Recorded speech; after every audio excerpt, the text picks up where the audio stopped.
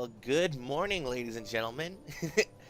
Welcome back to some more Genshin Impact. Today, we have something pretty important to take care of, and that is Act 2 for the Snezhnaya Archon quest.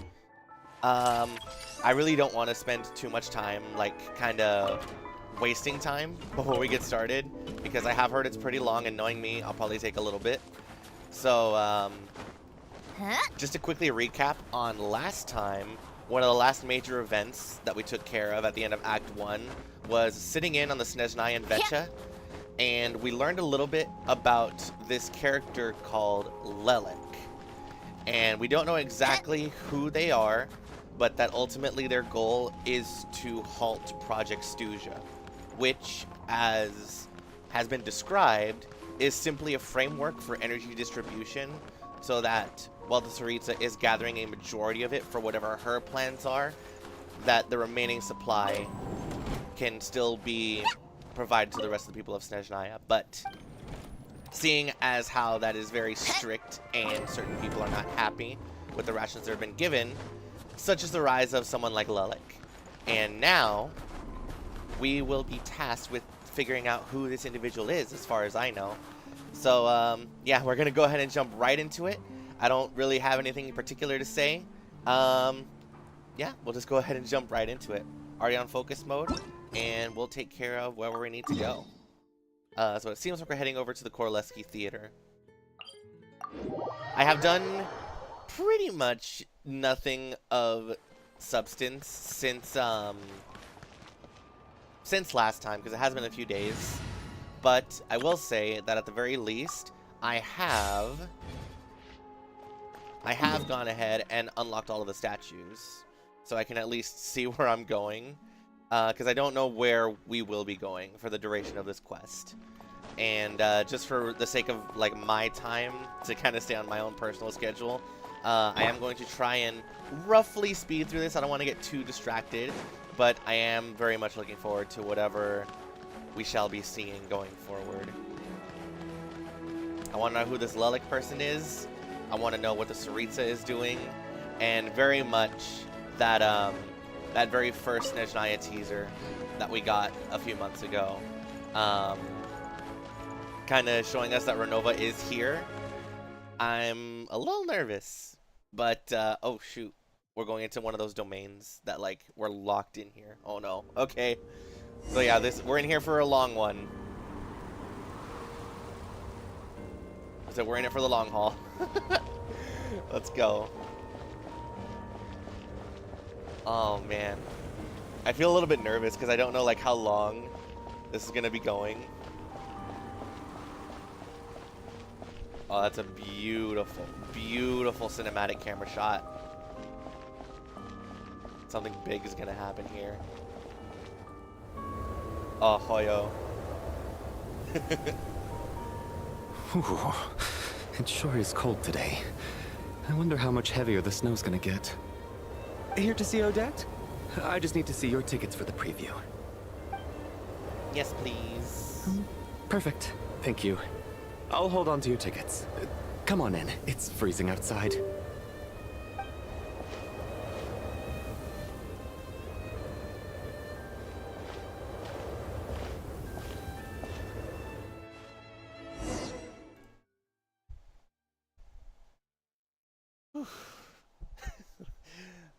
Oh man. Okay. I think I'll leave the Lelik question until after the show's over. Yeah, that'd be a good idea. Then I'll go find Odette. Yeah, I forgot if I mentioned, it was just a couple seconds ago, but Odette now, after we kind of put a little bit of 2 and 2 together about who the type of person Lelik could be, Odette now is the primary suspect. So, looking back at that first Snezhnaya teaser, I do think it's likely to be her, but knowing Genshin, there's going to be someone who I haven't suspected up until now who is Lelik. Could very well be the case. Child said he was originally going to come with Tonya. So I'm guessing Tonya's already here somewhere. Oh yeah, we're going to get to see Tonya too! Dude, this is literally years in the making, because we first heard of Tonya in Child's character teaser way back in 1.1 when he first came out. I think it was 1.1. Where his narration in that trailer was him writing to Tanya, his little sister, and describing how cool the world was and all these amazing places he was going to. He treats her very well, loves her very much. You can tell that much. And this is literally the first time we're going to get to see her. The only sibling of Childs that we have seen is Tusser. So there's still Anthon, there's still Tonya. I'm pretty sure there's maybe one or two more that I don't remember the names of, but Child does have a pretty big family as far as just his siblings go. Is there anyone here who looks like a Tonya?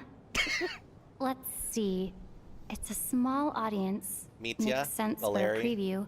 I think that's Valeri. Wait, I do see some familiar faces. Chuganov. Mr. Chuganov's back again by the looks of it. Oh, and is that Mitya? And that Fatui officer, Valeri.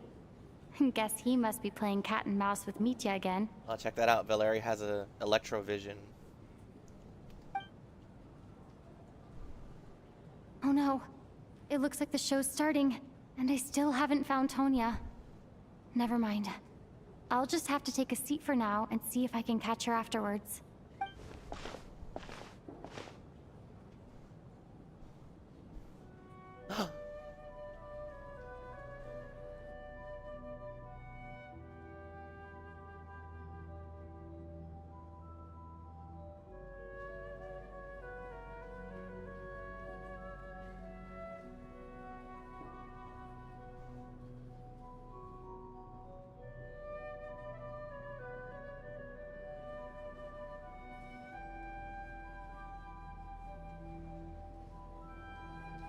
An electro linchpin for Mitya.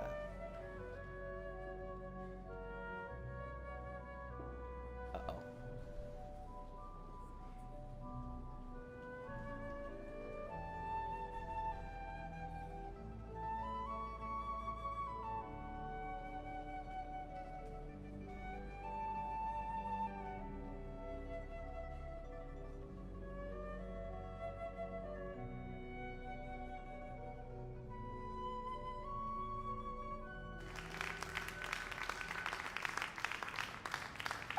Members of the audience, I'm a staff member here at the theater. Today's performance was a very special one for us, as it marks the first attempt in a long time to revive the classic Snezhnayan ballet, Spirit Seeker. To commemorate this occasion, we would love to take a group photo of the cast, crew, and audience members present today. Could I kindly ask the audience to please come up onto the stage? Is that Tonya? All right, everyone, huddle in a little more. That might be her. She Now, has look the at color palette like camera. Child. 1, 2, 3. Oh, that's beautiful.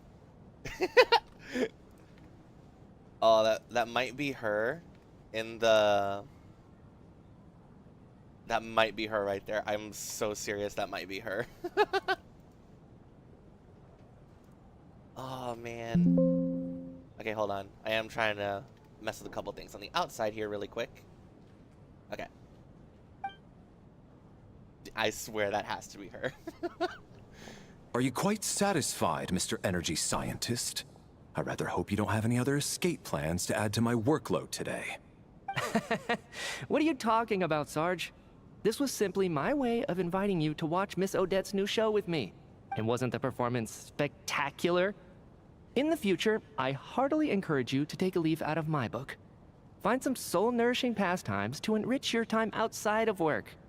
It was indeed a fine performance, but I must correct you on one point.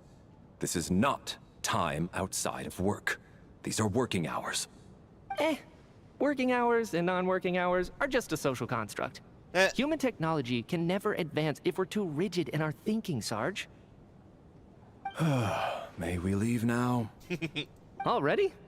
I mean, I was kinda hoping to soak up the atmosphere for a little longer, but... No? Okay, guess I'm pushing my luck. Didn't seem like too much to ask, but fair enough. Off we go then, Sarge. Back to the land of working hours. Yep. Lead the way. There she is. That has to be her.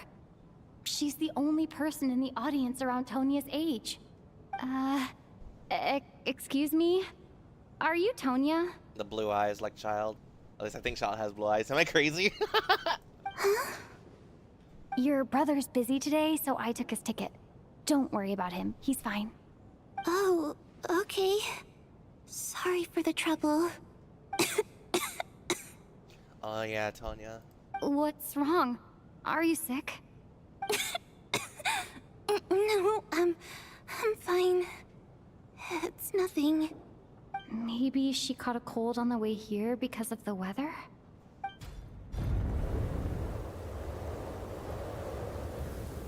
I haven't seen snow like this in a long, long time.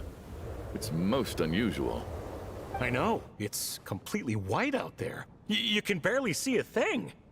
I've never seen such heavy snow in my life. Let's wait it out for now. You'd be lucky not to freeze to death in this weather, let alone find your way. Well, look at that. Maybe we shouldn't be in such a rush to get back after all. What do you think?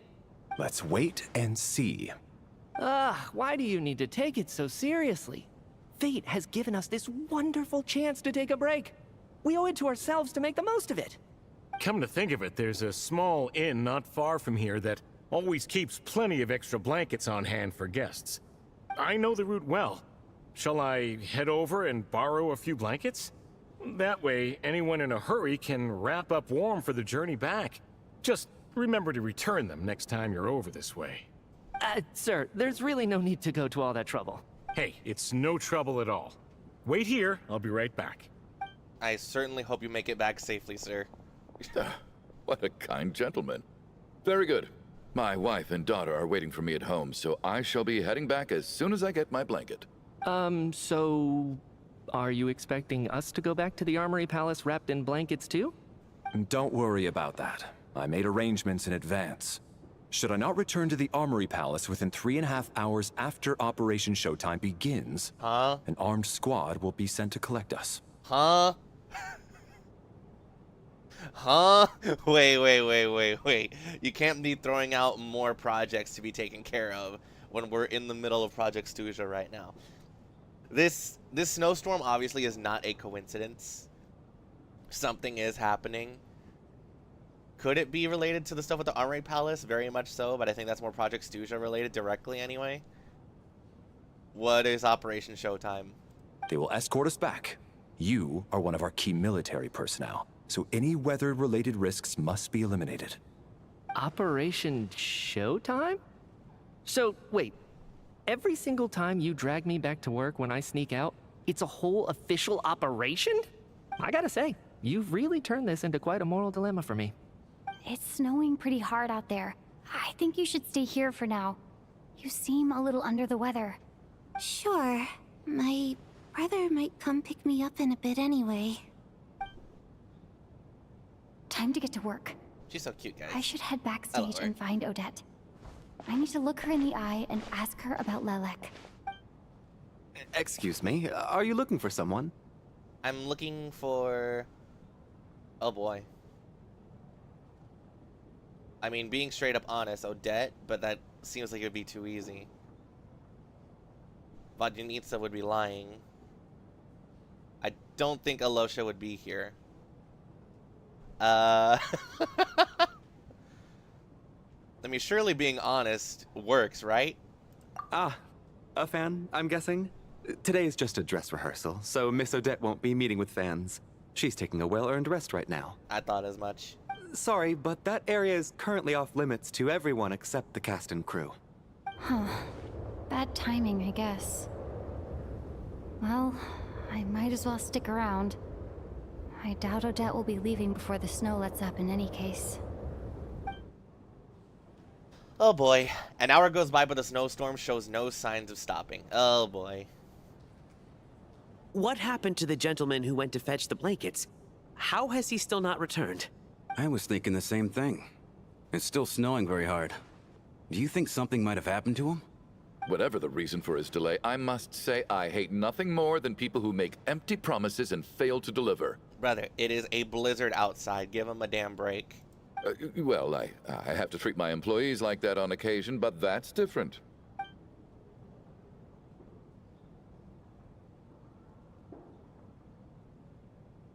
You seem anxious, Mr. Valeri.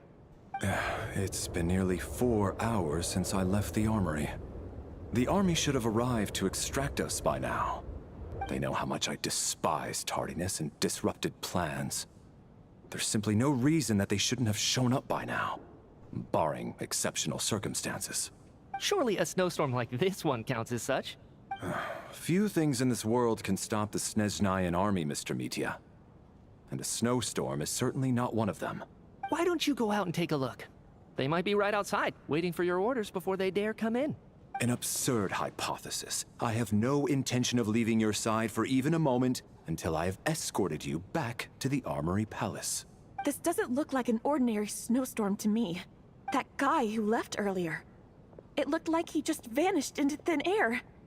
Either that, or my eyes were playing tricks on me. A man-eating snowstorm? Come on. Night hasn't even fallen yet. Spare us the ghost stories.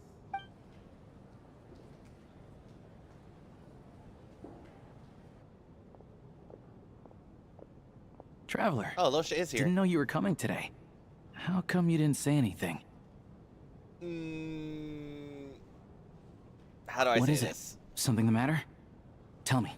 I can help. Whoa. That's quite a snowstorm out there. I've been working backstage this whole time, so I didn't even notice. No wonder the audience hasn't left yet. Huh. Is weather like this rare even in Snezhnaya? Yeah, snow like this. I'm sure I've seen it out in the wild before, but never in the city. Actually, I take that back. I don't think I've seen snow this bad even in the wild. This is something else. It's not normal. If even Alosha thinks snow like this isn't normal, could it have anything to do with that monster people have been talking about? We can't stay cooped up here forever. Someone needs to go out and take a look. Should I go with you?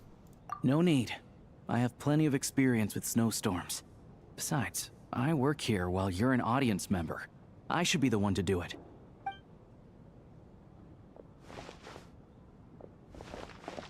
Everyone by the door. Careful not to let the snow soak into your shoes. In a snowstorm, you gotta look after your toes above all else. Heading out, my man? Be careful. I've been told the snowstorm eats people alive. Thanks for the advice. I am planning to be careful. I just want to take a quick look at the situation out there.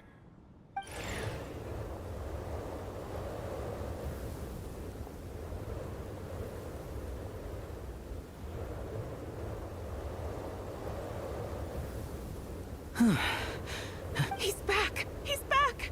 How was it? What's going on out there? Did you see any soldiers patrolling the area?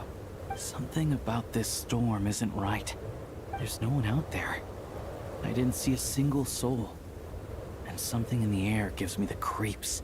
This isn't your average snowstorm. I suspect it might be related to recent events in our nation. I strongly advise everyone to stay here until the snow dies down. Are you serious? So all of us are trapped here now? That sounds a little far-fetched to me. You want to go outside and see? I, for one, am not risking my neck in that weather. This just turned from a minor delay into a major hassle. We can only hope that our friend who went to fetch the blankets just ditched us and went home. Is it really that bad? But my daughter, I won't be able to read her a bedtime story tonight. Huh? What are you all still doing here? Do you not see what's going on outside? Whoa! It's snowing hard. There you go. Quickly brought up to date on the situation. So now we're stuck here? Oh, this is terrible. Luckily, it was just a dress rehearsal today, so there aren't too many people here. On the bright side, the theater's always well stocked with supplies. If the snow still doesn't let up as we get into the evening, you can spend the night here, everyone. At least, I assume that's all right? Odette? Fine by me. This seems like a sensible backup plan under the circumstances. My thanks to the theater for being so accommodating. What are you staring outside and praying for, my man? You anxious to get home too? Oh, your majesty, the Tsaritsa. I beg you, please do not let tonight's snowstorm stop. This is a golden opportunity to spend the night under the same roof as the two top stars in all of Snezhnaya. I think I've changed my mind.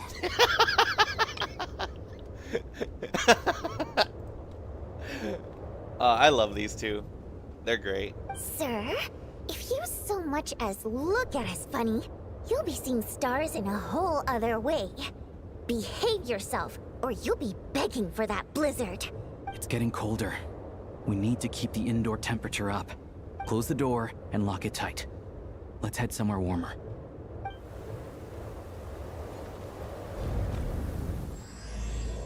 Oh boy. Oh snap. Oh yeah, we got the picture. Sweet.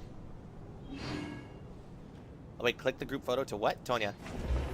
Ah. Interesting. The younger sister of Tartaglia. He talks about her so often that this is the first time you've actually met her in person. Though in poor health and prone to coughing, she's excited about spending the night away from home. Oh my goodness, dude. There's a quick little blurb about literally everyone here.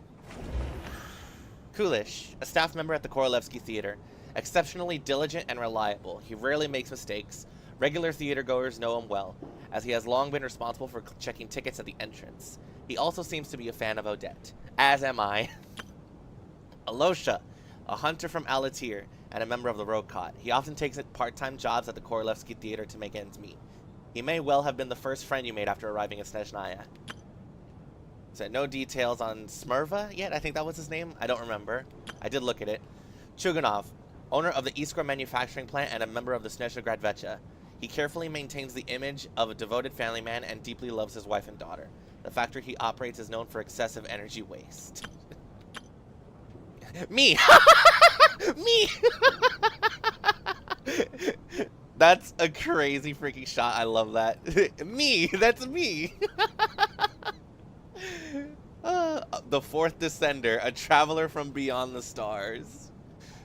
This is so cute. Odette, the principal ballerina of the Korolevsky troupe. Also a member of the Fatui and a candidate to become the next harbinger, the Fair Lady. She is additionally suspected of having another identity, Lelek, who operates from the shadows. Valeri, head of the Special Assignments Battalion, Armor Palace Royal Grenadier Guards, 1st Regiment. As a soldier, he places great importance on planning and timing. He is currently assigned to protect Mitya, an important figure within the military. Vajanitsa, she's so freaking cute, I love her so much. The prima donna of the Korolevsky troupe, a mysterious Rusalka whose extraordinary singing has captivated countless audiences, and a member of the Rokot. She cares deeply about the welfare of ordinary people. I love Vajanitsa so much. We got the drip marketing for next patch, and personally I will be going for Vajanitsa next. Vesna also probably will be in the first phase before her. Vajanitsa might be phase 2, but I will be hopefully saving up for phase 2 for Vajanitsa, because I do want her. Mitya, an expert within the Energy Commission and a prominent figure in the military. He has exceptional command of all manner of energy-related technologies. Though he can be rather talkative at times, his scarf more than makes up for it. And then the wife and husband, these two together. Rampana, a staff member of the Korolevsky Theater. Drawn there by dreams of a celebrity lifestyle, she now handles duties such as announcing performances and hosting events. She can occasionally get a little too fixated on things. I really like this, and I imagine that like the picture thing in our inventory is going to allow us to come back and fill in like these two, and then this guy. This picture for Lumine is so cute. I love her so much. All right, check the group photo. I just did. Clear all that up. It's in here somewhere. There it is. Oh wait. Okay, just double checking because it still says new. Let's see. Check. See what's going on. Okay. Are they all backstage? Yeah, I think they're all over here.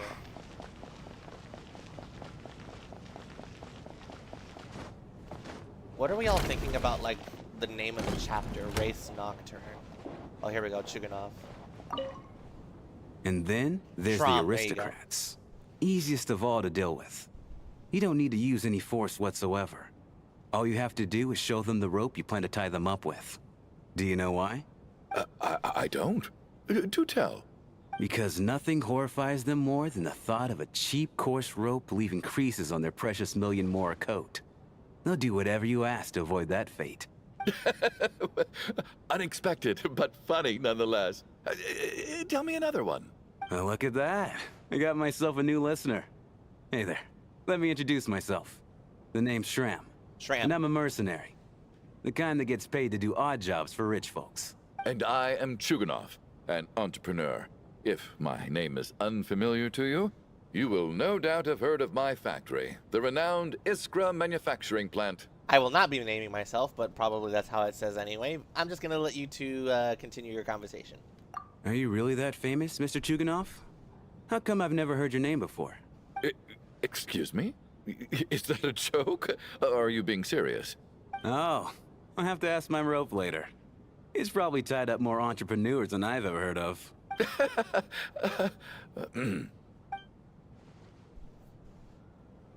So there's Shram. Ooh. Tonya! Okay, hold on. Really quick, these two. My husband has major trust issues. To him, I doubt even this snowstorm is a good enough excuse for me to stay out all night. That's the price of marrying into wealth. You'll get used to it. Oh, I'm they're not not about married, to excuse stop me. you if you want to leave. But don't drag me along. Hello? Can I help you? Hello. So they are not married. Okay. Tonya? How are you feeling, Tonya? I'm fine. Sorry to worry you. I'm used to it by this point. I take medicine for it. My brother usually helps to get it ready for me. Child must take great care of his sister. He's never mentioned Tonya's illness, though. You know, I actually find this whole thing kind of exciting. Stuck in a strange place thanks to a snowstorm. Having to spend the night with a bunch of interesting characters. It's pretty cool, don't you think? Mm-hmm. I think you're right. Exactly. It's like one of those stories where an ordinary school trip turns into a magical adventure. I've always wanted something like that to happen in real life. Oh, Tonya. I'm fine, really. Just got a little overexcited. Look after yourself. Otherwise, your brother will come after me. Yeah, obviously, since this is the first time we're seeing Tonya, and it's in a bit more of a caring, a need for caring situation, especially because of the snowstorm. If anything were to happen to Tonya, I don't imagine Child would be very happy. So there's still Vodunitsa, Odette, and I think Alosha over here. Okay, where those? There's Vodunitsa. Ah! Valerian This Mitya. is highly irregular.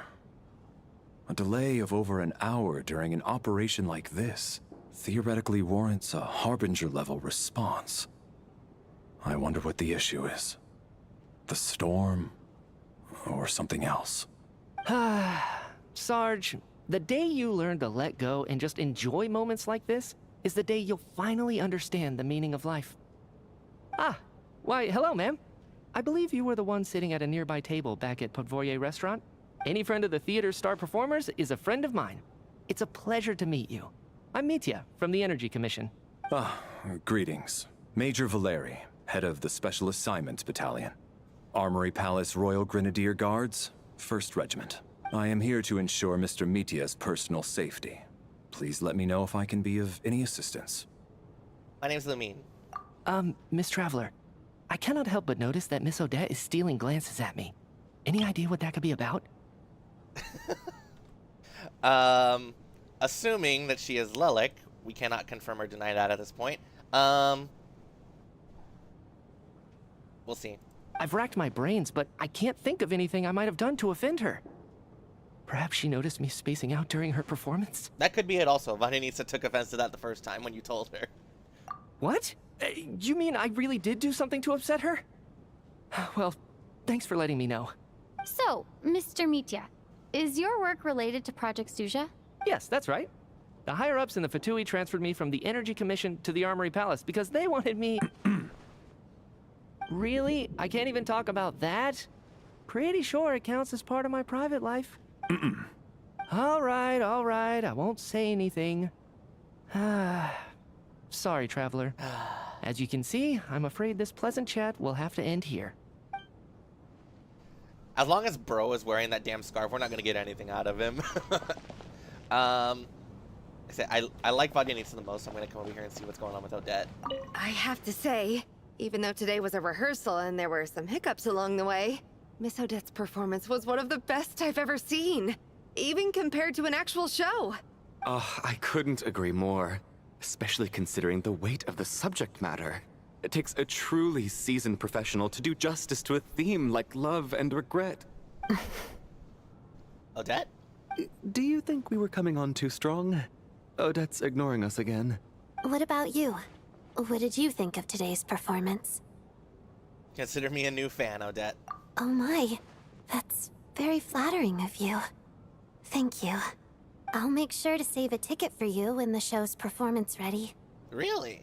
This doesn't seem like the time or place to bring up the subject of Lelek. I need a chance to speak with her in private. So unfair. Talk about double standards. And now it looks like I've been spotted. Wait, spotted how? I think I may have missed something there.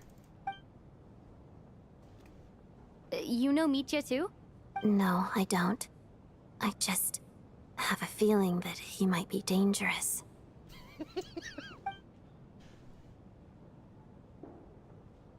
Well, in the context of the current situation, that could go two different ways, I suppose, but we'll see how things play out. I don't like to kind of just start theorizing before the answers are probably right around the corner. Vodyanitsa!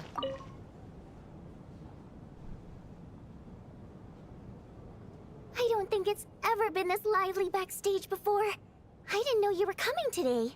Hey, have you seen Chuganov? I heard he was coming today. Have you spoken to him at all? Not much. I'm with you. This could be just the chance we need. Yeah, I gotta figure out a way to coax some more intel out of him. I want to know why he suddenly changed his stance on Project Stuja. What exactly happened before the most recent Vecha vote? For the Rokad, or just out of personal interest? Shh! There are other people around. Don't say the R word.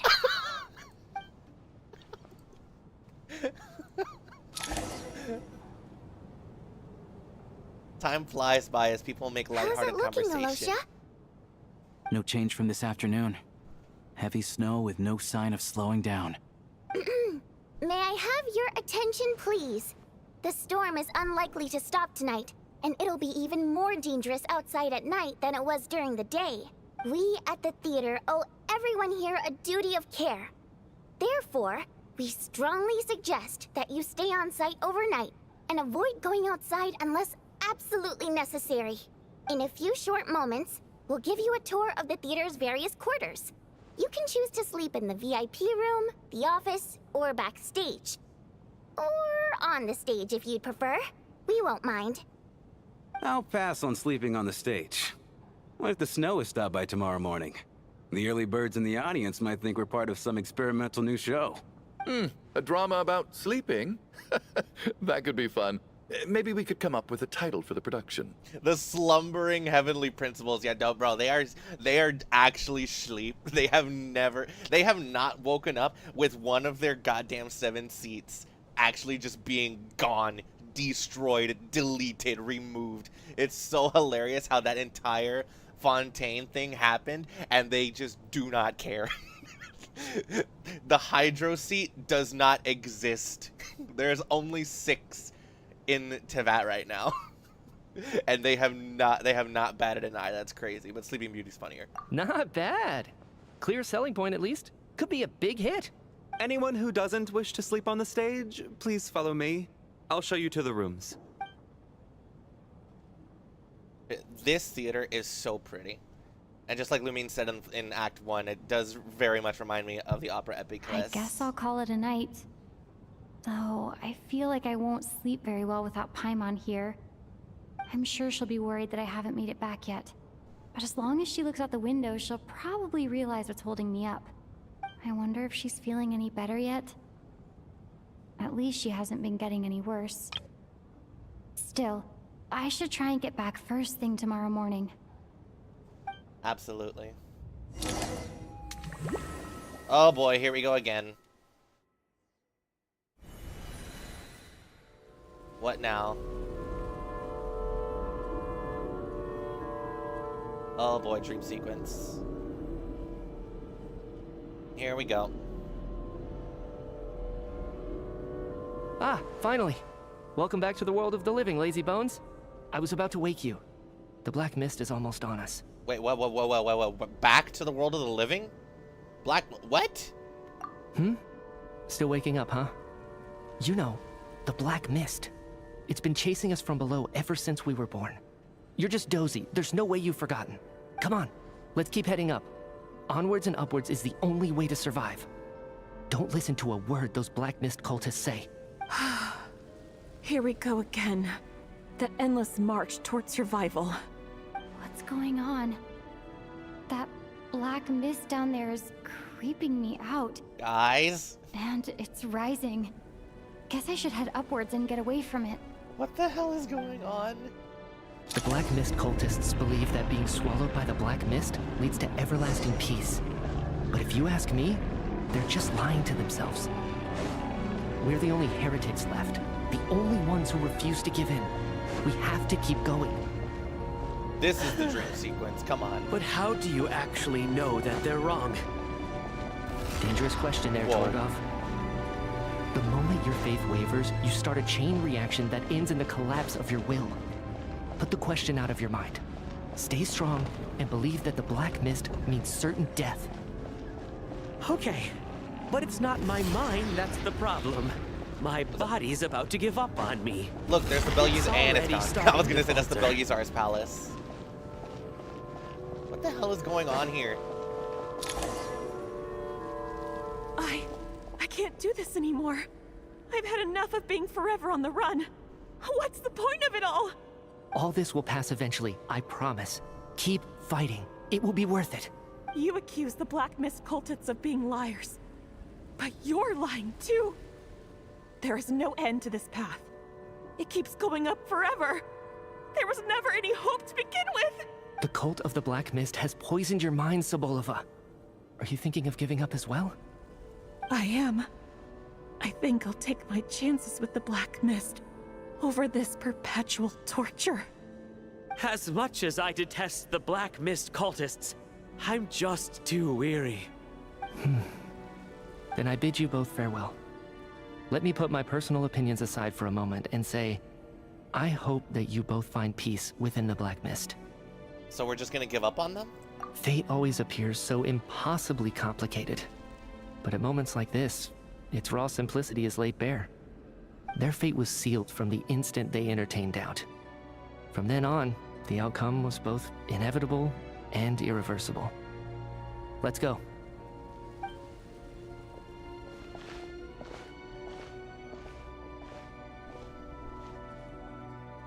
Torgov and Sobolova are gone. I never thought the day would come when even they would be swallowed by the Black Mist. It's just you and me now. Has the black mist stopped moving? Yes, it looks like it's satisfied. For now. This happens from time to time. But it won't be long before the Black Mist starts chasing survivors once again. No one knows how to stop its advance for good. Well, we should make the most of the precious moments of rest that those two bought for us. Huh? Are you really that sleepy, traveler? Oh, crashed.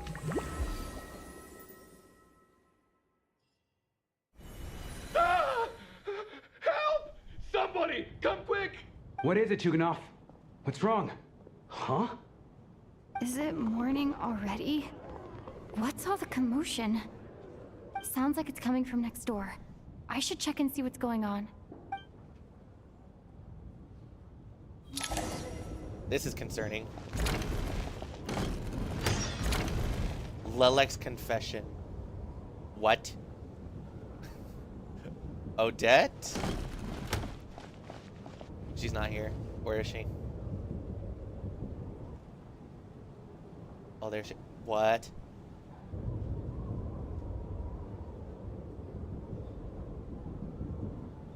Don't look, Miss Tonya. Stay here. Guys? Okay. Protect Tonya. Very much so, protect Tonya.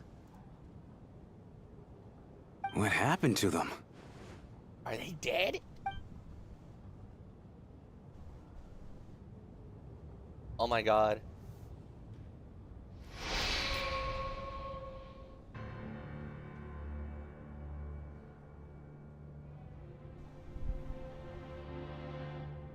These two people have passed away. And the strange thing is that somehow I knew this was going to happen. I knew that they would be the ones to die. Have I seen this moment before? Or did I have some kind of premonition? I can't remember what it was. Let me take a look.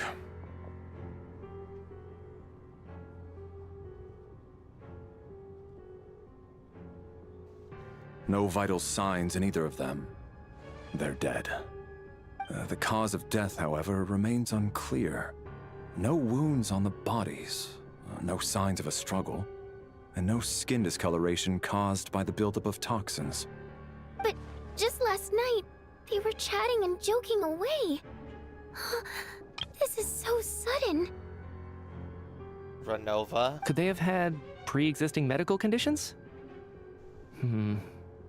Even then, the odds of them both dying of sudden complications on the same night are extremely low. It's hard to believe that they died of natural causes, nor does this appear to be a suicide. Are you saying this is potentially a murder? Who was the first to discover the bodies? Chuganov. It was me. But these deaths have nothing to do with me, officer. I got up early because I wanted to see if the snow had stopped. Then I noticed that the door to this room was open, and it looked like there was a man and woman inside. I just went over to see what was going on. I had no idea they were... I can corroborate this. I was doing my morning exercises near the stage. When I saw Mr. Chuganov heading this way, I followed him. I can also confirm that I didn't see a single person approach that room before him. The snowstorm was raging all night, and it's still going now. There's no way someone could have come in from outside, correct? You mean an intruder? No, not possible. I slept by the door last night as a precaution. There's no way I wouldn't have noticed if anyone had tried to open it. Everyone, split into pairs and search the theater for anyone in hiding, or any signs of suspicious activity. I'll follow up with a full search of my own shortly. Go. There is no time to waste. Well, another characteristic of Lelik is that they move in and out without a trace. And that's precisely why Odette is a suspect, because with her Fatui background, she has the means and the skills to be able to move quickly like that. Now, without a trace of anything, now my eyes are on Ronova. Michia also looks increasingly upset and suspicious of something or someone going on here. But the positioning of Odette is also very telling. All these little things that just help with the overall storytelling. I love it. Because, like, obviously in this particular instance, Chuganov and Shram are innocent here. Alosha wouldn't be it. Michia's expression says something important. Vodunita's in the background. Odette being hidden in this frame. Very telling. Very, very telling. Pairing up with Tonya. After a thorough search, you're satisfied that no one else from outside the group is in the theater. Everyone is exactly as it was left last night. Nothing on your end either? Backstage is clear. No signs of suspicious activity. We checked the basement. Also clear. I don't think there's anywhere here that a living person could hide. I didn't find anything either. Are we certain that the theater doesn't have a back door? Or any tunnel or passageway wide enough for a person to fit through? No, there's nothing like that. If people were sneaking in through some secret tunnel to avoid buying a ticket, we'd have sealed it off ages ago. I also checked the windows. All of them are locked from the inside, and there's no sign of anyone entering or leaving. It sounds like we can safely rule out the intruder theory. If anyone came in during the night in this weather, there'd be no way for them to avoid leaving footprints or water stains. This can only mean one thing. It's like one of those murder mysteries you see in novels and plays, isn't it? The ones where the killer is one of us. We can't quite jump to that conclusion just yet. Could he be right? It's hard to imagine something like that happening in real life. Set in a theater eerie. during a snowstorm, a murder takes place and the killer is among us. Among us? It's such a classic trope that it seems unbelievable. Don't get too caught up on your head, I mean.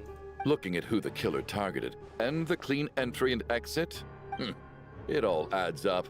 I know what this is. It's obvious now that I think about it. What is? What have you figured out?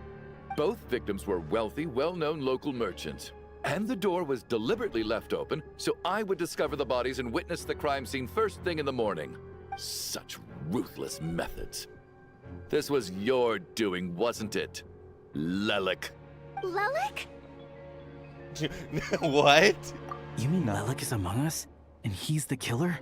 Lelik. I know this code name. Member of the Rokot, anti-Project Snezhnaya. Always works alone. I've read the case files at the Armory Palace. Walk me through your reasoning, Mr. Chuganov. What do you know about Lelik? What now, huh? What now, Lelik? What more do you want from me? I already voted against Project Snezhnaya at the Snezhnograd. You snuck into my house the other day while I was asleep. Left a threatening letter. And I did all that you asked. But Project Snezhnaya cannot be so easily shaken. Not with the rooster in charge. Bro's losing it. So he really was threatened by Lelik. That makes sense. I'm constantly looking at Odette because I know that one of two things is going to happen. Either they're being very telling with her facial expressions, or this is a deliberate red herring and it's someone else. Maybe they're not even here right now. Oh, that's cute. I didn't notice that heart. And now you're resorting to murder to threaten me. Isn't that right? I knew it. The Rokot despises the rich. The lives of the wealthy are but refuse in your eyes. Show yourself! Which one of you is Lelik, Tell me! I'll do whatever you want! Just stop playing these mind games! Was this really Lelek's doing? Would Odette really do something like this? Look at exactly how she's looking. If Odette really is Lelik, this seems out of character. But then again, how well do I really know her? Not good enough to be able to say yes or no, but even so, the likelihood is pretty high. I'm probably the only one here with a compelling theory about Lelek's true identity. But if I reveal it now, I'll be putting Odette in the line of fire. What should I do? I don't think it's likely that Lelik killed anyone. At least from the stories I've heard, he's never killed anyone before. And his name has never come up in connection with any murder cases. Besides, even if Lelik did want to threaten you, why resort to such an extreme and roundabout method? It's not his style at all. Vodyanitsa doesn't know that Lelik might be Odette, but her assessment is pretty much identical to mine. Miss Vodyanitsa, why do you suddenly feel the need to speak in Lelik's defense? Hydrovision. Defense? Oh, no, it's just... I'm worried that we're jumping to conclusions here, so I wanted to share my point of view. Also, I don't think the Rokot is as bad as you're making it out to be. That's going a step too far in this particular situation. Well, if you think I'm so wrong, what's your theory then, Why don't you tell us who the killer is? The case is still evolving, Mr. Chuganov. Please do not prevent others from expressing their opinions so early on in the discussion. Even so, there's no denying that the recent threat received by Mr. Chuganov may well be an important clue. So there's still a good chance that Lelek is right here among us. I can't do this anymore. I don't care if it's still snowing outside. I have to get out of here. Whoa, take a beat. We all know it's far too dangerous out there. Even the soldiers couldn't get to us. Go out that door, and you might not live to tell the tale. Her expression this entire time has been pretty aggressive. And whoever this Lelek is, they're surely not going to murder anyone in broad daylight. Be sensible, my man. You're safer inside. As much as I regret having to say this, I'd like everyone to cooperate and refrain from exiting the premises until further notice. Because as things stand, every one of us is now a suspect. Unless anyone has further information to share, let's adjourn for now. Feel free to keep searching for clues, but make sure you don't go off alone.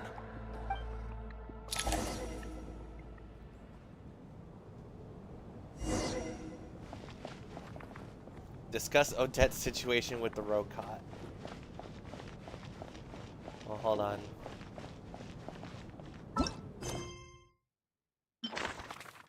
Oh my god. That's... wow.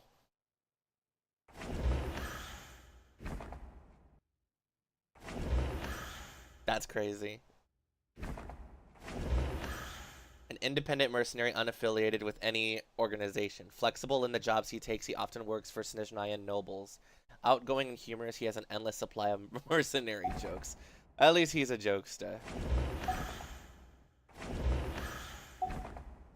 That's... wow.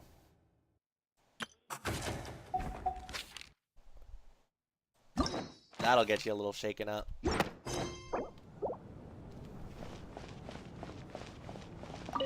I still find it hard to believe there's a murderer among us. Just last night, I imagined we were like classmates out on a hiking trip. There's no guarantee that you can trust your classmates. Especially not when you're locked up together. Why did they do this? Was it for money? Even then, they could have just kidnapped the people. They didn't have to die. Odette's response was also pretty telling there. You seem to be very comfortable taking charge, Major. You took the reins as soon as things went south. I simply made an executive decision that someone needed to take control of the situation on the military's behalf. Does this offend you? No, quite the opposite. We feel much safer for it. By the way, what does Major mean exactly? Is it a pretty high rank? Okay, I think Alosha and Buddy needs her over here backstage. Let's see.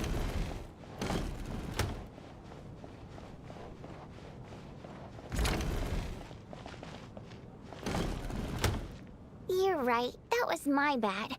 It was a knee-jerk reaction. I didn't think it through. Luckily, no one suspected my identity. Are you sure? Sounds like Chugunov was ready to begin accusing. Oh, phew. It's just you. I thought someone was eavesdropping. Since Vodianitsa and I were on the same page earlier, I think I should share my thoughts with the Rokot members first. Telling them about Child's intel on Lelek. Whoa, whoa, whoa. Are you serious? I don't know if this counts as gossip, but it's definitely on track to be the juiciest this whole year. Odette? Really? Odette? Oh god, how dumb does this make me look? Lelek has been right under my nose this whole time, and I didn't notice a thing. Actually, it's exactly what you'd expect. Sometimes, hiding in plain sight is the best strategy. And now that you mention it, the more I think about it, the more sense it seems to make. It all adds up. Yeah, but that's the suspicious part, is that like it's adding up a little too well. So like, is it actually the truth? Is it Occam's razor, or is it who? Because like, player perspective on this whole thing. Like we know Ronova is here, according to that very first trailer. Which I don't know if I ever said it in my Act 1 run-through, but at this point I have not watched the special program trailer or anything in that special program. I completely skipped out on it because I didn't want to see anything, and also because I am a little bit behind right now. So I only know that sudden snow teaser where we got to see everybody for the first time, and Ronova does make an appearance in there. So like, that's all I know, and Ronova is like just still on the edge of my tongue here as I'm talking. Like, I mean, she is a shade, it's possible, but obviously in the perspective of everybody here, as far as the story goes, Lelek is the one that we're focusing on. What are we up to now? 1, 2, 3, 4... Counting suspects? Odette's identities. Oh. She's my coworker, specifically a ballerina, and also a Fatous, a member of the Rokot. Now, Lelek. Wait, she's a Rokot member too? Well, I mean, I get, no? Yeah. No, Vodinitsa did say that, like, Lelek was a Rokot member, didn't she? Well, I suppose it would be something simple to assume. It must be so exhausting. I just want to give her a hug. I guess since I've always known her as a member of the Fatui, it never even crossed my mind that she could be involved with the Rokot, let alone be Lelek. I don't understand. If she's with the Fatui, what reason could she have for being so opposed to Project Stusha? Probably best if you ask her that in person. Well, since you waited until now to bring this up instead of announcing it to everyone earlier, does that mean we're all on the same page here? She doesn't seem like the type to kill innocent people. Yeah. Lelek may not follow orders from the Rokot leadership, but as far as I'm concerned, she's never crossed the line. If anything, her actions benefit the poor. We need to confront her face to face. Do you think she'd really admit to being Lelek? I don't know. We'll have to see how it goes. For now, we'll work on the assumption that she didn't kill anyone, and see how much she's willing to tell us.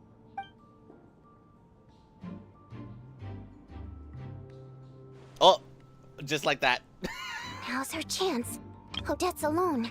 Let's go. Okay, hold on, wait. That's so silly, but let's go. Hey, Odette. What is it, you guys? Shh. Keep your voice down. We need to talk. Angie Fish. I love her so much. So, you're Lelek, aren't you? Just straight up. I mean, yeah, that's probably what I would do, but... Oh, that reaction says it all. If you ask me, personally. Alright, fine. You don't have to say anything or explain yourself. Just hear me out first. None of us believes you'd kill innocent people. Whoever murdered those 2 people last night, it wasn't you. The Traveler was the first to figure out your identity, but she kept quiet during the discussion just now. Still, it's clear where the group consensus is heading. Everyone believes Lelek is the culprit. If your identity is exposed, you'll be in a really bad spot. We're your colleagues, and we know what kind of person you are. I don't want anything bad to happen to you. So, can you clue us in? Tell us everything. The more we know, the more easily we'll be able to cover for you. She's so cute. And Odette really is like such...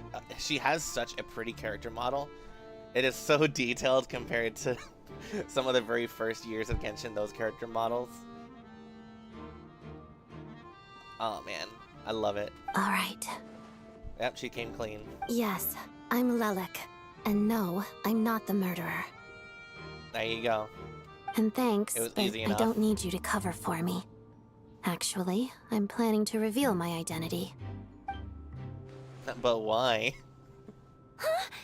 You're gonna reveal that you're Lelek? Here? Shush! Quiet! That's right. I'll admit I was surprised at first when Shuganov guessed that I was here. It was just a lucky guess, but it caught me off guard. But after taking some time to assess the situation and confirm where everyone stands, I don't believe I have anything to worry about. I don't know about that. Are you sure you don't need a second opinion? Given the circumstances... Mr. Valeri! What?!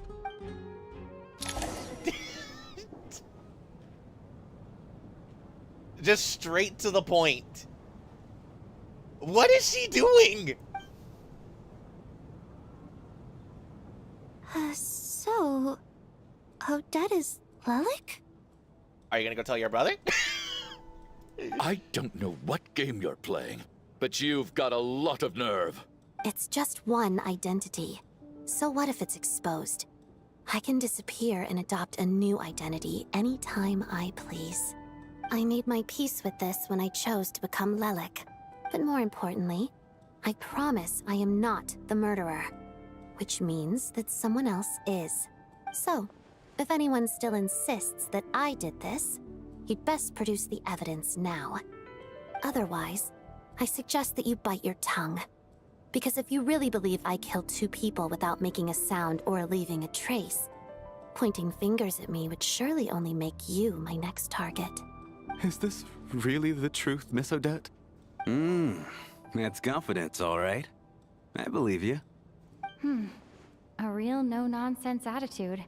I can see why Marionette said that she's on track to inherit the title of the Fair Lady. Definitely so. Are you seriously buying this? Hey, officer! She just admitted to being Lelik. Aren't you going to do something about this? I do have one question, Miss Odette. Why have you chosen this moment to come forward and reveal your identity? If I didn't say anything, everyone would be focusing all their efforts on finding Lelik. And that is exactly what the real culprit wants. I don't want to be the scapegoat who lets the murderer get away with this crime. Despite all the accusations, she made the smart choice. A remarkable display of rational thinking under pressure. Clearly, Odette's talent extends far beyond the art of dance. Oh my god, I didn't even notice. Look, she has white highlights all over her hair. Oh my gosh. That's so pretty. Do you guys think that, like, maybe when Snezhnaya is over and we're heading to Conria, maybe they add, like, higher poly variants to some of the older characters? Like, to just bring that up to the quality of, like, this? Because, like, they would probably have to do it, like, as a skin and provide it as an optional skin after the fact. Because, like, I don't think, like, I'm just speaking hypotheticals here, but, like, I believe that it wouldn't necessarily be, like, legal for them to alter the character appearance, like, forcefully. So, like, providing a skin is the best kind of go around, but, like, because I'm looking at Odette, I was pointing out a lot of her details earlier, and it's like, you obviously look at, I think, Ayaka, who is probably one of the first characters modeled for the game, and she is extremely simplistic compared to this. Like, even Mitya. She thought so far ahead. Ugh, why do I always feel like I'm one step behind her in everything? You've convinced me. Dealing with the murder case remains the top priority right now. Let's put the name Lelik and all related incidents aside until further notice. Nevertheless, the group still considers you the prime suspect. I assume you have no quarrel with that, Miss Odette? I understand. You're welcome to keep an eye on me around the clock. I have no objections. Mr. Chuganov? For my wife and daughter's sake, I'll let you off the hook for now. But don't think you're forgiven for breaking into my house and threatening me. Just wait till we get out of here, Lelik. We'll settle the score then.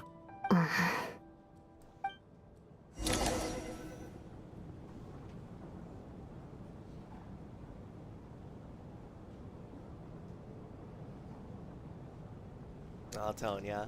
Good work, Lelik guard team. And Lelik too. Here, have some hot water. I'd still think. Turns out Valeri knew about my exploits, so now I've been told I have to guard Lelek with him. Wait, what? But I'm still like kind of taken aback how like Vodyanitsa was just like trying to be rational. Like, hold on, wait, are you sure you want to like tell everybody? And she was so committed. She literally just called out the biggest authority person in the room. It's like, Valeri. Oh my gosh. She's actually insane. You know, if I didn't have Odette at this point, that probably would have like made me pull for her. I would have been at high pity, so it would have probably still happened, but that's so funny. Shouldn't you be facing my way if you're guarding me? At the moment, it looks more like you're my bodyguards. If the true culprit is indeed still at large, as you have claimed, we must keep our guard up against them also. Don't worry, Tonya. We'll get through this. Once the snow stops, the officials will step in. The investigation will get easier, and then we'll be safe. I also didn't notice, is that like a microphone on her neck? Is that like what it's supposed to be? It's cute. But once the snow stops, won't everyone just leave? You're gonna miss us, huh? Well, some of us work at the theater, so we'll still be here. I'll even give you a special backstage pass. Really, Miss Vodyanitsa? That's awesome! You've made a fan for life. It's good on her. Aw, you're so cute, Tonya. She's absolutely true with that one. All right, let's swear to it. I promise to give you the pass, and you promise to never change your mind about being my fan. Promise. Don't indulge her, Tonya. You don't have to swear an oath over things like that. Oh, I love these two. You really do get carried away sometimes, don't you, Miss Vodyanitsa? Hey, mind your own business. Oh, there she goes.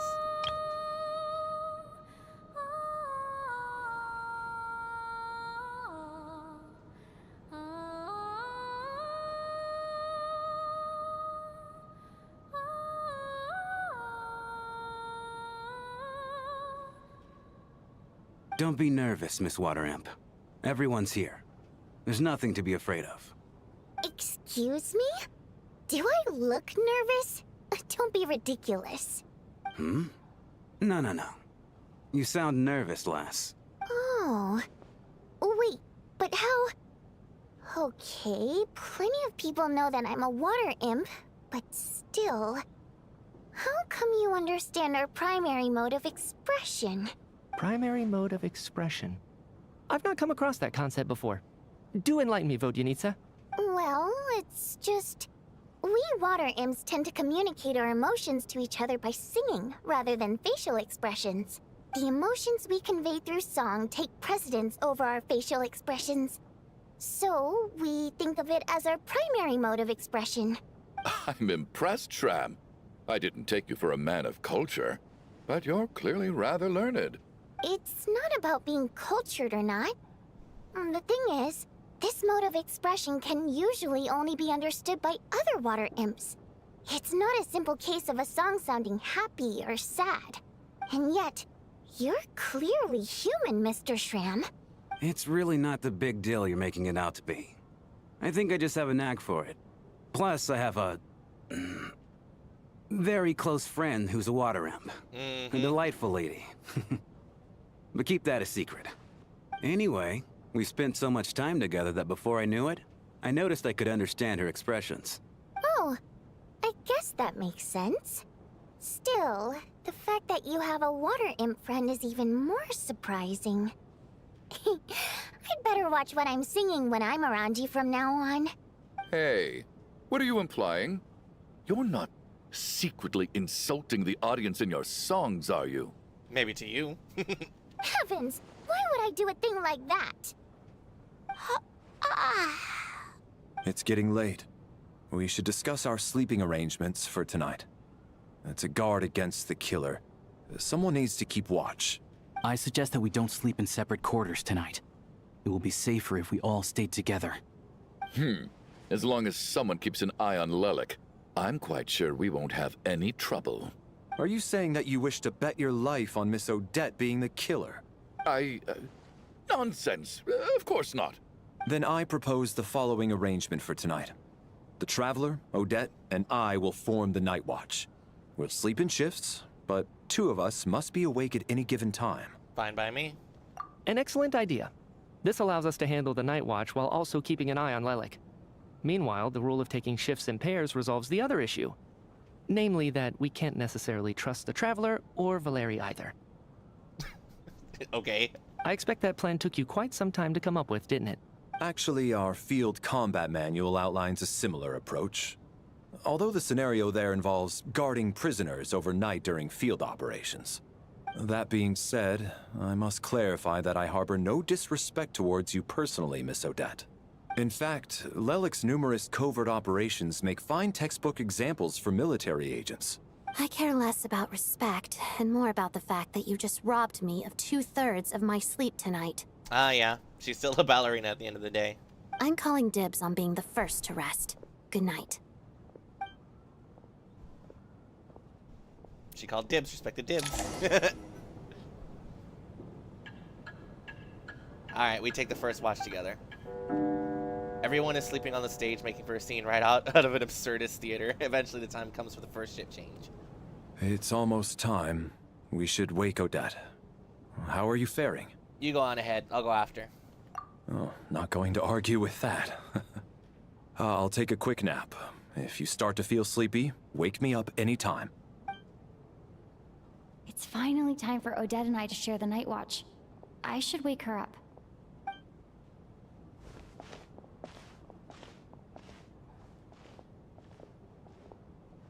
I came here to get information from her in the first place. Maybe I should think about what questions I want to ask before she wakes up. Oh, there she goes. Hey, Odette. How long are you gonna keep staring at me? I didn't even wake you yet.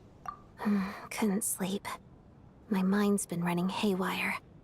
Plus, there's something I've been meaning to talk to you about. Oh, you too? I had a hunch that you wanted a conversation too. Let's take this chance to clear the air, shall we?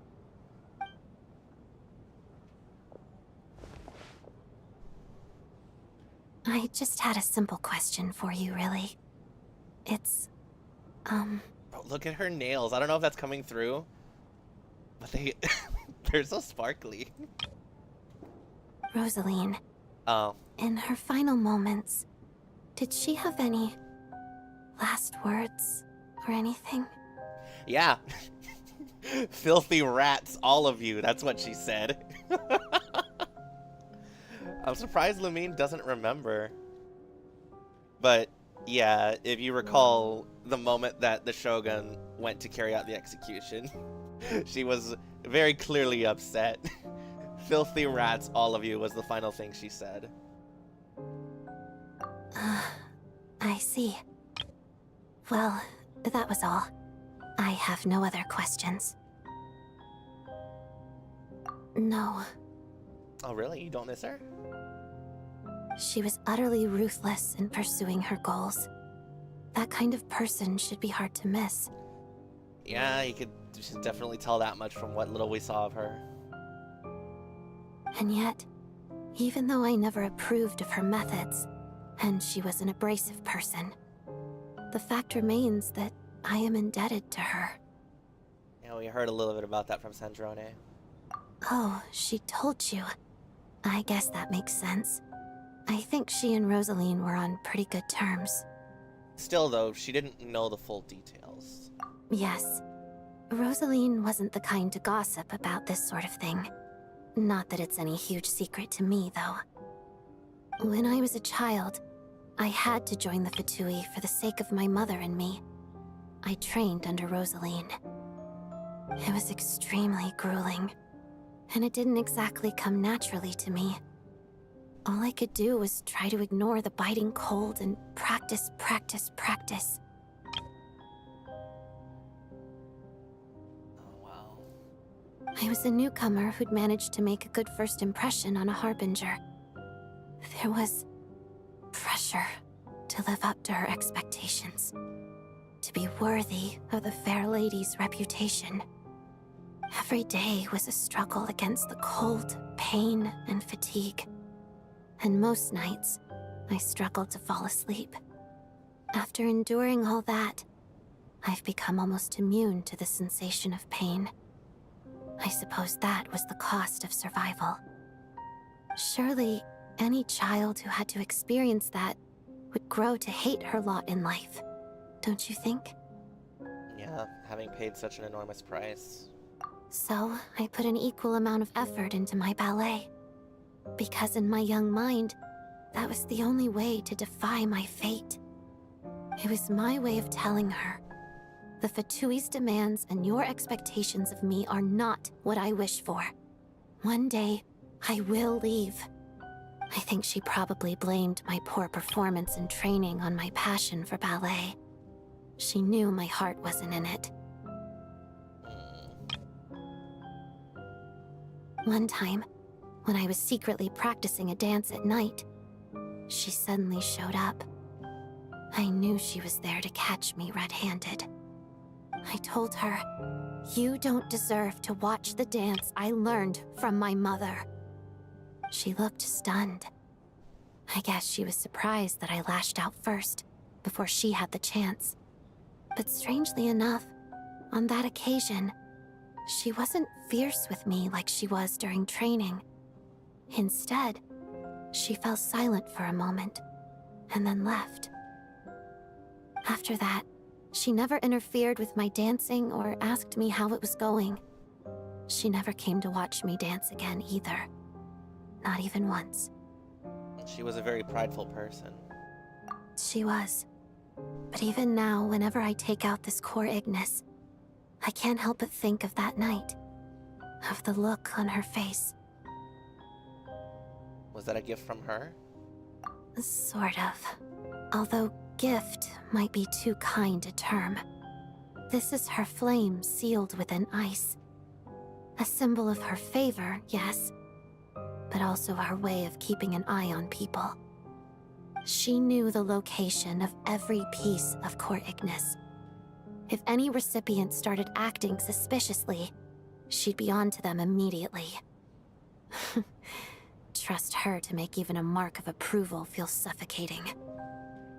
So, when news of Rosaline's death reached Snezhnaya, many people immediately crushed their core Ignis. It gave them a profound sense of relief, like they'd broken free from her shackles. But I kept mine. With my sensitivity to pain being as dull as it is, the warmth from this core Ignis is one of the few things I can still feel clearly. I still wonder, did she really come to stop me that night? I wasn't sure, but I was scared, so I said some really awful things. I guess she didn't leave anything behind. Not that I expected her to. It's fine. It's just a bit of a shame that we couldn't settle our differences before the end. Snezhnaya told me that you two did. Mm-hmm. She did. Are you sure she was talking about this event? She said that Arlecchino gave Rosaline some advice, and then she went to go see you. Huh. No, she didn't. I didn't even find out that she'd gone to Mondstadt until a while after she'd left. Wait, in that case... I think you should go see Arlecchino. Okay, I will. Thanks for letting me know. There's something I'm trying to figure out. I'm beginning to suspect that Paimon's mystery illness is being caused by the energy research behind Project Stuja. Paimon's very important to me, so I have to get to the bottom of this. I figured that since you're Lelek, you might know something about all this.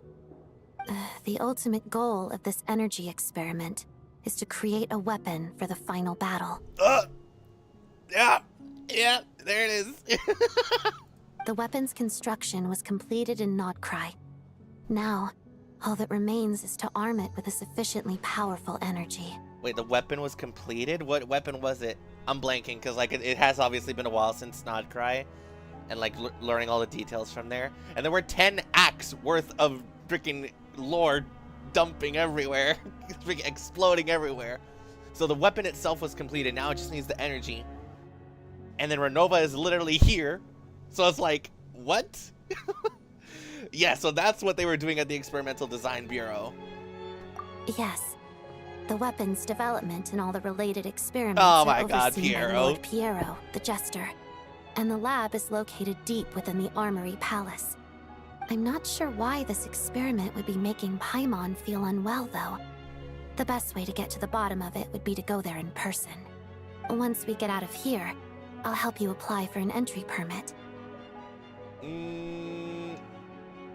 Are you sure that's wise?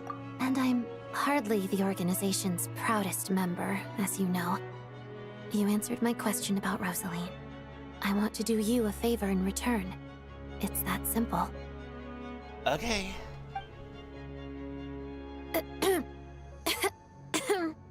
Huh? What's wrong? Are you not feeling well? You two seem to be hitting it off. I thought you were sleeping. Of course I was. In the military, one learns to fall asleep quickly, even in the most inhospitable environments. It's vital to staying alert and energized. Why? Is something wrong? No, nothing. Even if he was awake, he can't have overheard us, right?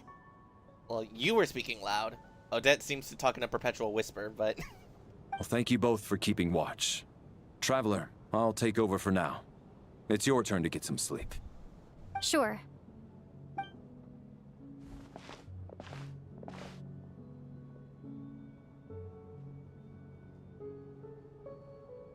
This is our second night here, but at least I found out a little more about Paimon's condition. I hope she's been sleeping well the past couple of days. Huh. Why do I feel like I'm being watched? I wonder why. Hello, Odette. What are you doing? Seriously? Is this payback for when I stared at her earlier? But I thought she was asleep. Well, that's a soft expression. Never mind. I'd better try and get some sleep myself. Oh boy, more black mist, whatever the hell this dream means. I'm sure we'll figure it out once we see what happens in the latter half. Hey, what are you spacing out for? Are you reaching your limit too? What now? How long have we been walking for? Do you remember?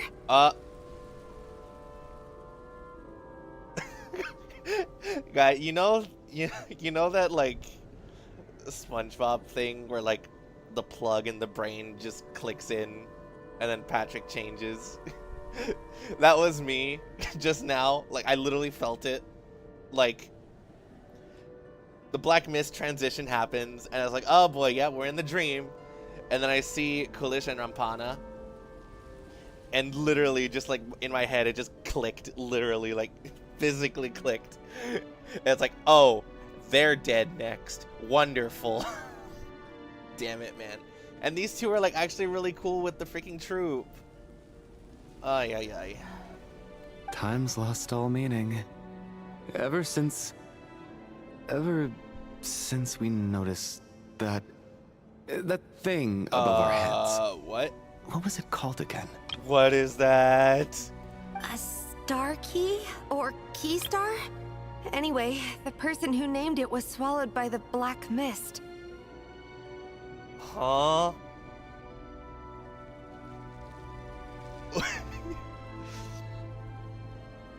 I distinctly remember feeling like pretty like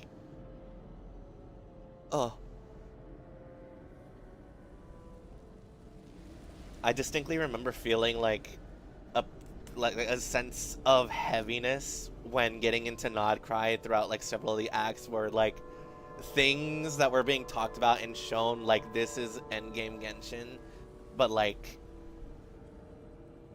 this particular like sequence, these dream sequences that Lumia's had twice now, this is like, okay, what is going on? The big picture is about to explode.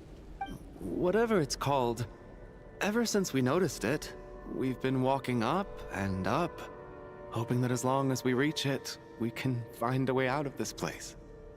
But it seems like no matter how far we walk, we never get any closer. Well, we've come this far. You never know. Maybe we're almost there?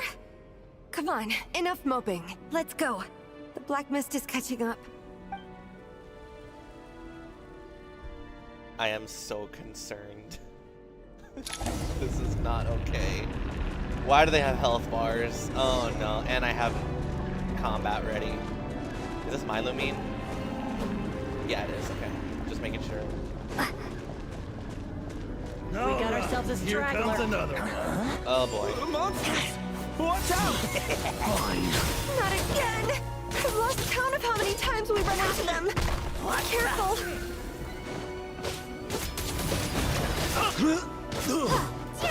Backup is here.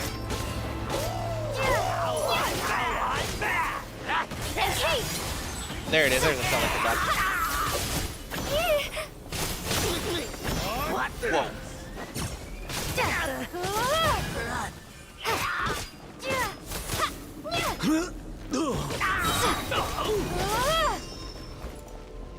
Come on, get a stellar conduct in there. Shut up. I'll take him down faster. Oh my goodness. I need that. Come on. Whoa. Oh. Wait for me.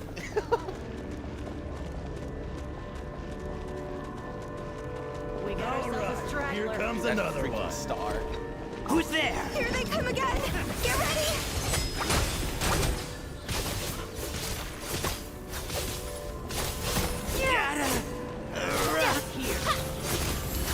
What the? What the?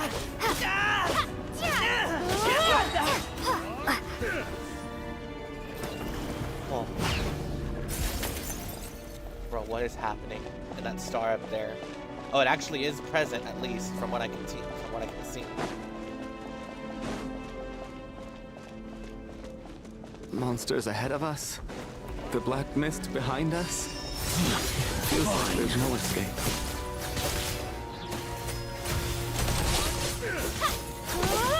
Whoa. Shut up! What is here? Get back here. Oh, hello.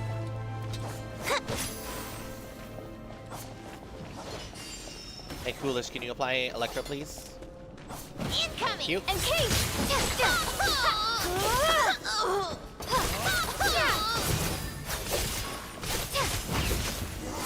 Oh my. Are you hurt, Coolish? No, I'm fine. It's just... suddenly I don't want to walk any further. I get you. In fact, I reached my limit a long time ago. Sometimes it feels like there's hope where there shouldn't be. Yeah. The hope that the star gives us is the only thing keeping us going. But I'm not sure it's real at all. It may just be a collective illusion. Otherwise, why would it always be out of reach? I actually feel like we're slowly getting closer to it. We know you mean well, but you're only saying that to try and encourage us to keep going, aren't you? Thank you, friend. But enough is enough. Please don't give me any more false hope. Hope is poison in this place. You're going to continue, aren't you? I admire that. I've given up, but I wish you the best. May there come a day that you catch up to the star and leave this godforsaken place.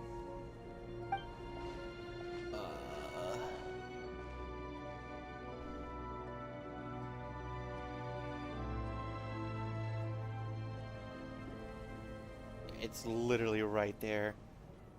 It's not an illusion. We really are getting closer to the star.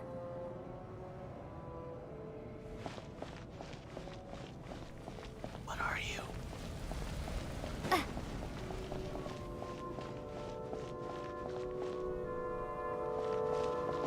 Odette? Congratulations. You're the first person to make it here. What? What? Odette, what are you doing here? I'm the star's envoy. Huh? The black mist has stopped rising. Its hunger is satisfied for now, having devoured your two companions. This is a good opportunity. I'll let you get some rest before we continue. Continue? What do you mean, leave? The star represents the starting point. It's the waypoint for the beginning. Congratulations on reaching the starting point. Once you are ready, we will head out and walk upwards. I will be right by your side the whole way. After everything, this is only the start? An allegory for Genshin as a whole. After everything we've been through to get here, this is just where it starts?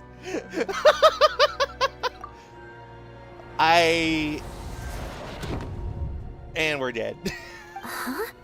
What's wrong? Hey, don't give up before the journey's even begun.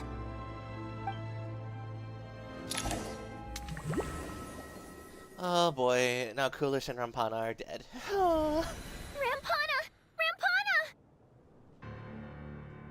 Is that Vodyanitsa's voice? What happened? Coolish, wake up! Please wake up!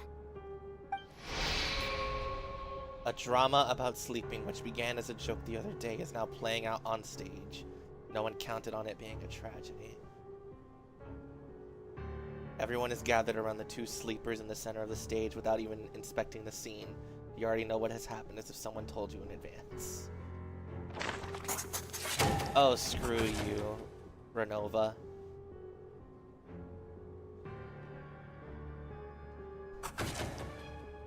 The situation is identical to that of the two casualties yesterday.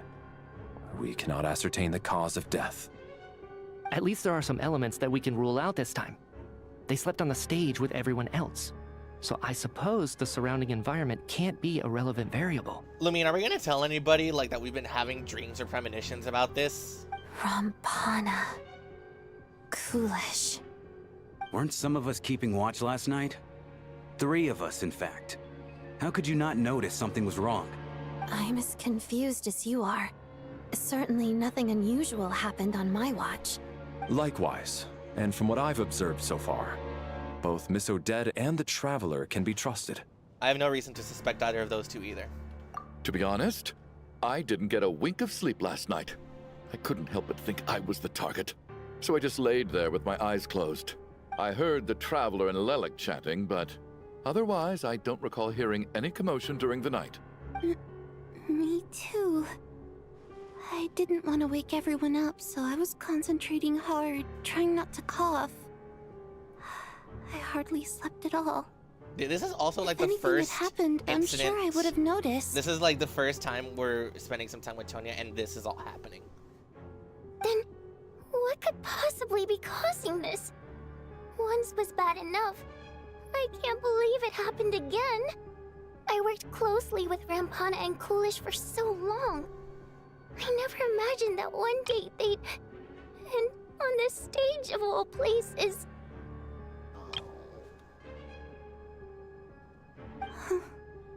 Vodyanitsa. 4 victims in just 2 days, and we still don't have a single lead. I need to get to the bottom of this as soon as possible. And above all, keep Tonya safe. I'd never be able to look Child in the eye again otherwise. Still snowing?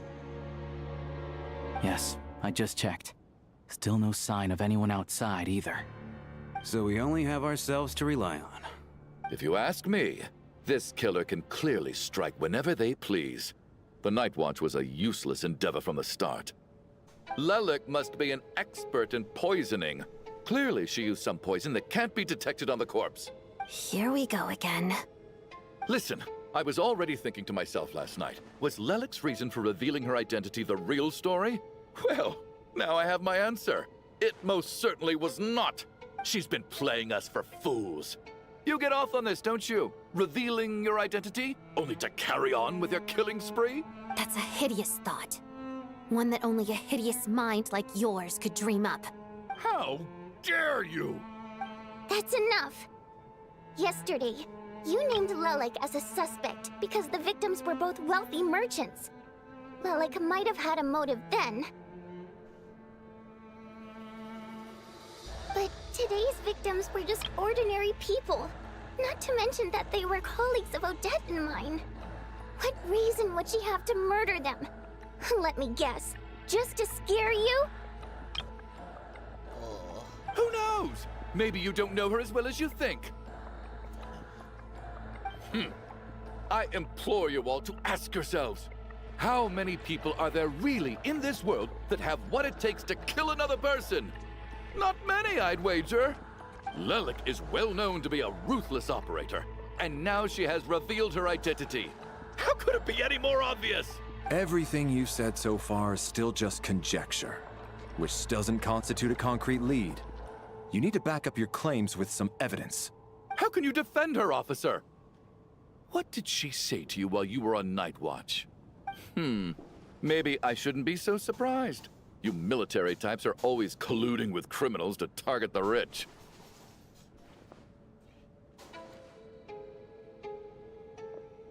All so you can get your grubby paws on our hard-earned fortunes, then tell us to fall in line. The Fatui, the Druzhna, and the Rokot. Thugs, the lot of you!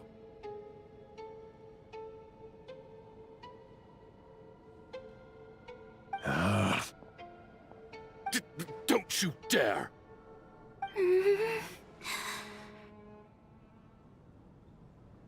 Tonya, what are you doing?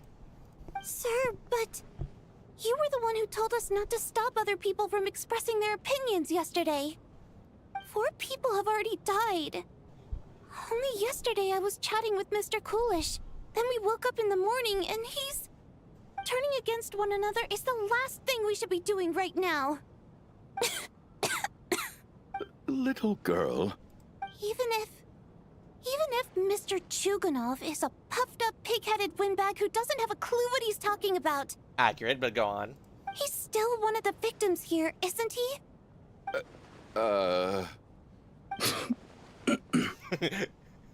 Quite.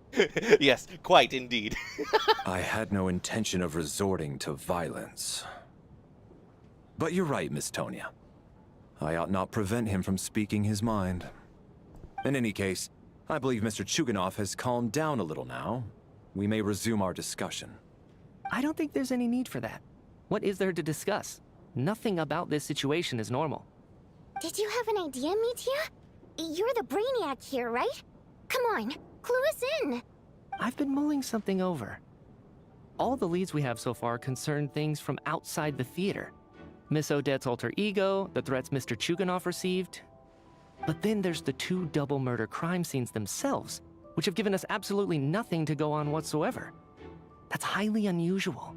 Even with the most careful killers, there's always some evidence left behind. So what are you suggesting? I think this could be a supernatural event. It isn't characteristic of human-on-human homicide at all. Correct me if I'm wrong, but aren't you supposed to be a scientist? That doesn't sound like a conclusion someone like you is supposed to make. I got into scientific research because of my insatiable curiosity. But if the present situation defies all known scientific explanations, I don't mind shifting my curiosity toward the paranormal instead. Now that you mention it, I remember when I first came to the theater. I heard rumors about this place being haunted. Haunted? Yeah, I think I heard the same thing. But I mean, they're only rumors, right? We've worked here for years. Surely we would have noticed any spooky goings-on by now. Well, this has taken an unexpected turn. A haunted theater? If Paimon were here, she'd probably be hiding behind me in fear right now.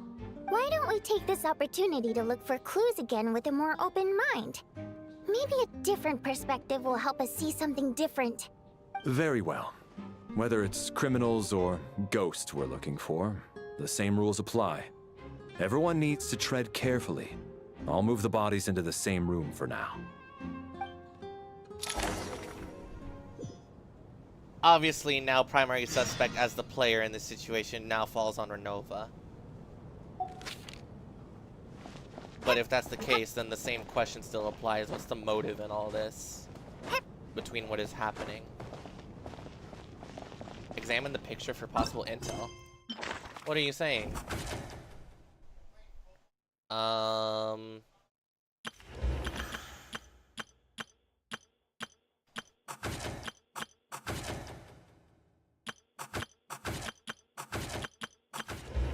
The only thing that seems to have changed is the description added the line deceased during the night.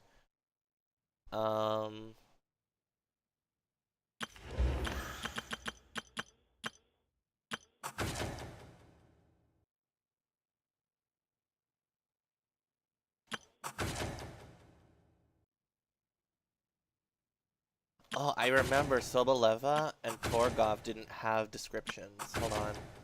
A wealthy businesswoman who began her career selling fashionable cold-weather clothing. Later, she married into a prominent family to expand her business. Nowadays, however, it seems that her business has instead been absorbed by that family. And then a wealthy businessman who made his fortune in the energy industry. With support from the Northland Bank, his business grew larger and larger.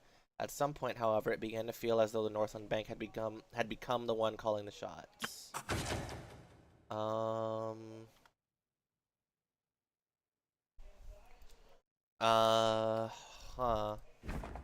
Okay. I really don't... I genuinely, like... I'm blanking on, like, what this could possibly be meaning. Hey, girlie. I need to think very hard about whether there's anything that ever needed hiding. After all these years, there must be some things even I've forgotten about.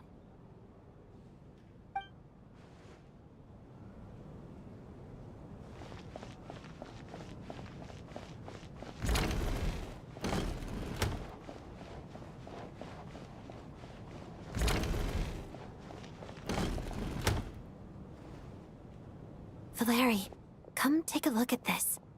You too, Traveler. Some sort of notebook. What is it for?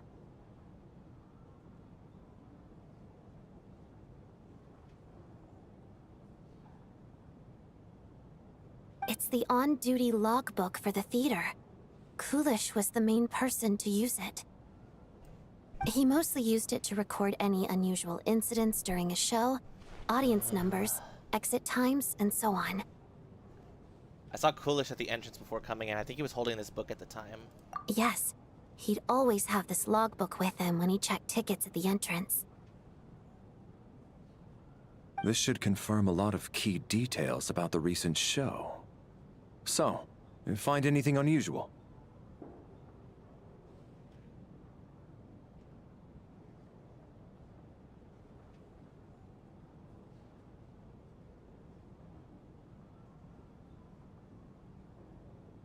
Yes.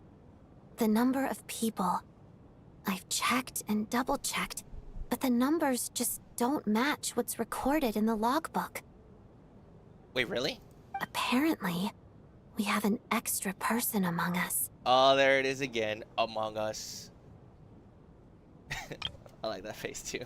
Are we certain that logbook is accurate? Could someone have sneaked in without buying a ticket or something? Unlikely. Kulish took his duties very seriously. I've rarely seen any errors in his work. Not to mention that this was a dress rehearsal, meaning smaller audience numbers and tighter ticket restrictions than usual. Everything would have been well within his control. We no longer have our tickets with us, do we? They got collected on entry. I assume there's no way we can check them again. Unfortunately not. The theater recycles tickets. Once people are in the door, they don't tend to leave until the show ends. So we collect the tickets at the point of entry. Wait. There was that one guy. Well, no, then we'd be down a person, wouldn't we? Yeah, there was that guy who left to go get the blankets but never came back. Dude, what the hell? There's no way. Right?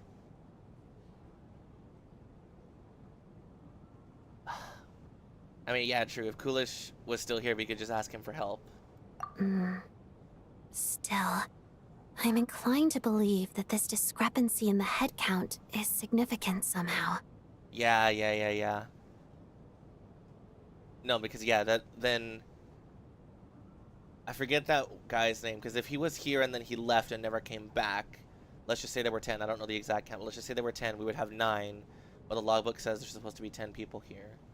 So there is an extra person, so that guy's unaccounted for because he's gone. He disappeared, he never came back. Did an extra person just materialize out of thin air? Or are they saying that we have an extra person? Like, personally.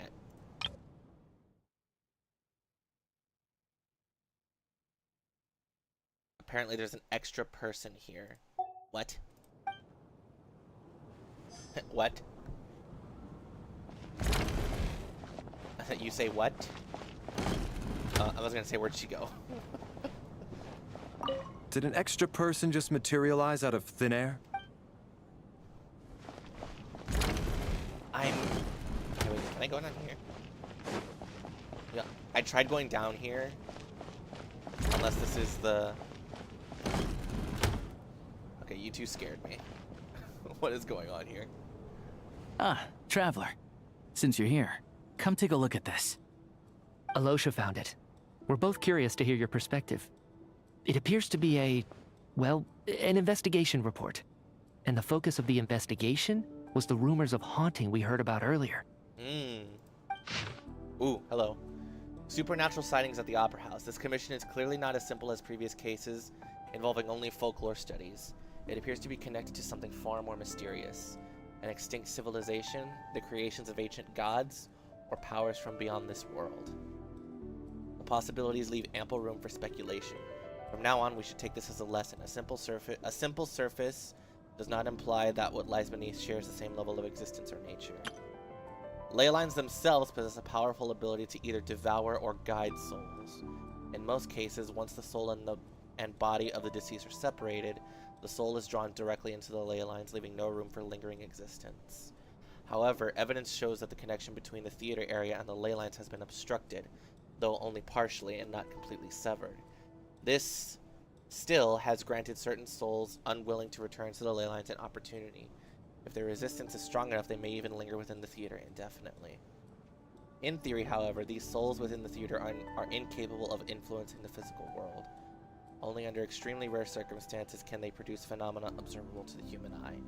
Overall, they can be considered harmless. This assessment may be conveyed in advance to the theater's management to reassure them. But for me, the investigation does not end here. Uncovering the reason why the ley lines have been obstructed is the true focus of this inquiry. After consulting multiple sources, the most reliable hypothesis at present appears to be the existence of an angel civilization and its preliminary attempts at ley line renovation. There's too little information available here. I must return home as soon as possible. Dude, that's so freaking cool. An investigation report, huh? Wow. Looks quite old.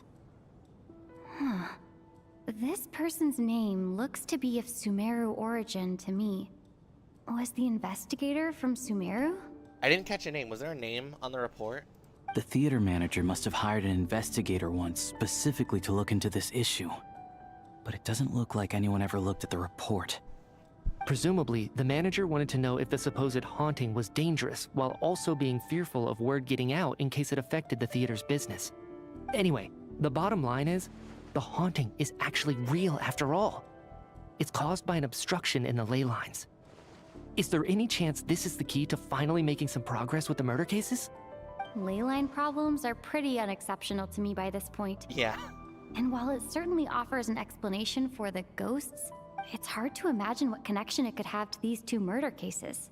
Some of the language that appears at the very end of the report caught my eye.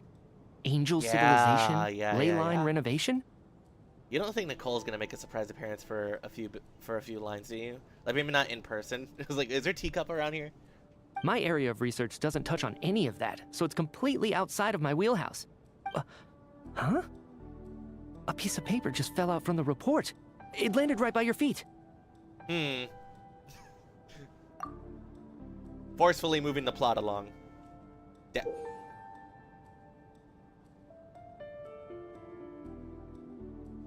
Okay, Ronova, I see you. It's like, okay, Ronova, I see you. Alright, Ronova, I get it, I get it, I get it. Shut up. I get it. Thank you, Miss Shade of Death. How unnerving. It was tucked inside the report, so it must be a note left by the author. Are you sure about that? Death is near. Is that supposed to be what's going on here? With us in the theater? But if so, how did the author foresee it? Could he predict the future somehow?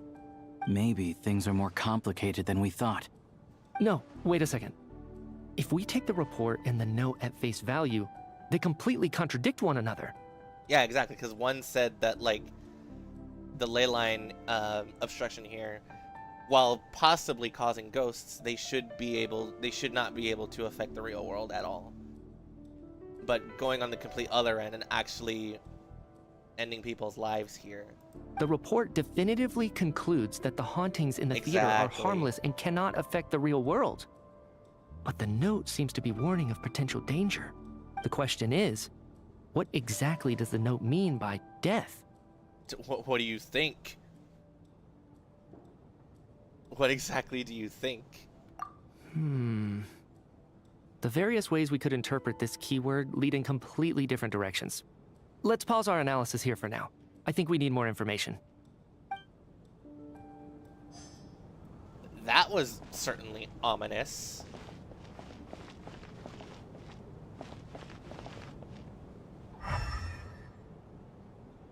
Why is the door elemental? It's like, why is the door elemental? Unless that's just a necessary characteristic for them to open in gameplay.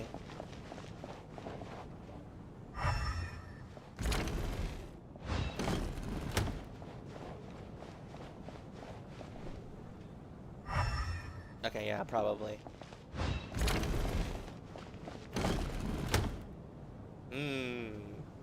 Oh, there's Tonya. I didn't even see her. Tonya? Tonya? Did you find anything? Not yet. Still looking. So...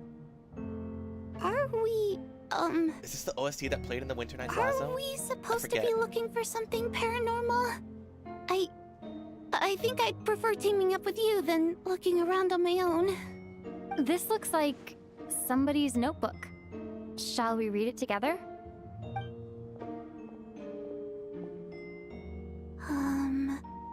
Well, it doesn't look scary or anything, so I guess it should be fine.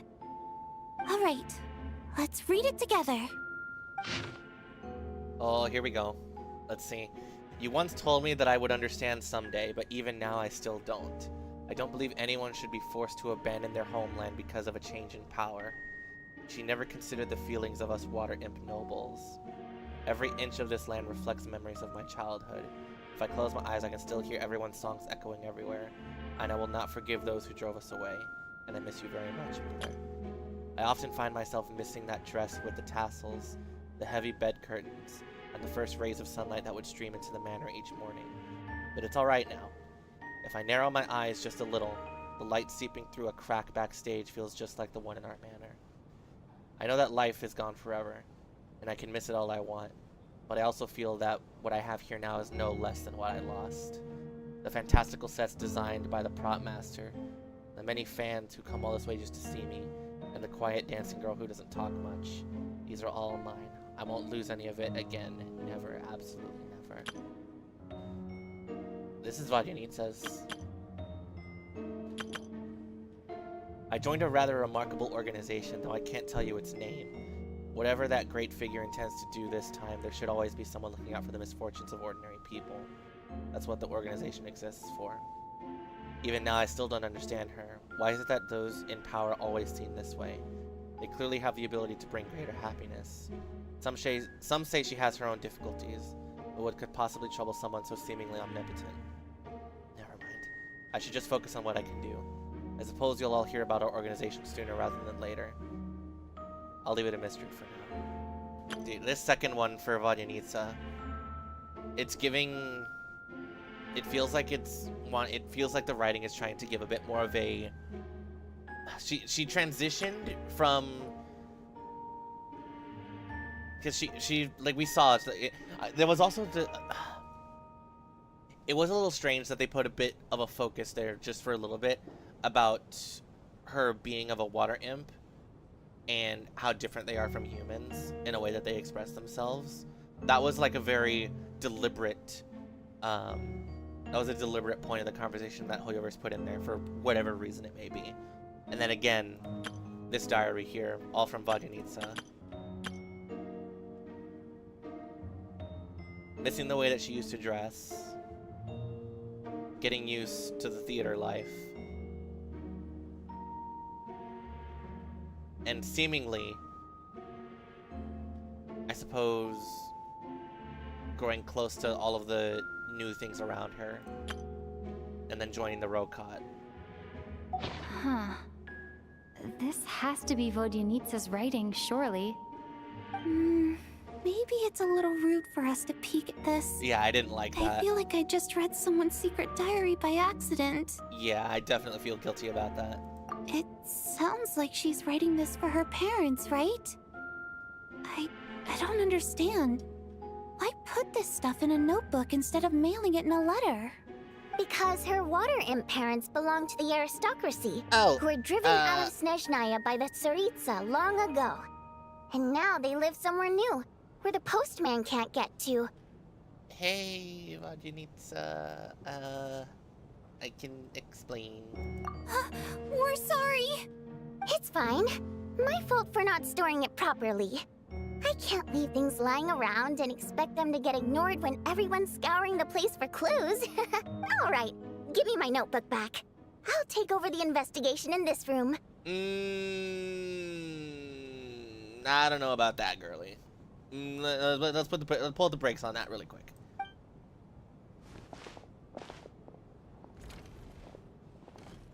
Y'all are just gonna let her do that? Oh.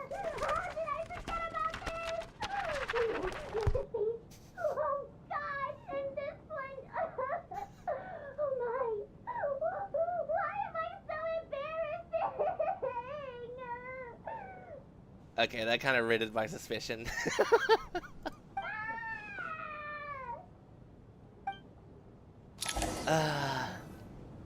If we take all this together, so much for primary mode of expression, right? If anything, it's the natural conclusion. Oh, I beg to differ. This sounds to me like a product of a researcher's vivid imagination. And perhaps it's because I'm still viewing this through the lens of a typical murder investigation. But still, I'm struggling to be persuaded by your theory. Does it really sound that far-fetched? Alright, well, let's treat that as speculation for now. I do agree with what you've said, so let's go with your idea for now. Good. Okay, now that we finally have some meaningful leads, I think it's time to reconvene. Let's get the others.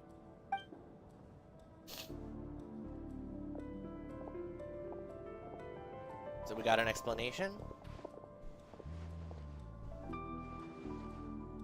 So, that's about everything we've discovered so far. They're withholding the actual explanation from us. I'll share my theory first. Based on what we've learned from the logbook, I believe the extra person among us is most likely the killer. If the killer had simply bought a ticket, it would have greatly increased the risk of their identity being exposed. I expect he or she either hid in the theater ahead of time, or found a way to slip past the ticket inspection. They then blended in with the group and waited for an opportunity to strike. What about the note found in the investigation report? Any thoughts on how that fits in? The killer may have simply planted it there as some sort of sick joke. I've seen my fair share of psychopathic killers. They love playing cryptic mind games. So, it has nothing to do with the haunting of the theater after all. This theory makes sense to me. If we have an audience member unaccounted for, chances are they didn't come here to watch the show. Could it really be that simple? So, in other words, all we have to do is find out who got in here without a ticket, and all our problems will be solved? Then let me make one thing clear. All the theater staff should be well aware that I came here for the rehearsal legitimately, yes? There's no way I'm the one who didn't have a ticket. Unfortunately, Coolish would be the only one who could answer that. It's true. I hear you used every trick in the book to get a hold of that ticket, too. Alright. Everything short of throwing a temper tantrum and rolling around on the floor at the entrance. Oh, Dad. I most certainly did not degrade myself in such a way. Probably a stupid question, but I might as well ask. Did anyone here get in without having their ticket checked? Guess it was naive of me to expect them to just admit to it. Especially after the unprompted Lelic reveal. Once was already a miracle. Twice would be unfathomable. The most likely extra person who entered without a ticket.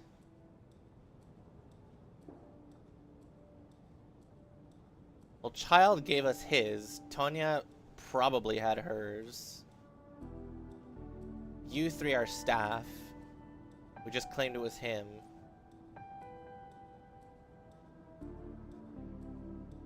I mean, I'm sorry, brother, but a mercenary doesn't exactly strike me as the honorable type.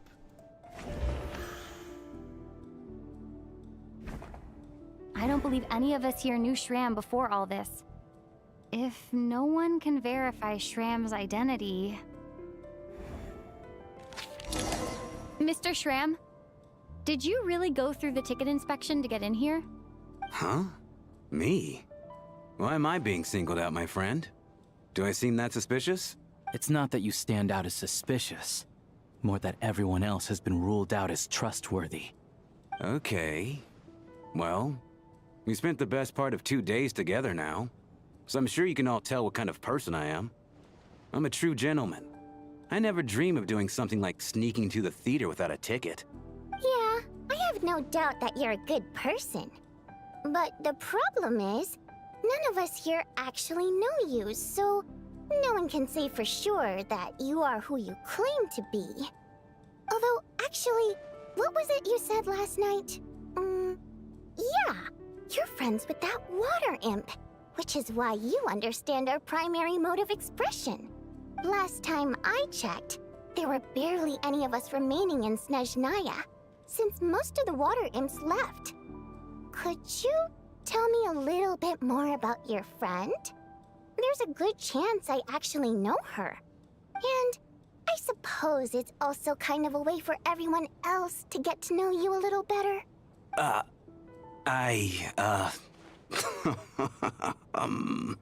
Good grief. Are you blushing? Pull yourself together, man. Stop giggling like a teenage boy. It's revolting.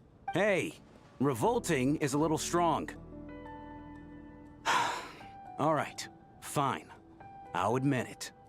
That water imp friend of mine, the truth is, we're dating. I was just a bodyguard hired by our family.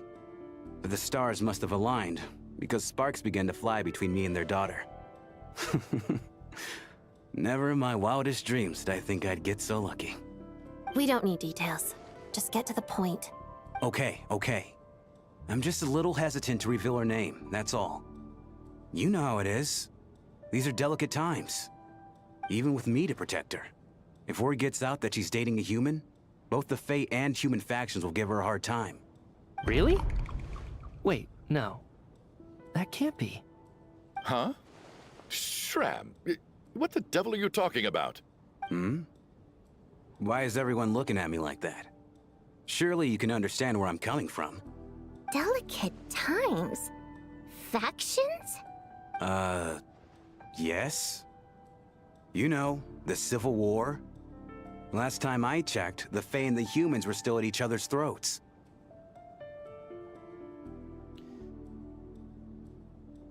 Huh. Hold on, keep going. If I'm not mistaken, the last significant civil war in Snezhnayan history was over 400 years ago, when Her Majesty the Tsaritsa had just taken the throne and was consolidating her reign. What do you mean, 400 years ago? Ronova. What's going on here? Is Shram from the past? All right, Mr. Mitya, you win this round. As far-fetched as it is, it appears that your theory may be correct. I'm just as amazed as you are. I didn't even believe it myself, to be honest. Is someone going to explain what's going on here? From the look on your face, you figured it out too, haven't you, Traveler? No. If you've got it, Lumine, let me know. Because I got lost a couple of sentences back. Oh boy.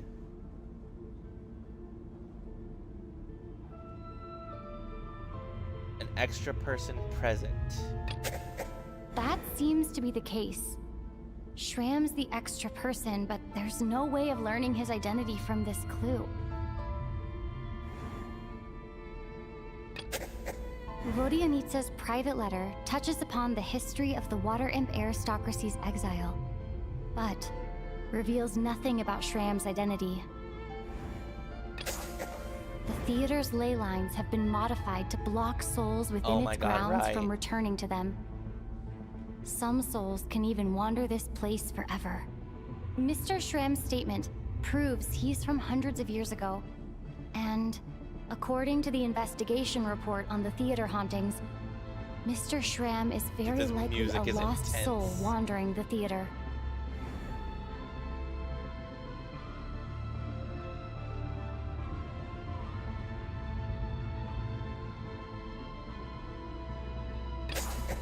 For some unknown reason, the soul that has been wandering the theater due to the ley line issues has joined our group and blended in. Yeah, that must be the immediate reason why the ticket count doesn't match the number of people present.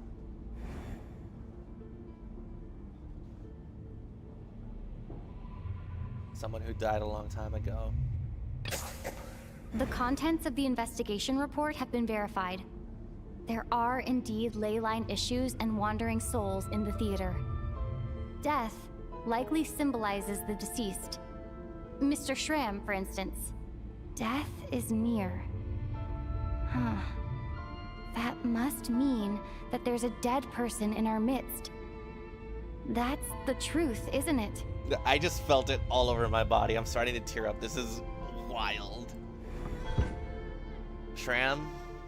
Yeah, the logic is clear now. Shram, my guy. The investigation report said that there would be souls stuck wandering around the theater because the ley lines were cut off. Mr. Shram must be one such soul who died in the theater a long time ago. In which case, that also makes him our extra person. So when the note said death is near, it must have been referring to death as in the deceased, people who died a long time ago. Someone who died a long time ago. In short, there's a dead person among us. The extra person we've been searching for is a ghost from the past. You mean I'm a ghost? No. Don't make jokes like that, my man. There must be some mistake. But even if I was dead, I know for a fact I didn't kill anyone these past 2 nights. Yeah, even if all that's true, the report also said the souls inside the theater can't affect reality, right? They're harmless.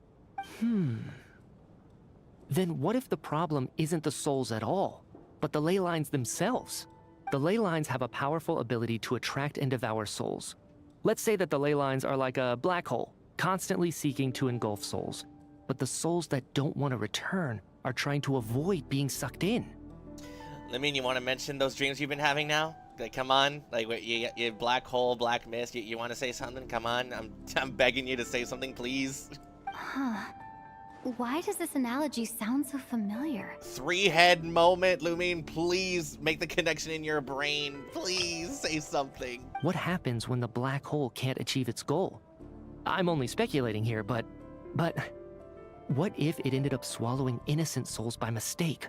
Or intentionally taking other souls to compensate? That could explain why we weren't able to determine a cause of death. If you're right, and their souls were devoured by the ley lines, it does make some sense. It does seem to explain a lot of the things we couldn't make sense of. Does that mean it's true? Except there's no concrete evidence. Mitya is relying on a lot of logical leaps. Still, it seems like the best explanation we have under the circumstances. All right, so how could Shram not know that he's dead? Seems a little unlikely that he hasn't noticed anything unusual even after several days interacting with us. On the contrary, it's perfectly normal for a soul to wander the theater for centuries without questioning their existence or reason for being there. It's simply what's natural for them.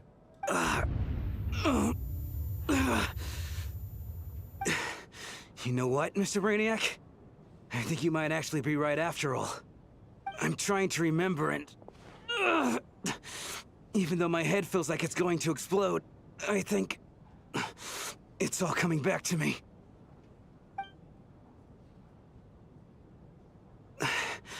I was the one who didn't want to remember my own death, so I forced myself to forget. Well, I'm sure those are painful memories. My lady and I snuck out to go on a date one day. We bought tickets for the theater. It wasn't really my thing, but I was just happy to be together. All of a sudden, a group of people burst into the theater, shouting for all the water imps to get out, performers and audience members included. It was clear the conflict between humans and Fae had reached a boiling point. This time, the extremists were even coming after the water imps who had nothing to do with the war. I thought I could pull one over on them. So I took off my jacket, draped it over my lady, and tried to sneak out amid the chaos. But I got caught. They started shouting, calling me a traitor to humanity. But I was going to do whatever it took to buy our chance to escape, no matter how many people stood in my way. I had to, both as their bodyguard and out of love. It's all right, friend. You can stop there if you want. You don't need to dig all that up again. It's just... even now, I'm still struggling to accept the truth. How could I be dead? I'm sorry, everyone. If I'd known I was a dead man walking, I wouldn't have dragged you down with me. If I'm the cause of all this death, then punish me however you see fit. But, Mr. Shrim... No. I refuse to be a burden. I know what I have to do. You said I've been wandering the theater for centuries, right? I guess it's high time I got a breath of fresh air. Out there, I mean. I'll leave this place, and take all this death with me. Go out on my own terms. Mr. Shram, I'm sure we can figure out a different course of action. My good sir, we both know I'm not supposed to be here. I should have accepted my death long ago. One way or another, this has to end. Unless you're saying this goes against another one of your military principles somehow. No, I'm speaking on a personal level this time. Let it go, man. Oh, wait. One last thing. Miss Waterimp. My lover. Her name was Litia. Litia Ozarova. Do you know what happened to her? Ozarova. Oh, Auntie Ozarova. That's what we all called her. I remember her as a very kind elder. She had a bunch of kids, too. I'm so glad she survived. And she had lots of kids? Good.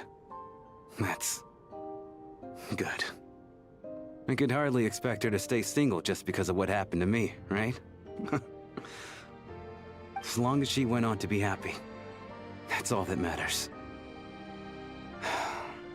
Besides, I'm dead. My soul's been wandering around here for so long because I was worried about her. But now, I can go without regret. There's no need to see me off, my friends. I've enjoyed our time together over these past few days.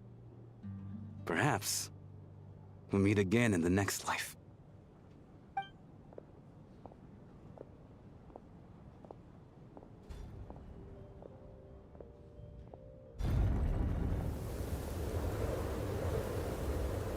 Take care, my man. Take care, my man. I know Mr. Shram was already dead, but I still feel so sad. Death is cruel, no matter how we might try to make sense of it. So, was the conflict between Fae and humans really that bad back then? I was only little, so I don't remember much. It's terrible to think that so many innocent people had their lives turned upside down. Also, Vodyanitsa is also a few hundred years old. That's crazy. Even the historical records about that time period don't say much about it. All people know is that the Tsaritsa founded the Fatui, drove out most of the Fae aristocracy without explanation, then used her terrifying power to suppress the humans. It seems to me like the Tsaritsa chose to make herself the enemy. She downplayed the conflict, directing whatever animosity both sides had for each other at herself instead. That's also why, despite how brutal the conflict was at the time, there hasn't been much lingering tension between humans and Fae since. Things have been fairly harmonious for the past few centuries.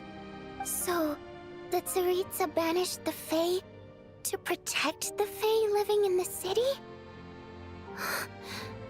She offered herself up to be hated in exchange for peace. Maybe it's not quite as bad as it sounds. I don't think Her Majesty is too concerned if mortals hate her or not. And besides, there are very few who truly do. All this time, I had no idea. All right. If Mitya's theory is correct, then I think we can consider this matter settled. Let's all take a break. Ugh, if only this blasted storm wasn't still raging on. That was a wild ride. Wow. Return to your room and rest for now. Is there anyone else here? I was actually planning on hiring him as my bodyguard after we got out of here, you know. Oh, poor guy. I want to see if anyone else is anywhere before we move on.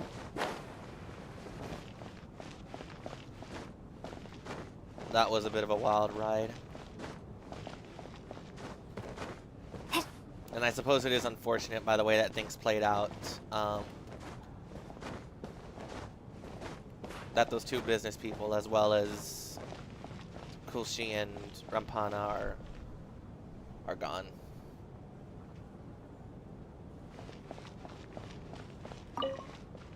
Even though Shram was already deceased, his decision to walk into the snowstorm was still a sacrifice, and a very brave one. This is one of the few times I don't feel at all happy to have my theory proven true.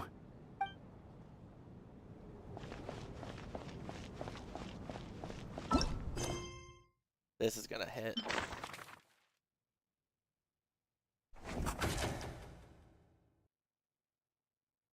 Confirmed to be one of the deceased, and he voluntarily walked into the snowstorm.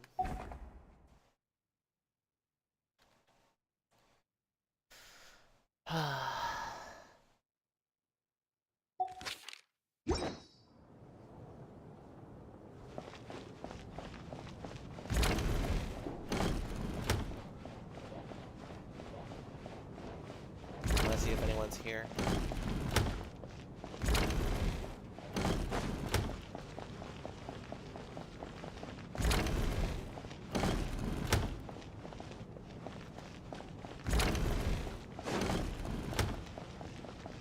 Maybe back in the green room, if Vodyanitsa hasn't locked it. Oh, it is locked. Okay. Well, let's head back.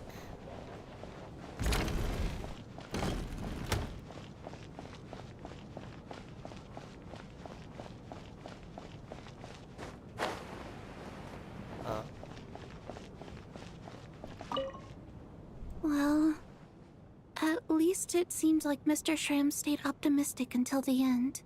The information he revealed, it's given me a lot to think about. Where's Odette? At least the lingering regret that kept him here has been put to rest. That's not necessarily a bad thing.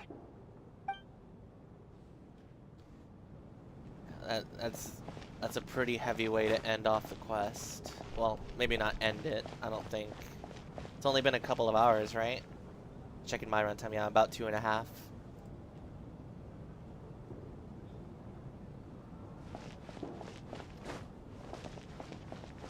Let's see. I'm gonna stick over here and see if I can find Odette.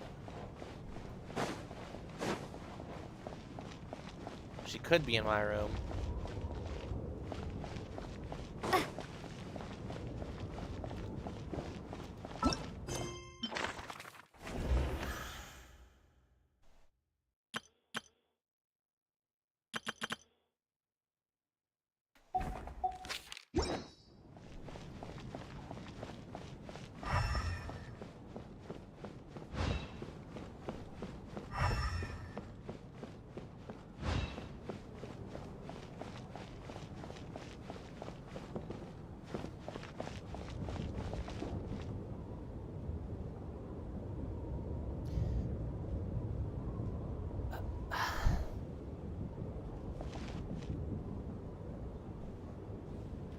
Y'all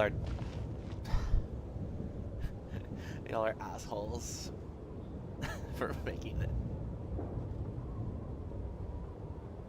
But what if there's something important in there?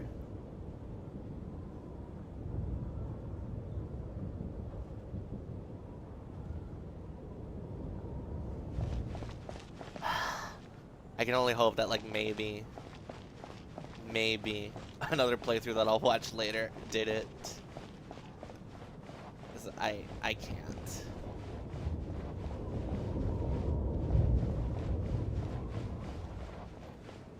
So if I walk up to the door and it lets me just walk in there and Odette's not there, then I'll go back and open it. Because I do want to see if Odette is here.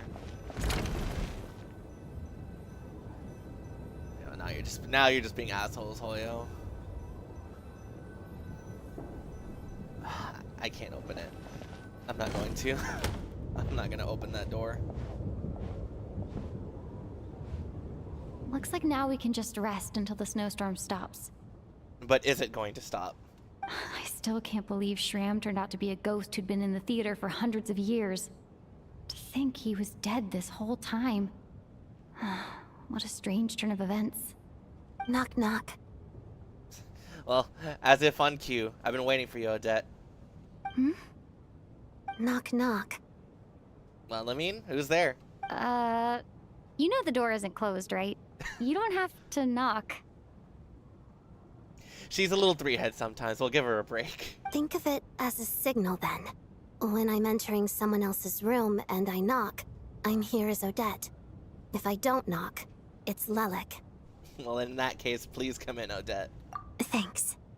So, why did you come to find me? Is there something I can help with?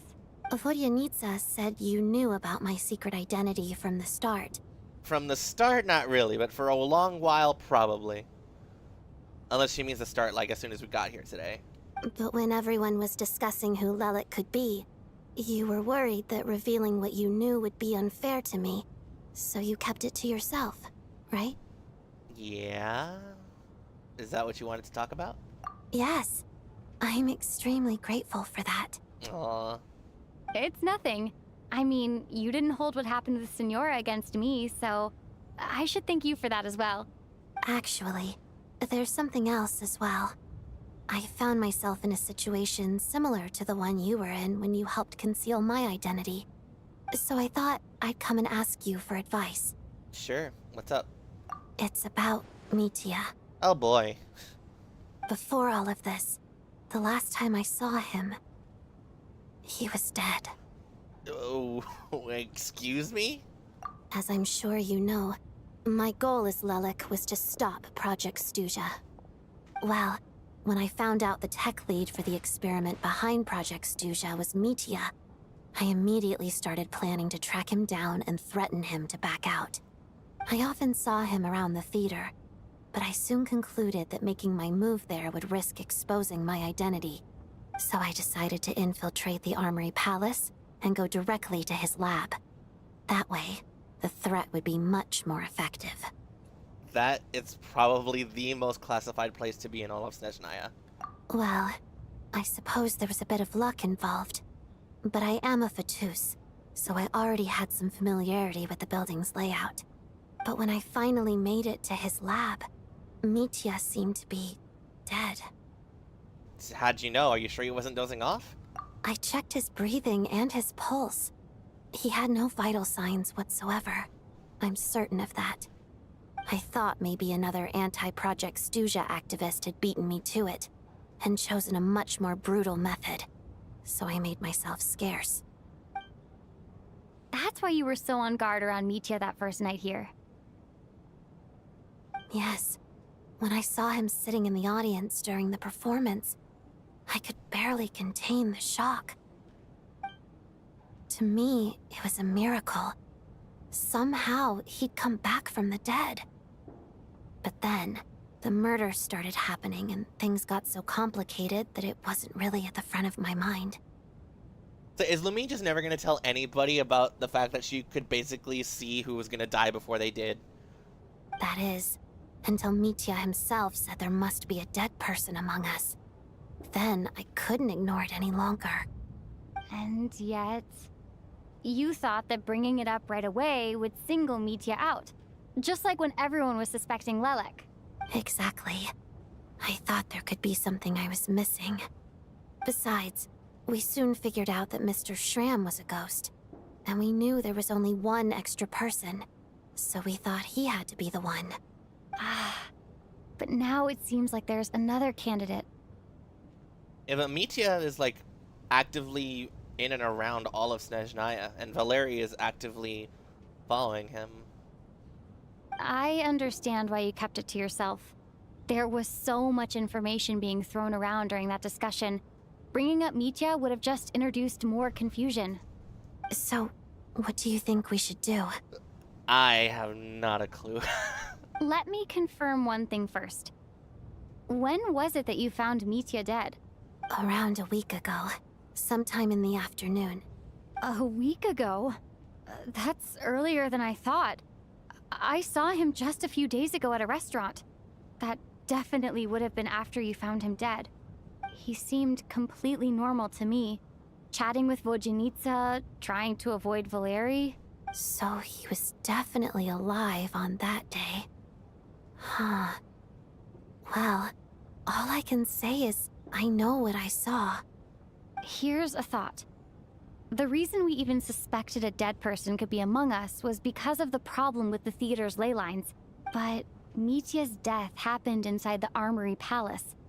The ley line issue affecting the theater shouldn't reach that far. You're right. I guess he doesn't fit the profile of the person we were searching for. I think the chances of it being him are very low. Surely he can't have died for real in the Armory Palace. Unless... Unless? Unless what? Unless he really did come back from the dead. You're right. Do you think we need to disclose this to the others? Huh, what's this? A private meet and greet? Hey buddy. Hello? Where do I line up?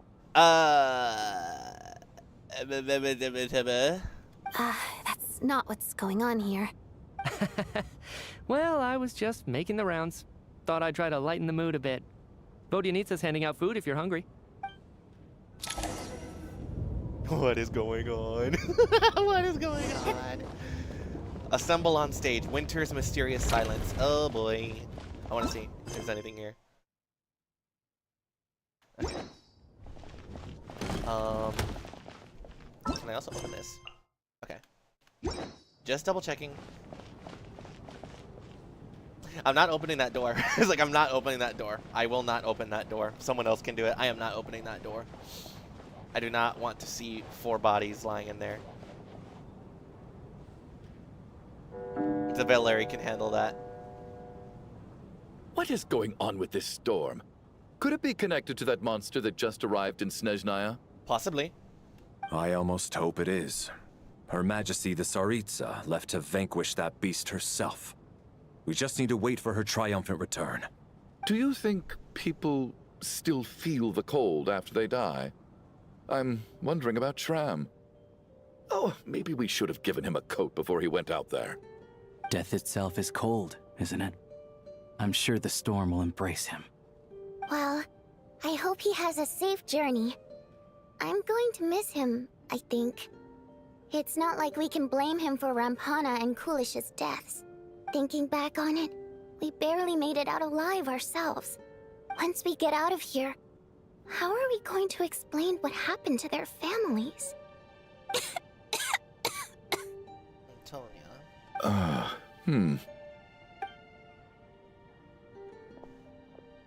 Are you okay? Here, take this. I've never used it. Thanks. Look who's Mr. Nice Guy all of a sudden. Is it because Tonya stood up for you this morning? At least you know how to return a favor. Yeah, without Tonya, who knows how badly he would have been hurt. I told you already, I never intended to resort to violence. Duh, bunch of rascals. Little girl? I was rather surprised when you spoke up for me this morning. I didn't think I had many admirers here, so, thank you. Oh, no need to thank me. I said some bad stuff about you too. I've been, too embarrassed to admit it, but, you remind me a lot of my daughter. So kind to everyone, but never lets her old man off the hook. Unless my wife and I are having a fight, then she's always on my side, especially when she was little.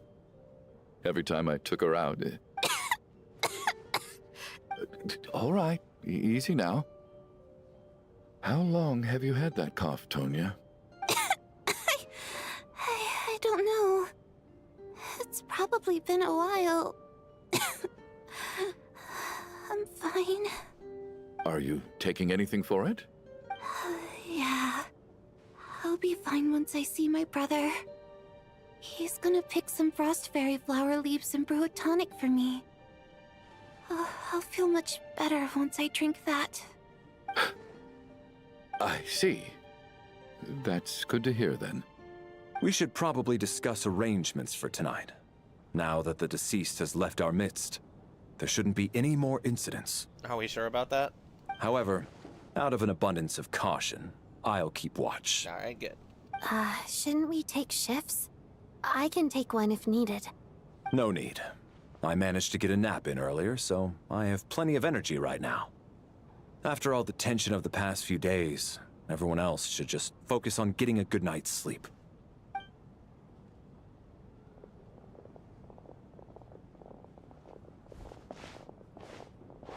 What a long day. This whole situation turned out to be way more complicated than I expected. But Valeri's right. I should just try to calm down and get some rest. The last thing I want is to give myself nightmares. The Nightmare Part 3 is about to happen. Yup. Yup. It's about to happen. It's about to go down. She's awake. She's awake! Get over here, you big lug, and take a look! And Lumine still hasn't told anyone about what she sees here. If you must call me something, call me Mr. Door. The Black Mist is coming. You need to go. Is she really like suffering from just the inability to remember what these are? Are you all right? Can you walk? We just got attacked by monsters on our way up. That Mr. Door fellow protected us. He just seemed to come out of nowhere. Not much of a talker, but when it comes to taking down monsters, that man doesn't hold back. There's the ley lines. Curses! The Black Mist is catching now up to that us. I think about it, we need to keep going. Now that I think about it, that texture looks a lot like the XP ley lines. Mr. Door, I don't believe I've ever seen you around here before. Yeah. Why is that? There's no need to try to get to know me. I'm just Mr. Door. Okay, there's no I have way to that find the Valeria is door already that playable. belongs I'm to just going me. to imagine that it's probably going to be a simple attack anyway, call we're like lucky to have you Dave here. in Natland. Looking for trouble. I can just push Alright. these ones off. Hey, excuse you, No need jackass. to thank me. This is where my duty lies. Okay, hold on. I want to see. Having second thoughts? Whoa, he has a big shield. Okay. Brother, what are you swinging at? Stop it. What are you swinging at? Stop. Okay, so he has a big shield thing. Well, I'm locked in. Door? Open door? Oh, okay, no, we're good. I don't see it rising. Valerie? Oh. Just keep moving. So we're doing this the hard way.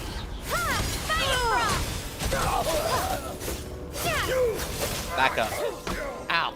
Asshole. Remarkable work, Mr. Door. If I had your muscles, I'd do the same. Were these paintings empty a second ago?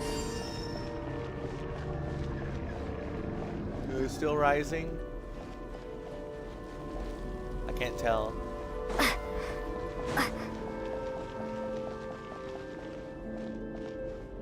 Oh yeah, it is. It's going slowly.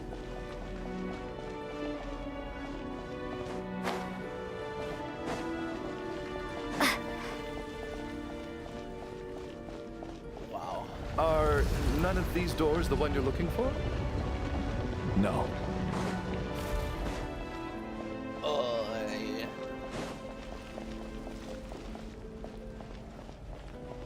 Morphe, Valerie? And Kate!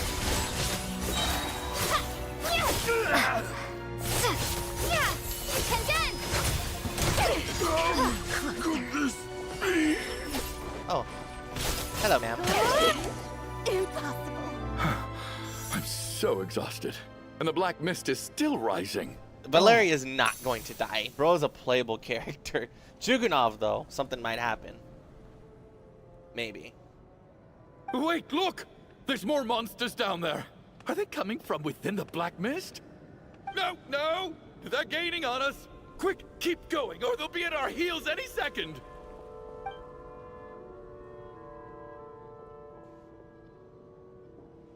Mr. Door, what are you doing? We need to get out of here. They're coming! Found it. This is my door. Brother, that is not a door. That is a doorway. What? You mean you're going to stay here? I am a door. This is where my duty lies. So he meant a door for closing, not opening. No! You saved us. We can't leave you behind. You must keep going. A door can only keep things out for so long. You must make haste. But... Oh, you're right. Let's go. We can't let Mr. Door's sacrifice be in vain. Goodbye, Mr. Door. The black mist isn't moving anymore. Looks like both the monsters and Mr. Door are gone. I didn't just imagine all that, did I? Surely I wasn't so scared out of my mind that I hallucinated a door as a human being. No, I remember Mr. Door too. Oh, okay, good. There's no way we both hallucinated the same thing. Hmm? Getting sleepy? Well, looks like we're safe for now. Go ahead. Let's get some rest.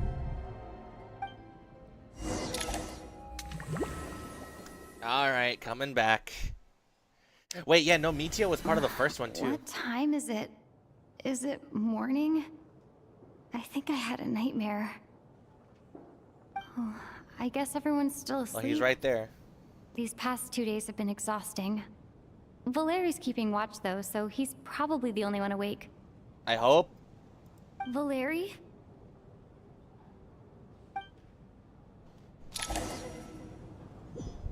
Don't put me in this position.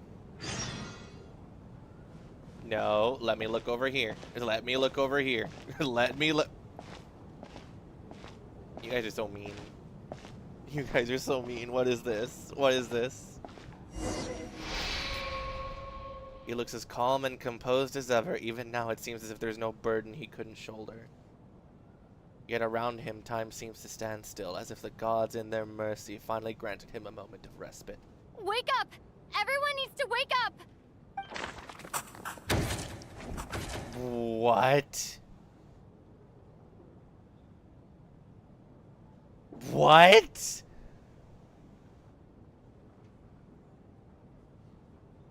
You're joking.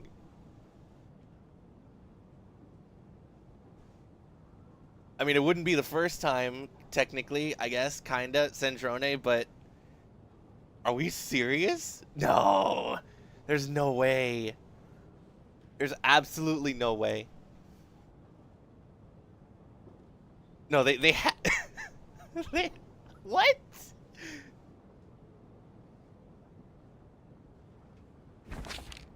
Just like the last 2 nights. No clear cause of death. I've been a real thorn in your side, haven't I, Mr. Valeri? Now you can rest in peace. But for me, life will be all the duller for not having to run away from you, my friend. How's Tonya?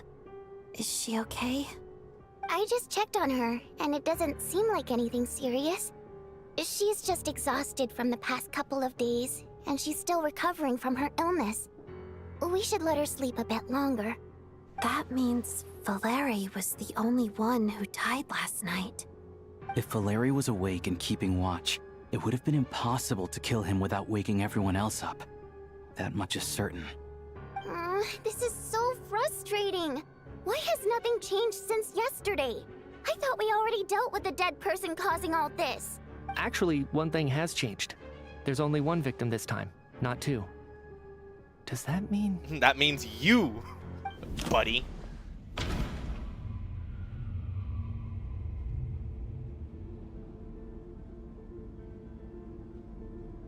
The number of victims each night corresponds to the number of deceased around us. After the deceased Shram left, there was 1 less victim last night. That more or less tracks. Brother, it's what? a reasonable conclusion, considering the only variable that changed. Oh, the number of people who die each night is equivalent to the number of dead among us. That's your theory, right? Exactly. We identified Mr. Shram, and the night after he left, the death toll dropped from 2 to 1. By that logic, there must be 1 more dead person left among us. I wonder who it could be. Another one? But there was only 1 person unaccounted for in the ticket checks, right? The head count should match up now. Wait, remember when I pointed out on the first night that Michia's expression was pretty noticeably different from everyone else's? Hoyoverse, like... Having an extra person was definitely a cause for alarm, but being 1 person short isn't nearly as unusual. Someone could have left in the middle of the show, or made it out before the storm hit. Ah, that is that other guy, yeah. 1 more dead person among us. If Mitya's theory is right, then what Odette told me seems a lot more relevant. It's just, at the time, we had no reason to think there was more than 1 dead person.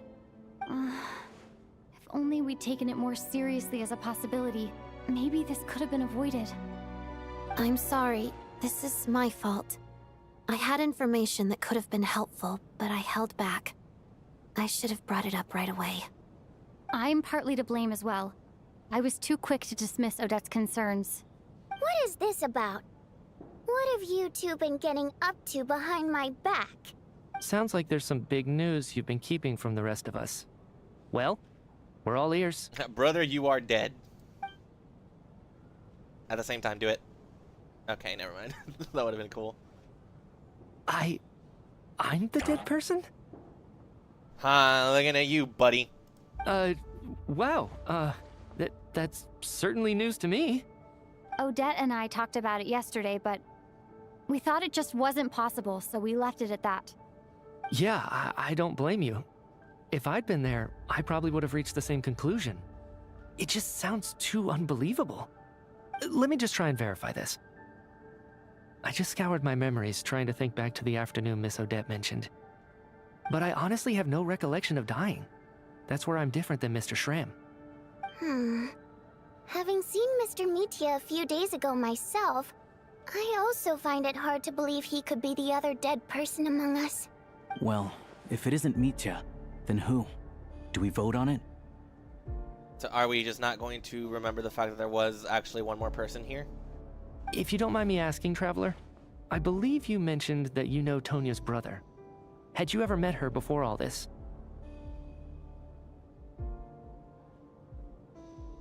No. Surely not. Well, we've been waiting all this time. And child... No. No. No. No, no, no, no, no. No, never. Wait, are you saying... No, no, do not do this to us. Do not do this to me. The first time we finally meet Tonya. No. Come on. Now, just 1 minute. I know where this is going. You can't just randomly point a finger at anyone you want. Oh, look who that's coming from. You're in the hot seat, and all of a sudden you want to divert our suspicions onto somebody else? Trying to pick a fight, Mr. Chuganov? Whenever you open your mouth, all you do is attack people, and I've had enough of it. If you don't want to engage in a civil discussion, you can shut up. You little brat! Did Nietzsche ask about Tonya because he suspects her? I suppose I only identified her by age and nothing else. Could that mean... I'm just saying, you're going around casting suspicion on people for no reason. How could Tonya be dead? I can vouch for her, if nothing else. I've seen her before. She's the sister of that Harbinger, isn't she? The one called Child. Mm-hmm. Oh, really? You're telling the truth? Since being here, I don't think I ever mentioned she was Child's sister specifically. Does Chuganov actually know her? If Chuganov can vouch for her, then it can't be Tonya either. In which case, it seems unlikely that there's another dead person among us at all. Miss Odette, could you go over that afternoon with me one more time, when you found me dead? No problem. I want to hear all the details. Come on.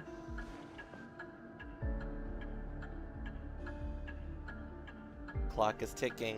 Istaroth. Huh. No matter how Nefarious hard and I Gold are try, here I just too. can't remember anything about dying. But I do remember something else. Miss Vojanitsa, during our last meal together, I told you how some of the researchers were suffering from temporary memory loss. Do you remember that? Oh, yeah. You said it was hindering the progress of your experiments. You thought they were just under too much stress or something. Right. And even though I don't remember dying that day, I'm pretty sure I experienced something like amnesia. Some of my memories from that afternoon are missing. Are you suggesting you're missing the memory of your... Of course. How am I only just realizing this? Humans aren't necessarily aware of their own death. You mean being silently assassinated, or dying in your sleep? Situations like that? The researcher's amnesia. Suddenly it all makes sense. I must thank you, Odette. I think your perspective just helped me reach a breakthrough on a series of issues that have been troubling me for quite some time. All right. It's decided then. I'll be the one to leave today. Oh, leave? Hey, wait a minute. Aren't you rushing into this? What if you're wrong? You'll pay with your life. Come on, kid. Aren't you gonna fight for your life? This seems like a rash decision. Oh, now you're flip-flopping again, sir. I have other reasons beyond what's been discussed.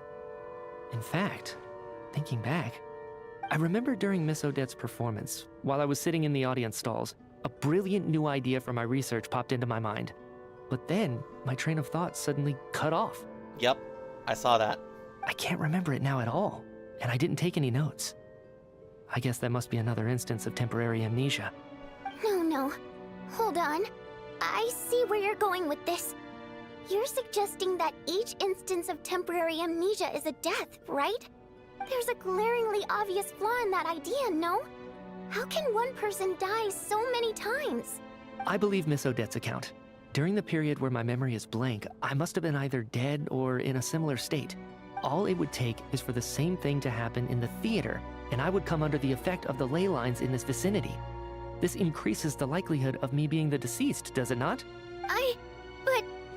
There's no evidence to suggest that anyone other than me is a candidate for the deceased. So allow me, as a scientist, to treat this as an experiment. Please relax, everyone. I don't think things are as bad as they may seem. If I really am the deceased, then to leave the theater will be a relief for me. If, on the other hand, I'm still alive right now, well, apparently you've all witnessed my resurrection recently anyway. Who's to say I won't return from the dead again this time? Mitya's right. This is the only thing we can try right now. I think he's deliberately downplaying the gravity of the situation, though. He probably doesn't want to burden everyone.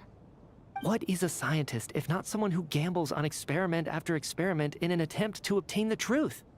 With this snowstorm, the ley line phenomenon, ghosts of the dead, and my amnesia, we've been paralyzed by not knowing and powerless to do anything about it. It's a terrible feeling. But if I do get resurrected, you can be sure that I'll come back with the truth of all this. Just you wait.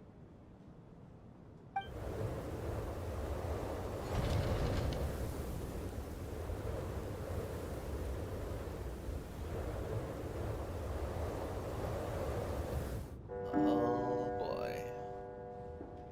More than half the group is gone since the first night.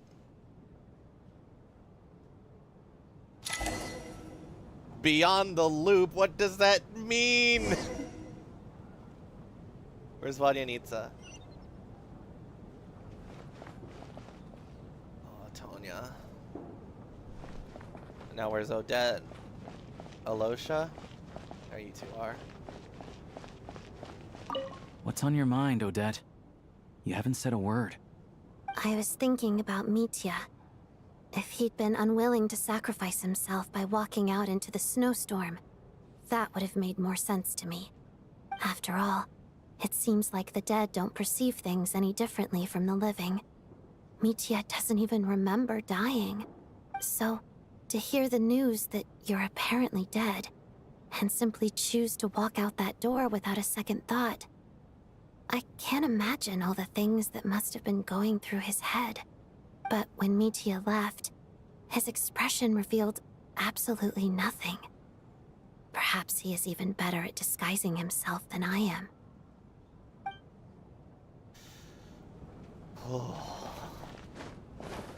This has been a wild Act 2 so far. Not much is even really happening, but it's just the very nature, the vehicle in which the story is being told. And this all has to be leading up to something that'll probably happen next patch, if I had to guess. If not, maybe some big final event here in Act 2. I don't know. I really don't know, but we'll have to see. Poor Mr. Mitya. I didn't even get to see him one last time. Maybe it's a good thing that you weren't there to see it. It was a hard thing to watch. I hate goodbyes. Why does it feel like everyone around me is slowly disappearing? Not just in here, I mean. In the outside world, too. Maybe it's the realization that, at the end of life, everyone has to face it alone. Come to think of it, the main reason we're still alive right now is pure luck. Each morning here, for every one of us, there's the chance that we might not wake up. You could take it a step further and say that the same is true outside, too. Who can never be 100% sure when they drift off to sleep that they'll open their eyes again in the morning? If I make it out of here, I'm going to cherish every moment that I'm awake and live without any regrets. Without regrets? I feel like a strange sense of anxiety has been quietly growing inside me over the last 2 days. Oh, hi, Tonya. Are you okay? You look really glum. If something's bugging you, let's talk about it. There's only a few of us left here now. After everything we've been through, what's the point in keeping things bottled up? I have a travel companion named Paimon. Alosha and Odette have met her before. She's been feeling unwell recently. You're worried about her, aren't you? That makes sense. We've been trapped in here for days.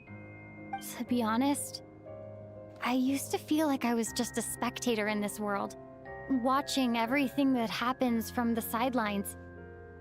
Maybe it's because I'm a descender? A descender? But with Paimon by my side, over time, I slowly felt my connection to this world growing stronger.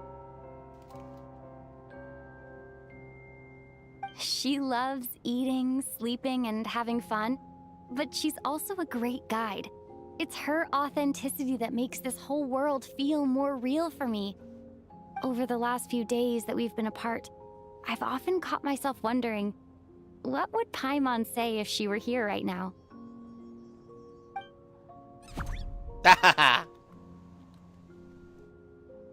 But by the time I snap out of it, the conversation has already moved on and I'm still in my own little world.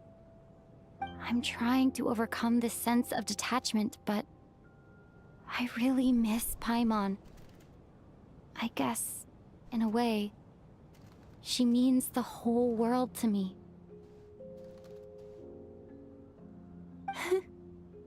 I bet she misses you when you're not there as well. Maybe you're her entire world too. Oh, she absolutely is. I don't know if this will make you feel any better, but back when the water imps left Snezhnaya in droves, I also felt like the whole world was suddenly empty. I could be surrounded by people all smiling and having fun, and still feel completely separate from it. So, I totally understand how you feel. Later on, I started to think, maybe accepting the fact that our loved ones won't always be with us is something that takes a lifetime. Yeah. All we can do is cherish their companionship from moment to moment. So, once we get out of here, you better hurry back to our side as fast as you can. You can't let your story end in regret. That's the trope I hate the most. Thank you. That's exactly what I needed to hear. But Vodyanitsa, if you hate goodbyes too, why didn't you leave with your people? That's just the choice I made. I used to regret it, but I don't anymore. Like I said before, singing is a water imp's primary mode of expression. It's how we convey our emotions. Our songs have echoed through this theater for hundreds of years, each one a story pieced together through moments of joy and sorrow. But does a story exist without someone to read it? To me, the answer is no. So I made the choice to stay. That way, there would still be someone left to sing these songs and listen to their stories. Otherwise, they could have been lost forever. Could you teach me how to understand your people's songs sometime? I want to be able to truly hear them, like Mr. Shram. A fan after my own heart. Thank you, Tonya. How about I sing something for you, and you tell me what you hear? Okay, I'll do my best.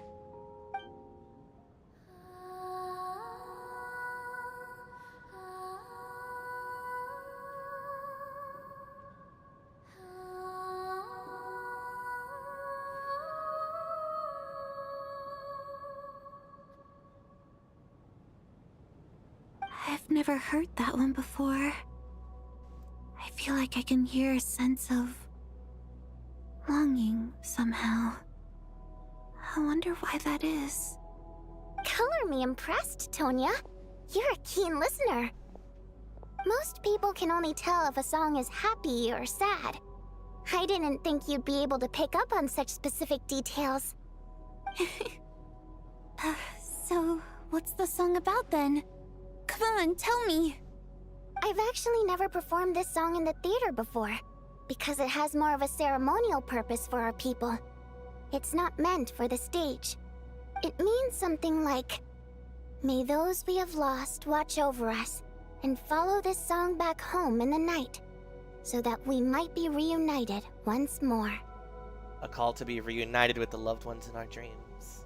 No wonder I could hear that sense of longing. You sing it for loved ones who have passed away. I hope it reaches them. It's getting late, Tonya, and you're not well. We should all turn in early. I suppose there's no reason to keep watch tonight. Okay, but, before I go to bed, could you sing that song a couple more times for me, Vodianitsa? Of course. Anything for my #1 fan.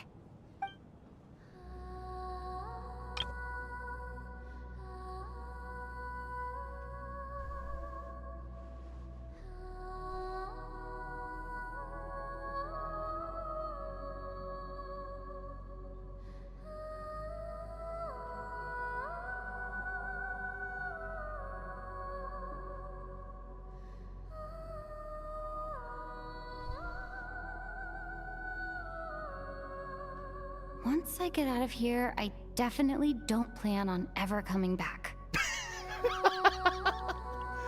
I don't know, I think it would be nice to at least come back to the theater every once in a while to see these two, Odette and Vodianitsa. But I guess that means I'll never get to hear Vodianitsa sing again. That's a sad thought. Before I fall asleep, I should cherish this moment of companionship while it lasts.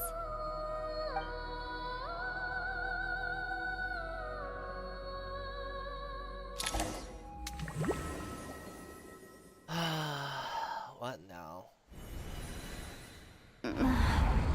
Where am I?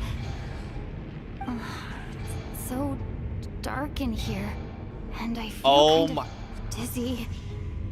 Am I alone? That gave me chills. Oh my freaking god.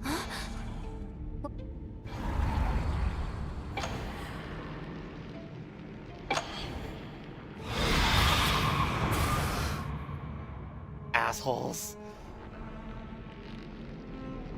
Return, O spirits. Fulfill your oath of protection.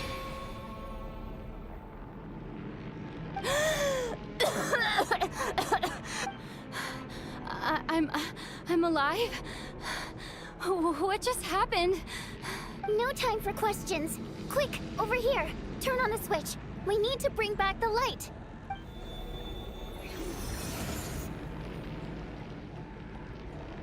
All right, we're safe. The spirit just now is called Night Prayer. The light subdues her, but she'll attack without a second thought in the dark. Is she a ghost?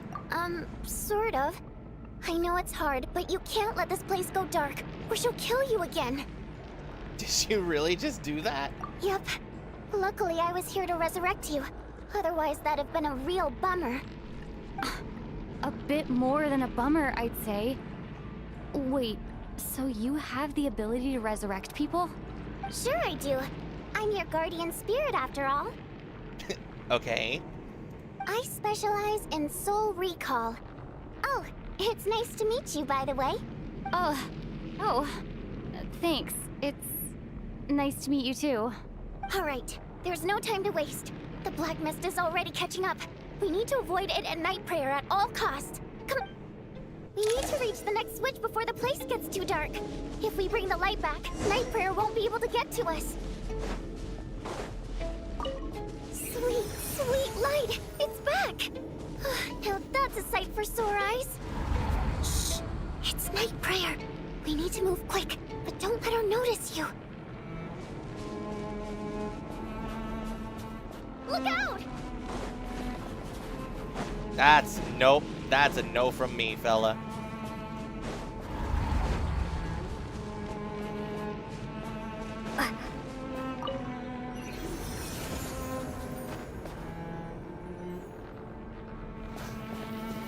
Genshin horror game, no thank you.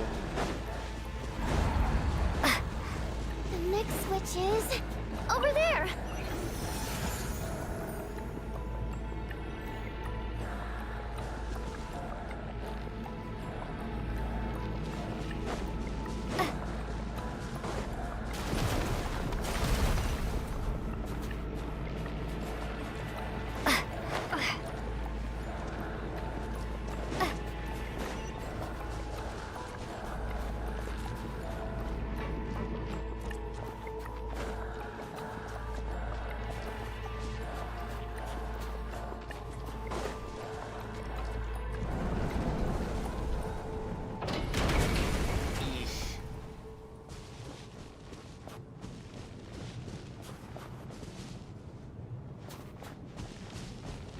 Crazy sight.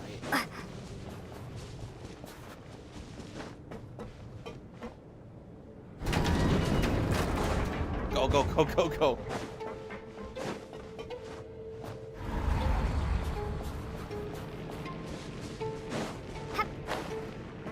I'm not going inside the train, screw you. The switch is just up ahead. Hurry!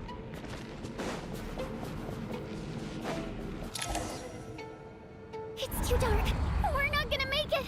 Come on, faster!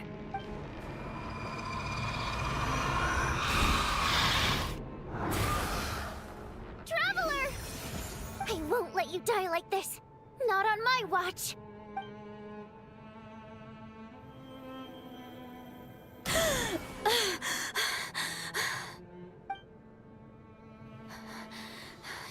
Even though it's not permanent, dying is definitely not a pleasant experience.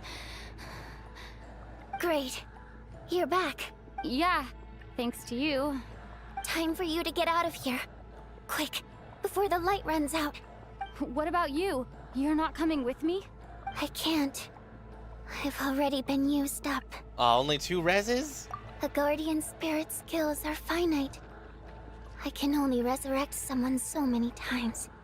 I might not look any different, but my essence has been exhausted. Now, I will slowly start to fade away. I can go no further. The black mist is where I belong. Okay. It's okay. It is not okay. Why didn't you tell me sooner? Because it wouldn't have changed anything. That knowledge would have just burdened you. And a guardian spirit's role is to protect. But... Go. Now, before it's too late. I already hear night prayer approaching.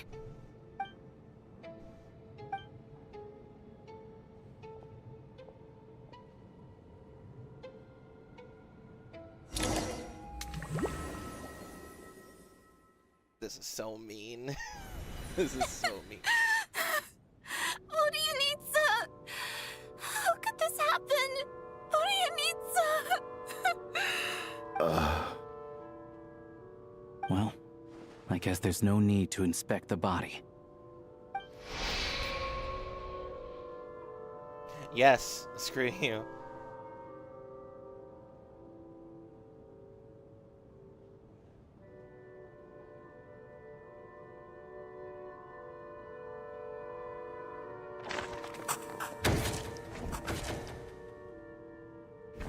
Wasn't supposed to happen. You lied to us, didn't you, Chuganov? You've been lying from the start. Take a long, hard look at yourself before you go around accusing other people. I suspected you on day 1, Lelik, and now look where we are. By some strange coincidence, you've never been targeted. You just happen to have survived this long? No, you should be the prime suspect. And you, little hunter, ever so content with staying on the sidelines. Yet, you were the one who stopped us from leaving from the start! Why are you trying to keep us here? Now you're just lashing out indiscriminately. That's either a sign of anxiety or a guilty conscience. Where was all this passion and bravado before? Decided to fight until the bitter end. Is that it? Is that a threat? Fine, bring it on! You think I'm afraid to die after all this? You want to kill me? Go ahead! I'd like to see you try. After all the trauma of the past few days, everyone's been pushed to the breaking point. Valeri and Nietzsche aren't here anymore, Someone else needs to step up and take charge. But first, I need to think this through. Considering everyone left, who's the most likely candidate for the deceased? Unfortunately, now it's Tonya.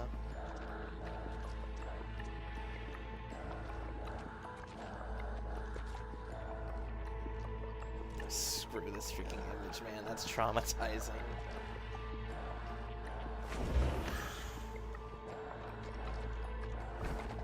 Of those who remain, the only person we've never met before is Tonya.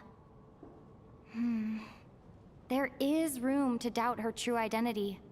People are easily misled by first impressions. Now that I think about it, child sister was in fact a label I imposed on her due to my own assumptions. But Mr. Chuganov vouched for Tonya's identity yesterday, with basically no other possibilities left. Could it be...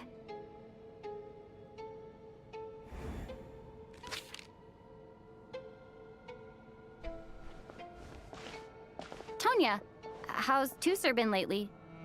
Tusser?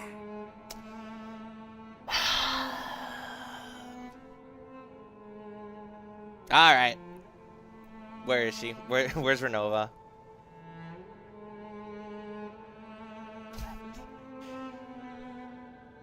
I literally just mentioned Tusser at the start of all this.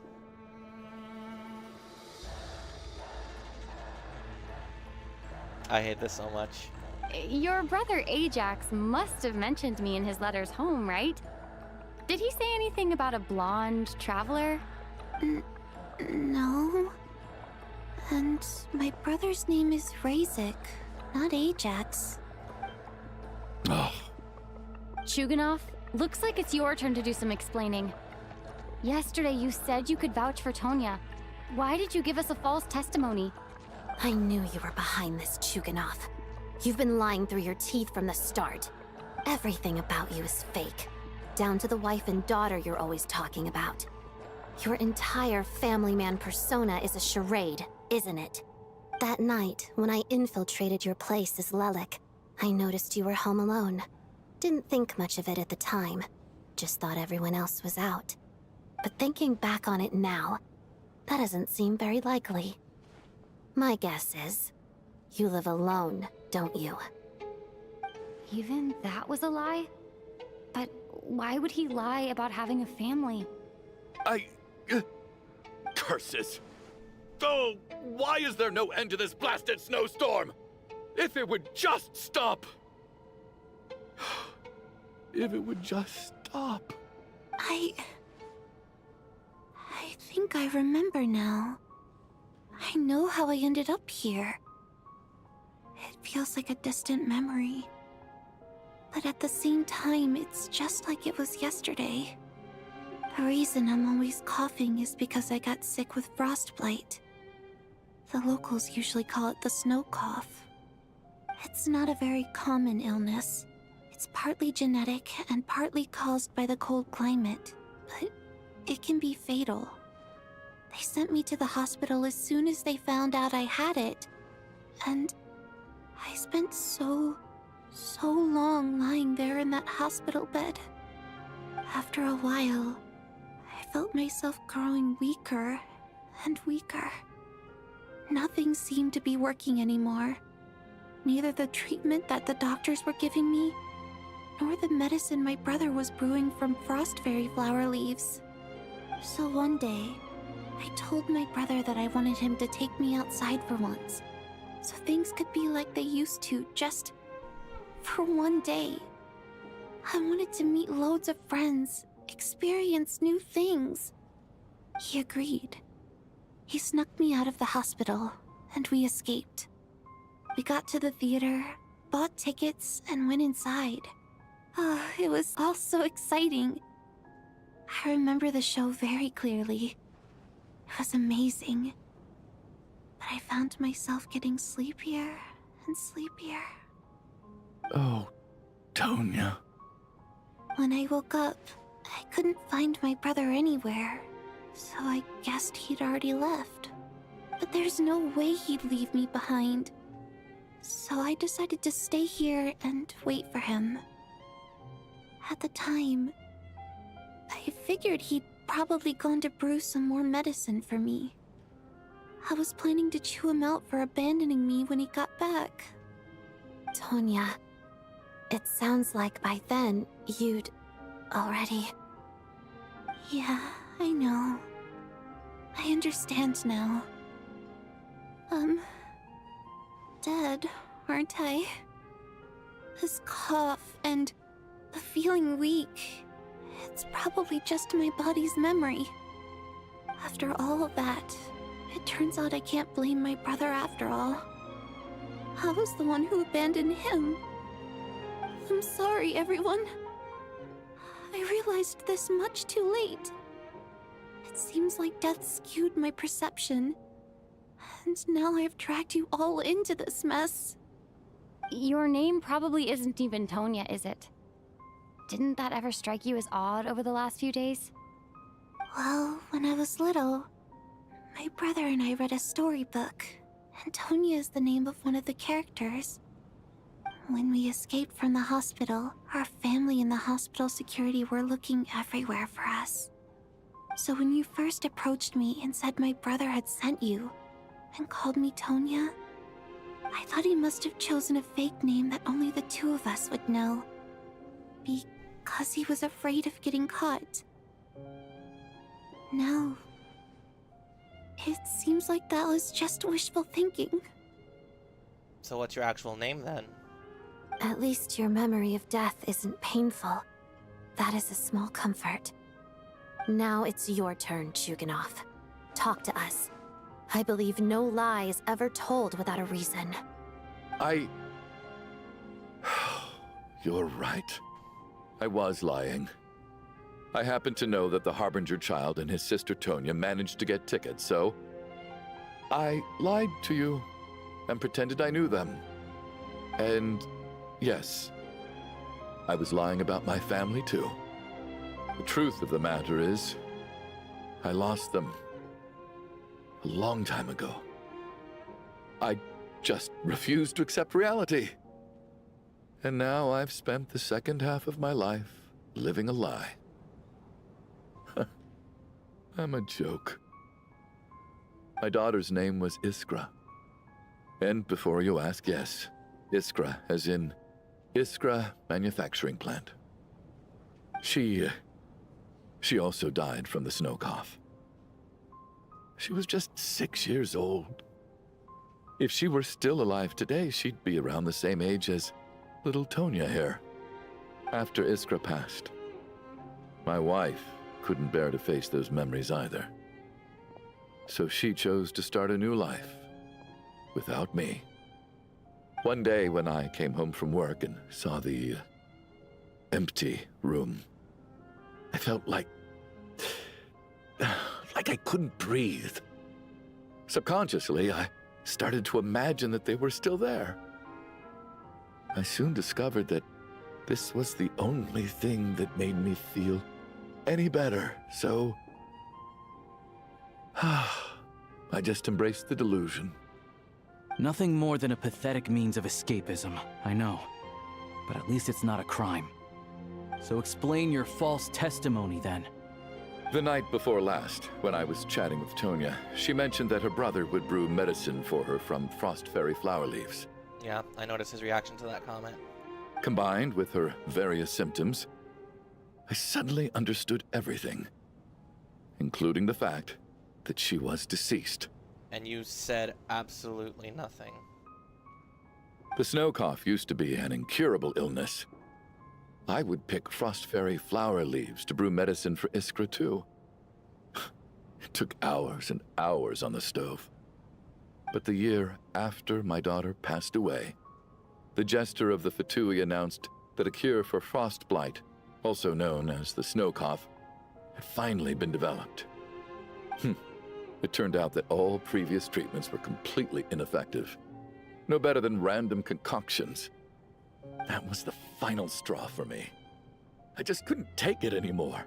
Just one more year. One more year, and everything would have been okay.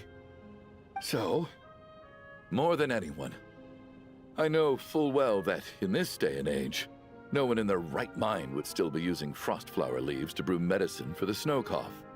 Poor Miss Tonya, therefore, had to have been from an era when snow cough was still a terminal illness. So, you projected your daughter onto her? Even though you knew she was one of the dead? Even though you knew that protecting her could get you killed? That doesn't make any sense. You knew she was already dead. What did you hope to achieve by protecting her? I just don't believe in your crackpot theories, nor do I approve of your actions. How can you just declare a living person dead and throw them out into that snowstorm? Nitia's gone. My good buddy Shram's gone. And now it's Tonya's turn, isn't it? The others I can make my peace with, but little Miss Tonya, here she is, standing right in front of us, alive and breathing, and fighting her own battles. Yet you're quite happy to say she's dead? I just want her to live. Once this snowstorm is over, the very moment it stops, I'm going to march out that door and find someone who can fetch the very best medicine for her snow cough. I'll be damned if I'm gonna let you cast her out into the snowstorm before I have the chance to cure her. Not again. Not this time. Not when the cure is right within our grasp. I'd never be able to forgive myself. Mr. Chuganov, stop. I can't let you do this. Tonya. By the sounds of it, you've known I was dead since the night before last, right? I really liked Mr. Valeri, Mr. Mitya, and Miss Vodyanitsa. And now they're all dead because of me. I'm not happy about that. The reality is, you've been trying to fight your own demons through me. But all you've really done is trap me inside your delusion along with you. No! Listen to me. I want to save you. I do! Well, at this point, I'm quite sure that I'm dead. I don't need to be saved. The time I got to spend with all of you is more than enough for me. Despite all the bad things that kept happening, I got to meet so many interesting people and spend so many days and nights by your side. Since the day I escaped that hospital until now, this has been an adventure I never even dared to dream of. I'm very fond of you all. If it were only possible, I'd trade my soul to bring back the ones who died. If it meant things didn't have to end like this. And that's why I'm not fond of you at all, Mr. Chuganov. I'm sorry. It's them that you owe an apology to, sir. Not me. Well then, I suppose this is it. It's time for my adventure to end. I've caused enough trouble. You're leaving already? It's still early. Don't you want to stay a little longer? No thank you. Oh, and by the way,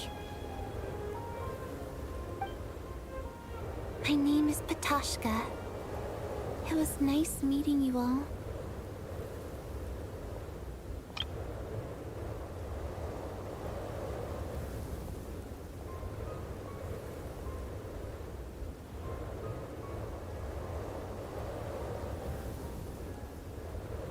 Feels strange that we're only being properly introduced now that it's time to say goodbye.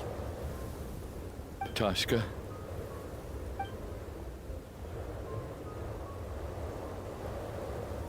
What are you doing, Chuganov? Are you crazy? Let me leave. I can't keep lying to myself anymore. In your dreams. Don't think you're getting off that easy when you had a hand in the deaths of so many people. The Fatui have honed quite an array of enhanced interrogation techniques since they were founded. Once we're out of here, Lelik will personally give you a taste of every last one.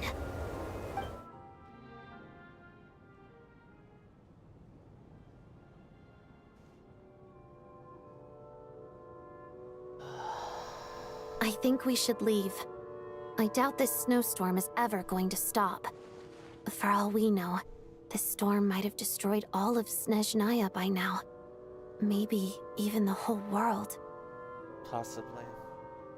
Wait, we finally solved the mystery of the haunted theater today. Maybe let's at least try to enjoy tonight? Fair enough. I don't particularly feel like dying in Chuganov's company anyway. And yet you won't let me die first.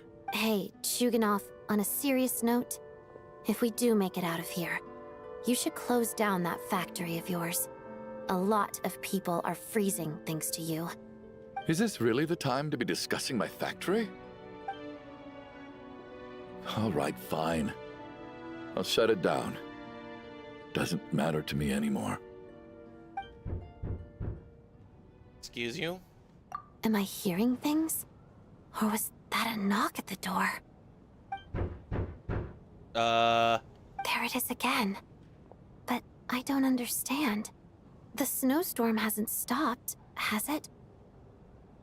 Could be the rescue team Valeria mentioned. Should we open the door? I don't know if we want to. Is this it? Is this nightmare finally over? 3.5 hours later. If the last few days are anything to go by, I probably shouldn't be getting my hopes up. Whatever lies beyond that door at this moment, it could be something even more terrifying than everything we've been through so far.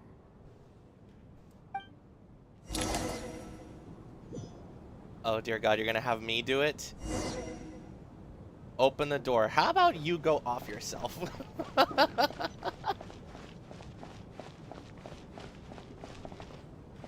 Guys.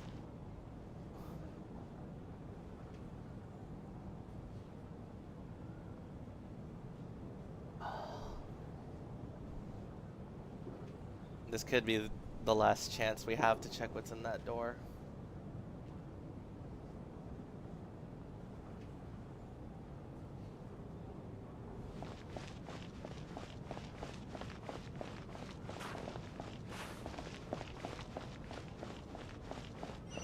Okay, yeah, the front door is marked.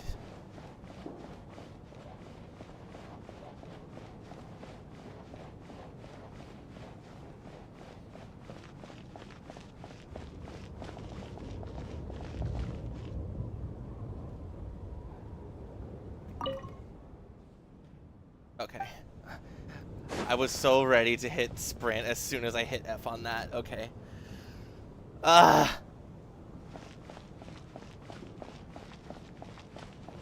Okay, that's 1 point I'll give you on that one. Thank you for like not actually opening it. God damn it. What's in here?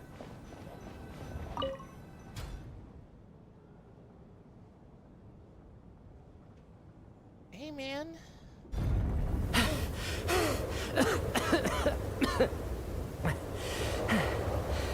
Hey, everyone. I'm back. How are you doing? Feeling any better? Much better, thanks. Whew, it is so good to have you guys here.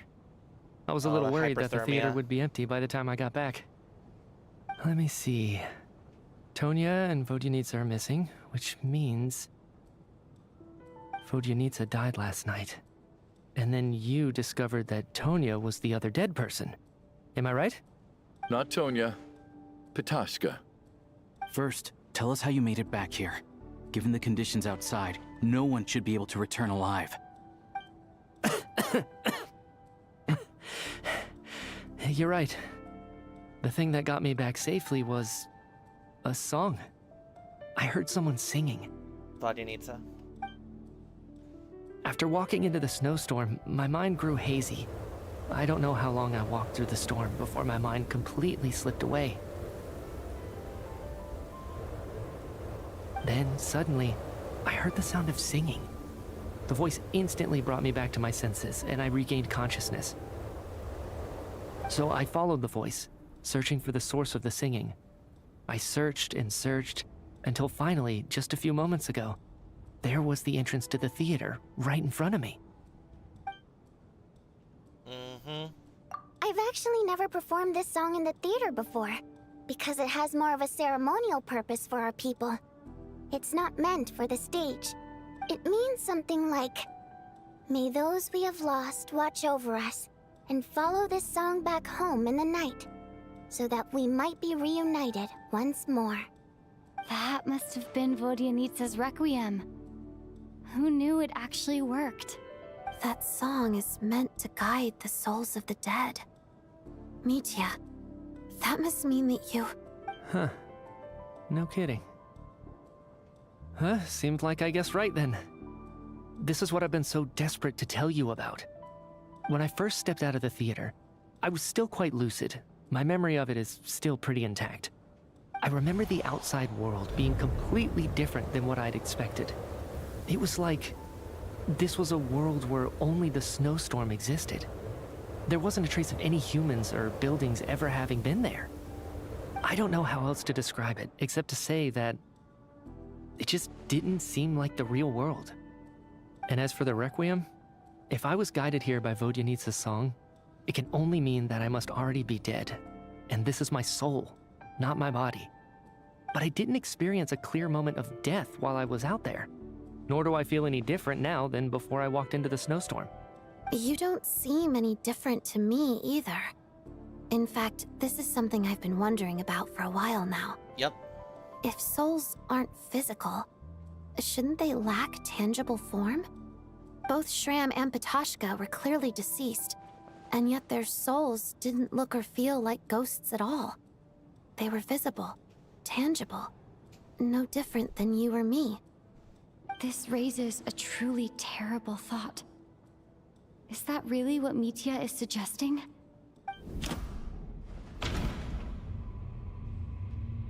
Everyone has been dead this whole time. Mitya's soul was summoned back by the Requiem, confirming that he is indeed already dead. And yet, he looks no different from us. Of course, if even the long deceased like Mr. Shram can blend in with us undetected, then maybe we've all been dead from the very start. And all of us are now souls wandering the theater.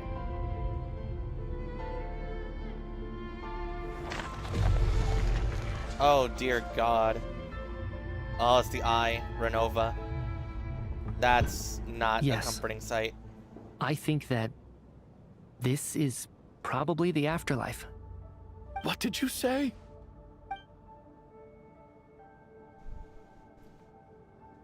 You heard me. We died in the theater. All of us did. But due to an obstruction in the theater's ley lines, our souls are trapped here, while an endless, infinite snowstorm rages outside. It's ironic, really. All that time, we were working so hard to figure out who the deceased among us were, when the truth was, we were all deceased. The only difference being some of us died more recently than others. Do you remember that note, "Death is near"? Seems like we misunderstood what it meant after all. And one of the freaking choices there was that it's talking about everyone. Oh my God, I hate these guys. I hate Hoyoverse so much. You guys are so freaking good at writing. Oh my, it's so infuriating. It's so infuriating. They're so goddamn good. Stop it. Stop being good. Stop being good storytellers. Oh. Death was nearer than we wanted to think all along. The note simply meant that all of us were already dead. And this entire freaking time, I've been saying that no matter what, Ronova is at the top of all of this. Because god damn it, that... Ronova, I hate you so much. What is the purpose of all of this? All our attempts to survive, our search for the deceased, it was all for nothing? Dude, I freaking hate this so much. I hate it so much. Hard to say. At the very least, we helped 2 lost souls find clarity and go to where they belong. The presence of those 2 is probably what caused our souls to be drawn in by the ley lines. In which case, the deaths we've awoken to over the past few days were just souls returning to the ley lines for good. if what you're saying is true, doesn't that make us the lost souls now? Huh, no wonder. This afternoon, when I was moving Vodyanitsa's body, I noticed that the other bodies in the room hadn't decayed one bit after all these days. That's further proof that those aren't physical bodies at all, but merely our shells here in the afterlife. Am I really dead? This doesn't feel real to me at all.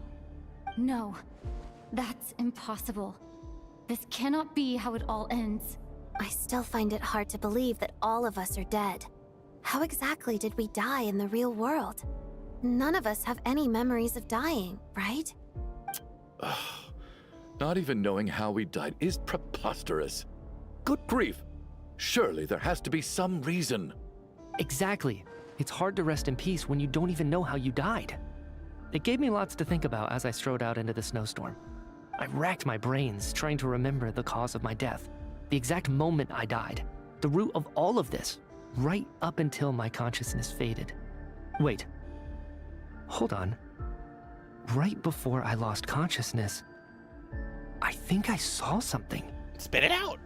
I can't remember. And I think I lost my notebook and pen. Mitya, your hand. Is that blood on your fingers? Huh? You're right. There's blood on the fingertips of my right hand. Looks like it's already dried. When did that happen? What the?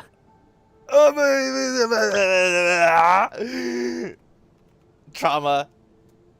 Trauma. I guess this was what I saw. I must have desperately drawn it in my own blood right before losing consciousness. It's Ronova. What's wrong? Do you recognize the symbol? Lumine? Lumine, we've seen her once before. And we will see her again. Oh my god, the freaking trauma, stress. Oh my gosh. Heading over to Ochkanatlin and seeing Ronova. Just lucid up in the sky. Actual nightmare visions. Oh my god. It's Ronova, the ruler of death. Alosha, do you still remember that Snezhnayan folktale you told me about? Oh my god. It was about the Grim Reaper. When someone's about to die, he appears as an incarnation of someone familiar to guide their soul into the afterlife. And as soon as you recognize his face, your life is over. I heard a similar tale when I was little. You think the Grim Reaper in this story refers to the ruler of death you mentioned? Absolutely. That's right. In which case, death is near could also mean that the Grim Reaper is here, disguised in a familiar form. Death, the deceased, and the Grim Reaper? So it's a triple entendre. When I first saw this note, I thought it contradicted the investigation report. But now it seems like that was the whole intention. So the Grim Reaper deliberately misled us. Then, we started suspecting each other and searched for the deceased while they hid in plain sight. I feel sick. I feel utterly sick. By that logic, the one person most likely to be the Grim Reaper incarnate is...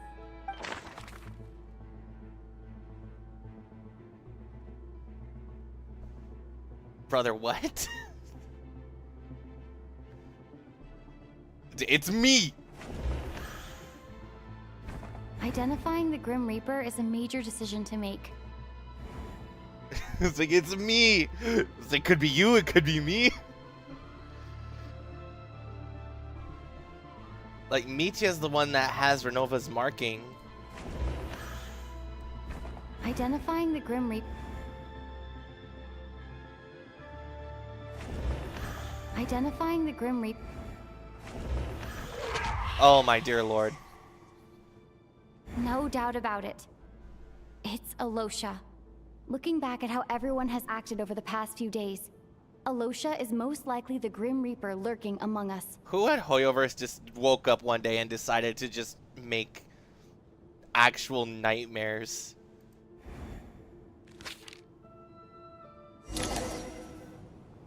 Is it you, Alosha?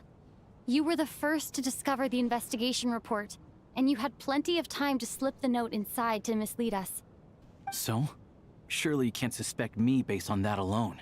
What if someone else found the investigation report first, slipped the note inside, and then put it back without telling anyone? There's no denying it. The note could easily have been slipped in much earlier than it was discovered. That's not all.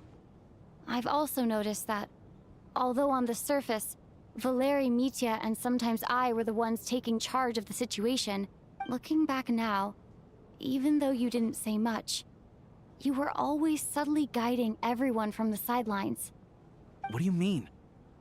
You were the one who emphasized how dangerous it was outside and insisted we all stay here. It was also you who suggested that we all sleep in the same place. And earlier today, you tried to convince Patoshka to stay. I don't understand why, but it was out of character. So, you didn't understand my intentions, and now you're assuming the worst. Seems pretty unreasonable if you ask me. He still won't admit it? Fine. Let's see how he responds to the most damning evidence of all.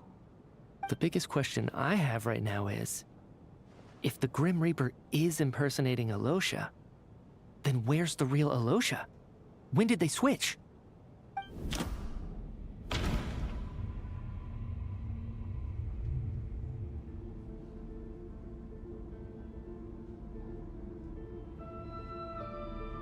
Guys. No. The Ruler of Death added a note to the investigation report at the time. No. What? Nothing related to Alosha happened that night. Mitya returning just happened now. So, are you saying like in the exact moment that that Alosha went to go see what was going on outside the door? That's right. This was the moment. Right at the start, before any victims had even emerged, Alosha was switched with the Ruler of Death while everyone's guard was still down. Oh, screw you, Ronova. When all this began, right after the performance ended and the snowstorm began to pick up, no one suspected anything unusual. We just assumed we were snowed in. It wasn't until we discovered the bodies the morning after that we realized something out of the ordinary was going on. But it's clear now that the oddities actually started earlier than that, when Dimov walked into the snowstorm and never came back. Exactly. Right. So Mr. Dimov was the first victim, not Sobolova and Torgov. And if we pinpoint that moment as the beginning of this incident, then one thing becomes clear. Alosha, you are the only person who walked into the snowstorm and came back without the help of Vojanitsa's Requiem. More precisely, Alosha never came back at all. The one who came back was the Grim Reaper. Not bad. Well, since you've backed me into a corner, I suppose there's no point in keeping up the act anymore. Alosha? Not anymore. You're the Grim Reaper? I am no such tired cliché. Mortals should address me as the Ruler of Death. Before being wiped out for good, you identified the two deceased, and even sensed my presence. A commendable achievement. Far beyond what I expected.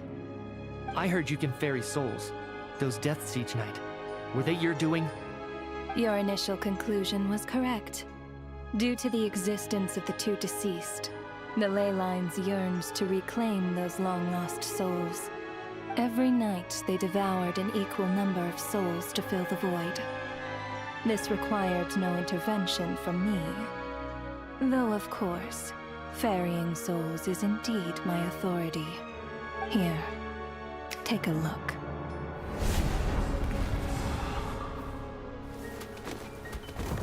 Oh my god. What are you doing? That takes care of today's two. Don't get so worked up. You are already dead, and your souls must return to the ley lines. I know we're already dead. You murdered us, didn't you? Murdered? No. Murder is when mortals usurp my authority. Death is my jurisdiction. If I require someone to die, I need not resort to such laborious methods as murder. You simply met the criteria to trigger my curse of death. I know about the curse of immortality. So there's another death-related curse too? You cursed us? When? And why would you do such a thing? So often, humans pray to me, begging to know when their death will come, and what form it will take. But few people ask why. If you must have an answer, know that death comes simply because one's time has come. So you're not gonna tell us the truth? Hold your tongue. By all rights, you shouldn't even be allowed to speak with me. Those angels from the past are to blame for the reckless renovation of the ley lines here. It's made my work on this occasion infuriatingly complicated. Work? So trapping us here, making us watch our friends die, that's just another day at work for you? You clearly have a lot of questions. Fine. As a reward for your remarkable accomplishments over the past few days, I shall answer a few of your inquiries, provided they aren't too unreasonable. After the physical body dies, the soul must return to the ley lines for that person's death to be considered complete. My work encompasses the entire process of death, including, naturally, the guiding of souls into the ley lines, with which you are now so familiar. You must also be rather familiar with Natlan's Night Kingdom, I presume? It was I who supported the creation of the Night Kingdom. It provided a convenient means of guiding the souls of Natlan. Here, too, the ley lines connected to the theater underwent some modifications. The angels hoped to make them capable of accommodating the souls of some special creations. But this actually hindered their ability to accept ordinary souls to some degree. This effect manifested itself after you died from the curse in the theater, leaving you stranded in the afterlife, unable to achieve a complete death. But if souls who die from the curse of death fail to return to the ley lines within a short window of time, they will miss their chance for good. Then, they will remain forever suspended between life and death, no longer subject to the authorities of either. So if you don't resolve this matter soon, and see all our souls return to the ley lines before long, we'll escape your control. Nitya is sharp. This must be what Ronova was worried might happen, and the reason she got involved to begin with. But if you have the authority to guide souls, why didn't you just show yourself and get it over with? Why hide among us in the form of Alosha? You seek to understand the mind of a god. Very well. I'll tell you. This is a theater, and I decided I wanted to watch a show about death. That's why I encouraged you to take the events to the stage. I found myself getting quite immersed. I suppose the entertainment you provided makes up for all the trouble you've caused me by being so defiant in the face of death. There. Are you happy with my answer? Can't say I am. Really? But it fits the stereotypes you humans have about gods. Just moments ago, you were complaining about how infuriatingly complicated your work here has been. Work is work, I get it. There are times when it's a huge pain, but you just have to get it done, right? That's a rather unique perspective for a human. You are in fact correct. There is a pain point in this case. Due to the obstruction in the theater's ley lines, there is a hard limit on the number of souls they can receive each day, making it impossible for me to ferry all your souls at once. Revealing my identity too soon would inevitably have led to futile resistance, and there was a risk that any souls who chose to run would disappear. Then there was the issue of the 2 lost souls you called the deceased. The way you resolved that quandary was all part of my design. That's what I don't understand. If all of us were souls of the dead, what made their presence among us special? For centuries, they have refused to return to the ley lines, exploiting the issues created by the angel civilization to resist being drawn in. Centuries of obsession accumulated during this process. You may think of this obsession as the resentment of the dead, and in this quantity, it was a bomb that could have detonated at any moment. It reached the point where I could not afford to leave it unchecked. But the only way to fix it was to help them acknowledge their own deaths, make peace with their regrets, and willingly walk into the snowstorm. Only then, with my guidance, could they finally return to the ley lines. Otherwise, you would not like to know what the consequences would have been.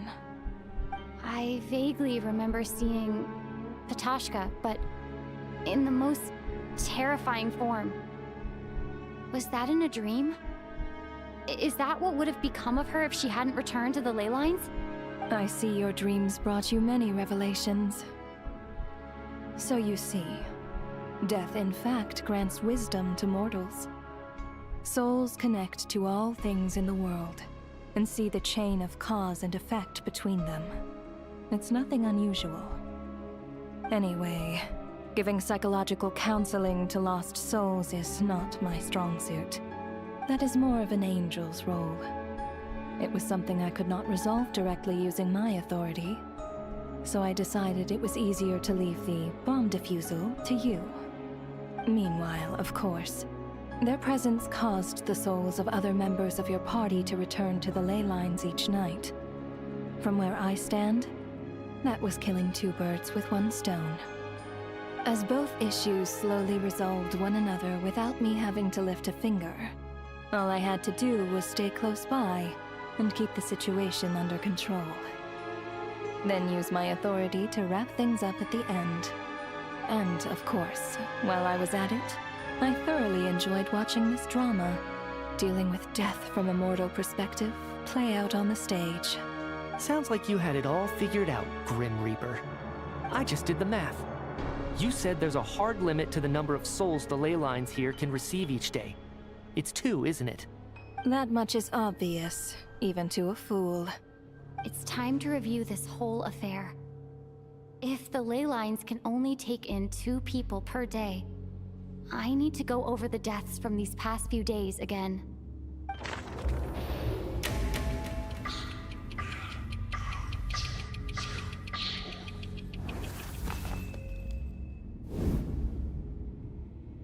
Looking back now, none of us had the faintest idea at the time. From the moment the staff member named Dimov walked into the snowstorm, the incident had already begun. Day 1.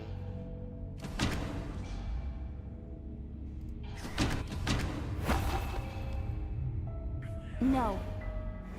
Wait, was Dimov here?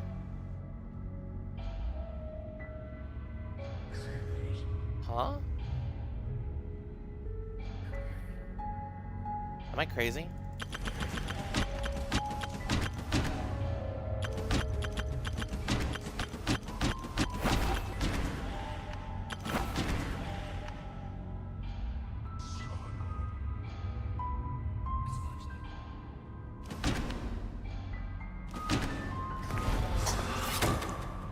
Alosha was the second to walk into the snowstorm after Dimov to investigate. During this process, the ruler of death assumed his identity, making him one of the victims.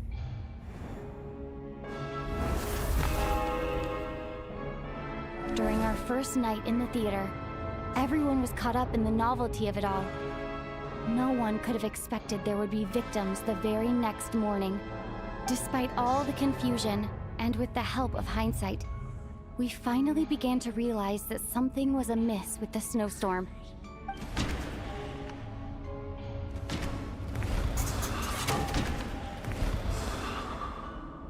The ley lines devoured Torgov and Sobolova on the first night.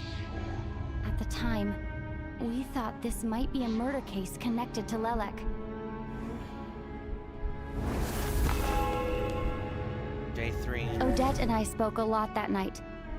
3 people were on watch, but in the morning, we discovered that someone had fallen victim all the same.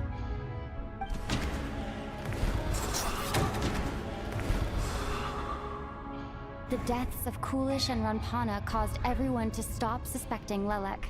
Unexplainable phenomena occurred one after another, leading Mitya to suspect that we were caught up in a supernatural event.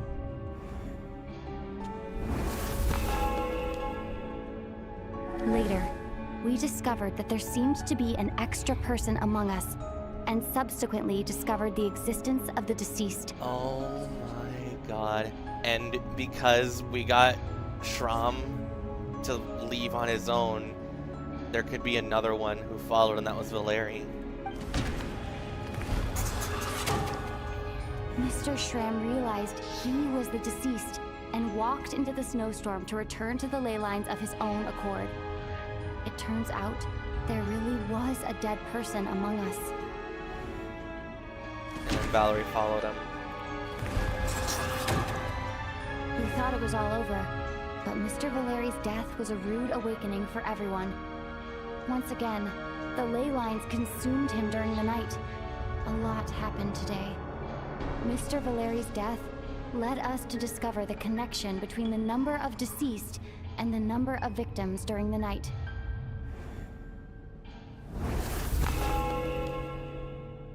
The fact that there was more than one deceased seemed to bring us back to square one. Odette revealed some information she had been keeping to herself.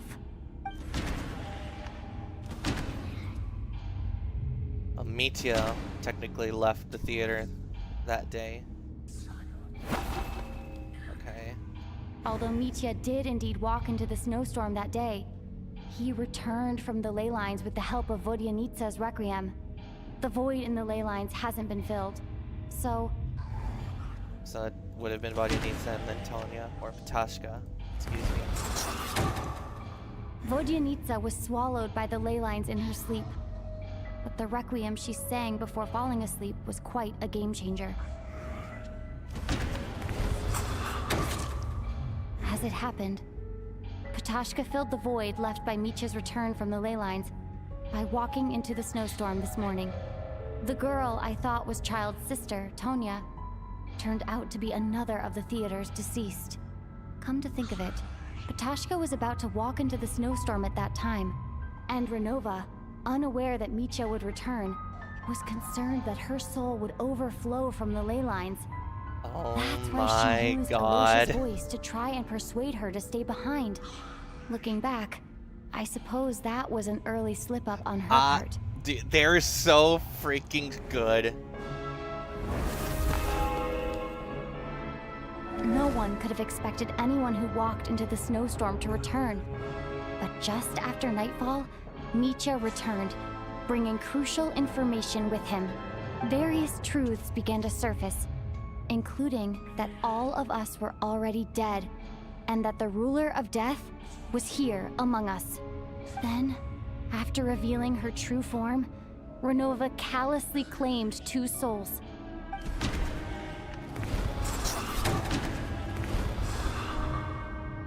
In fact, everyone was already dead by the time we took the photo. And in the days since, we've experienced many more partings in the afterlife. Now, only Mitya and I remain, and the true culprit behind everything still stands before us. In Mitya's eyes, I see the same anger and frustration that I feel.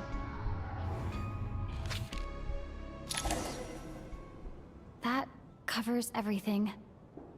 It's all clear now. Your work isn't finished here yet, is it? The Traveler and I are still standing here, safe and sound. The Water Imp's song threw things off a little, but it is of no consequence. The ley lines have already anchored your soul, and the first ray of light tomorrow morning will take you back. I, meanwhile, need to review my attitude towards the Water Imp race. So, the reunion in the night that Vojanitsa mentioned, I suppose that was never meant to be a permanent reunion.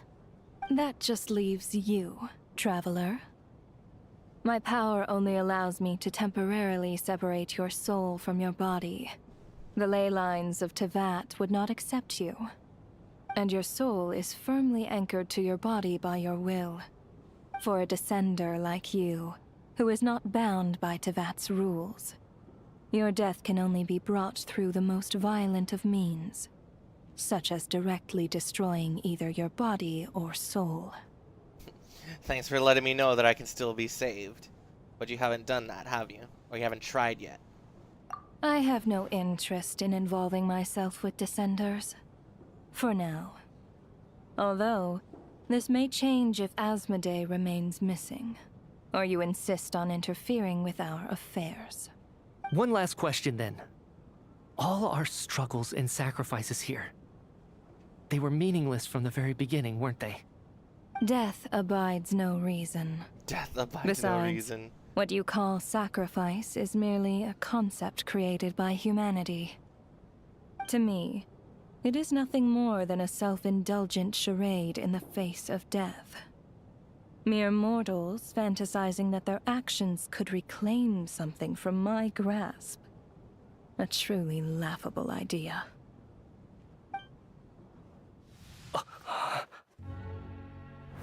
Grim Reaper, you really know how to get on my nerves. I'm not here to ingratiate myself with you. I kill merely because your deaths are necessary. Oh, you've made that quite clear. But humans don't take well to being scorned. Not even by the gods.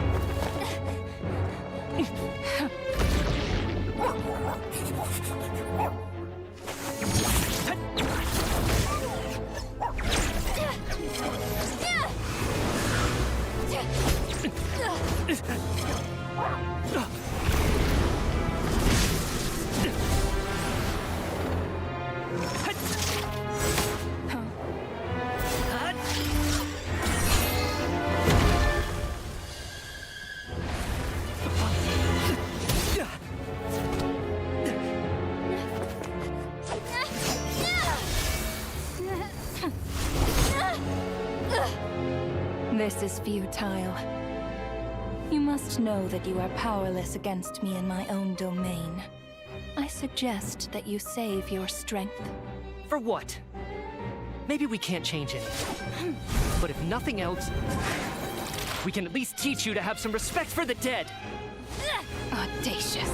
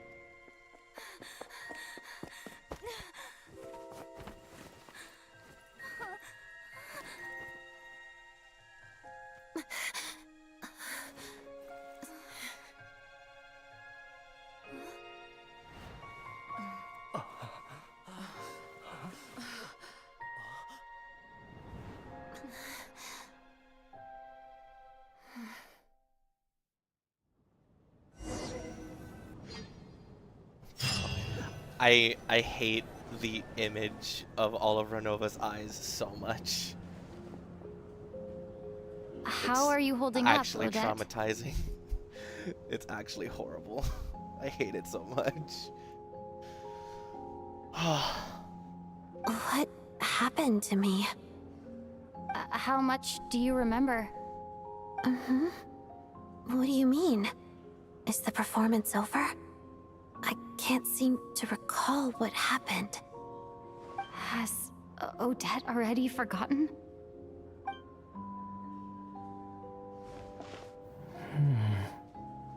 Mitya? Oh, I'm sorry. I guess I spaced out there for a second. Remind me who you are? Don't you remember anything?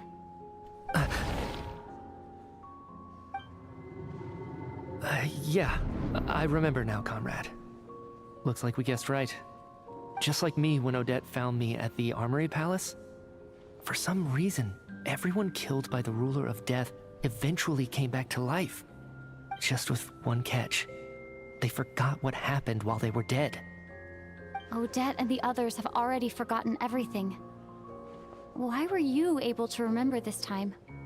Could this be the reason? You said this is the Ruler of Death's symbol, right? I don't see anything there. You don't? Huh. Okay, I guess that makes sense. I carved this into my hand in the afterlife, so it's not visible in the physical world. Does that mean I carved this symbol into my soul? What an unsettling thought. Still, at least I get to remember what happened. I suppose it's a blessing in disguise. What about you, though? The Ruler of Death mentioned that you're a descender? Is that why you can remember? A full explanation would get complicated very quickly, but that's essentially it. Well then, now that it's all over, let's figure out what we've learned. The first thing I notice is that everything here is precisely as we left it, right before our deaths. This confirms that time passes differently in the afterlife than in the real world. They say that right before death, time slows down and your whole life flashes before your eyes. That must be how you know you have one foot in the afterlife by that point. Anyway, clearly the few days we spend in the afterlife probably only amounted to a few short minutes in the real world. This also aligns with previous reports of widespread temporary memory loss among the Armory Palace personnel.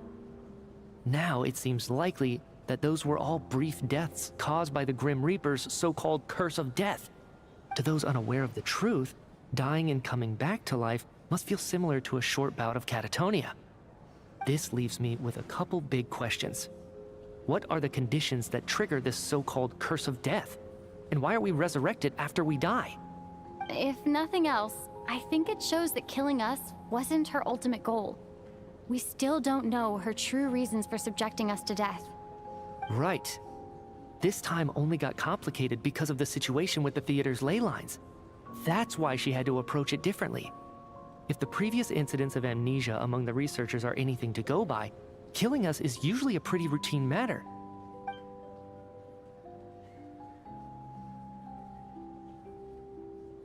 Come to think of it, wasn't I about to note something down before I died?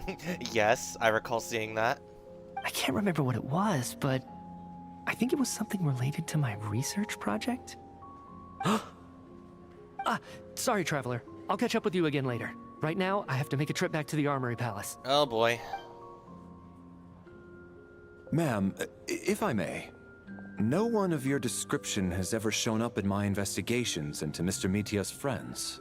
Yet, you two seem very familiar with each other. Could you perhaps tell me where he was in such a rush to get to? And, by the way, have we ever crossed paths? Forgive the presumptuousness, but I feel a vague and indescribable sense of familiarity about you. I can explain everything. Could you help me gather everyone in the theater in one place? Oh, she's gonna lay it all out right now. I suppose Mitya is fine because he remembers. Dude, that's such a crazy thought too. Like, regardless of whether it's a physical thing on his hand or something that he etched into his soul, as is described, still think about like the fact that he deliberately and willingly dug his finger and just bled his palm into the shape of Ronova's emblem. That's, oh, it's so raunchy. Ow.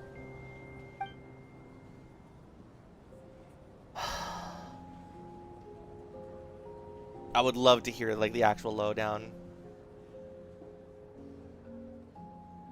It seems no one has completely forgotten their experiences in the afterlife, so they partly remember too. Okay, so everyone recalls.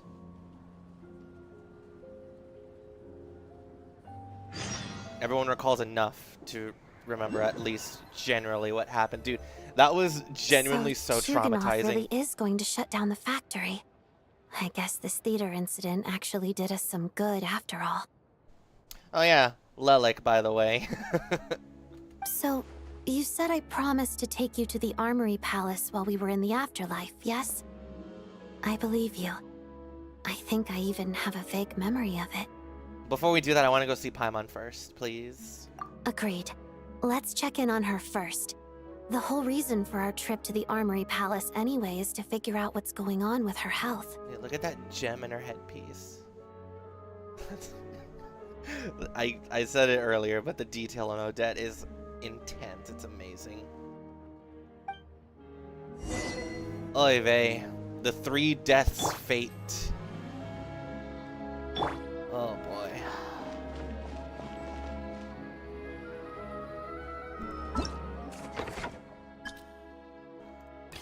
That was actually traumatizing. I do not like the visualization of Ronova.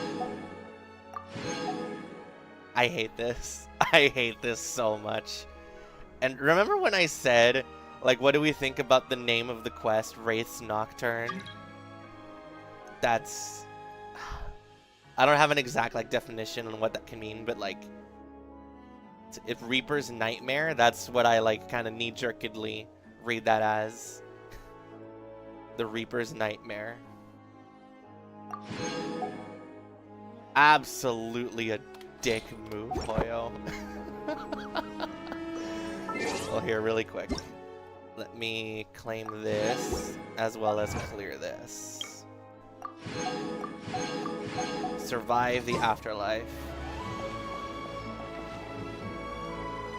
Ugh. Come on, keep up. Okay, hold on. Since I'm right here, I want to grab that really quick. My contraption. Thank you very much. 600 more along with it too. You're too kind. You're too kind, Hoyo. Alright. Let me grab... Gonna be epic. Actually... Well, it would be overkill, but I do want Odette here. Need me to take center stage? And then let's throw in... Who else would be prominent here?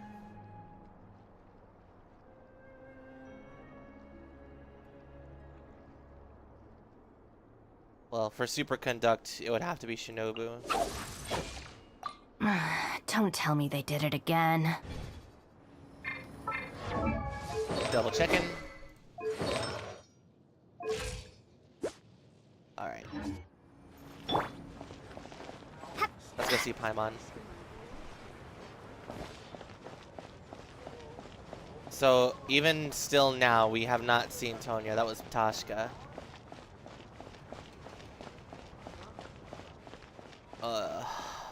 That was intense. That was ridiculous.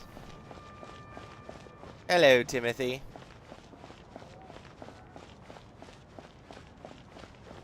I'm gonna remember Act 2 for a long time, and not for the right reasons.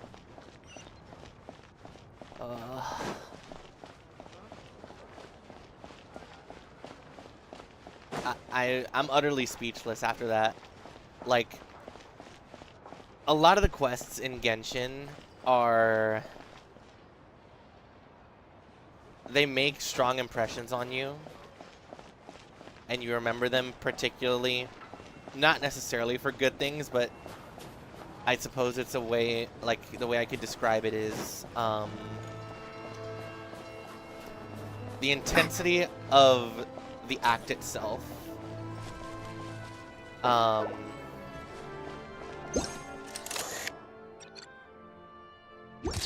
Even if it may be, like, similar to my reactions with Ronova, a bit traumatizing in a way because it's so emotionally taxing. It's still, like, it still cements itself as a positive memory. I imagine, like, a lot of people feel that way about Sumeru and Fontaine, saying goodbye to Rukkhadevata and Focalors, and then in the case of Natlan, I strictly have positive memories of that because at the final battle against Gasoithoth and seeing all of Natlan's heroes kind of come in, Shalona, Chaska, Eon-san, Molani, and such, with that sort of very positive moment. It's still very much like why I still say that Natlan is by far my favorite nation as a whole, like from start to finish. That's the betcha. And Nodcry as a whole, I have the playthrough, the complete playthrough is similar to this, like on my channel under all the VODs for the playthrough, but I don't necessarily have like super strong cemented memories throughout the way that it played. Which isn't to say that it was bad, because obviously it was freaking phenomenal. I'm watching another playthrough of someone who's catching up, and I'm loving seeing their reactions to the whole thing start to finish as they continue to go through it.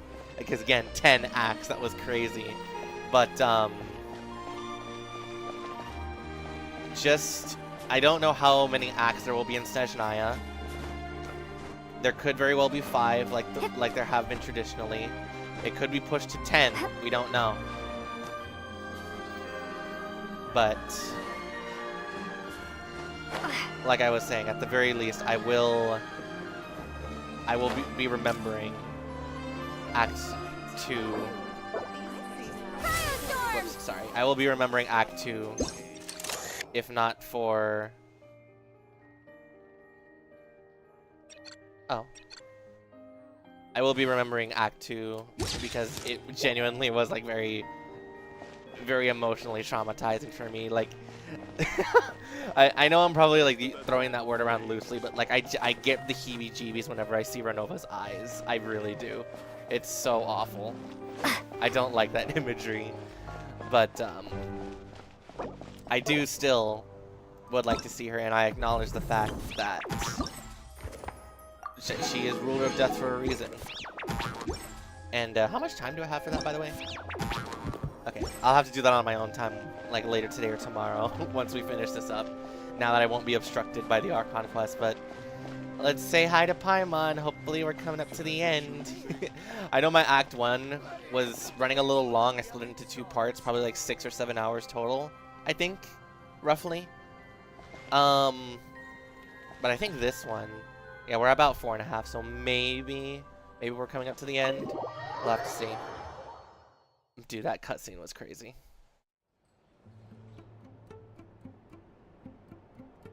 I'm finally back. Even though a long time has passed from my perspective, as far as Paimon's concerned, I probably just went out to watch a very short show. I should keep my emotions in check when I see Paimon again, or it'll seem weird. Paimon!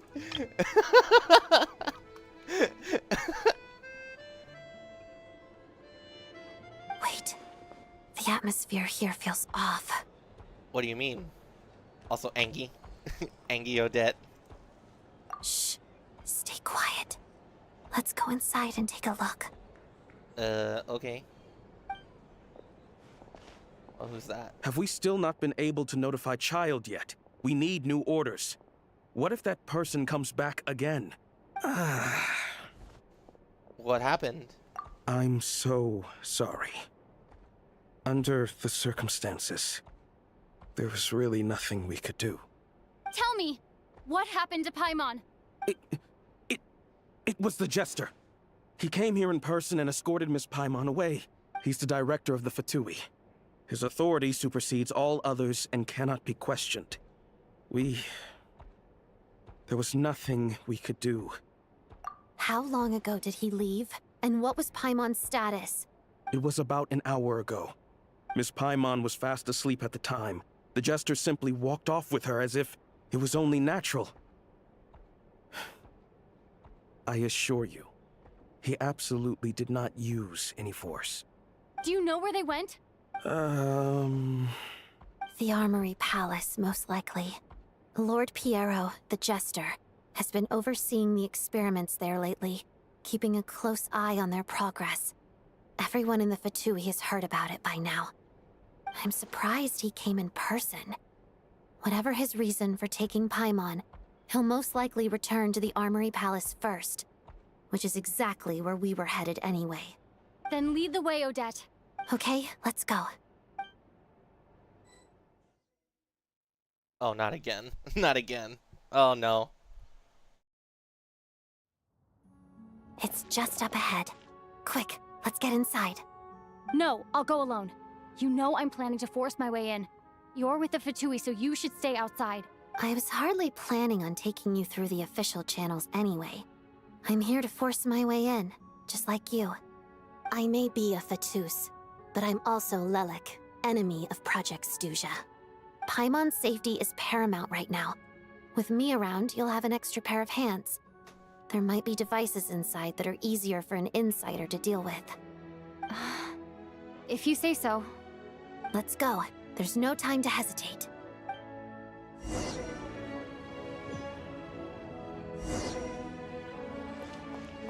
But I want my Odette. Actually, you know what? Hold on. Yep. Yep. Okay, never mind. But can I please, like, put her in in the first slot? Whatever. Actually. Whatever. Let's go.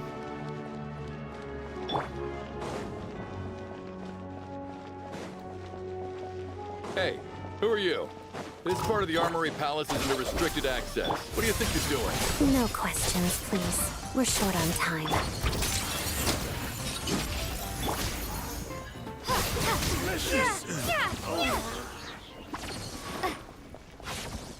Where the hell is Paimon? I'll make short work of you. Take out you first. Get with me, lightning purifier. Let's test my hypothesis. And Kate! Mission!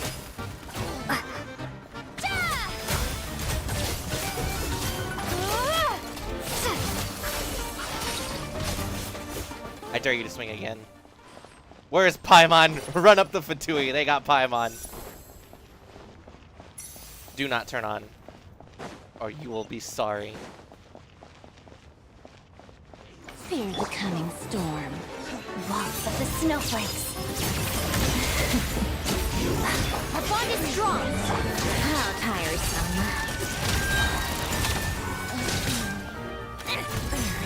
I can still... Let me try.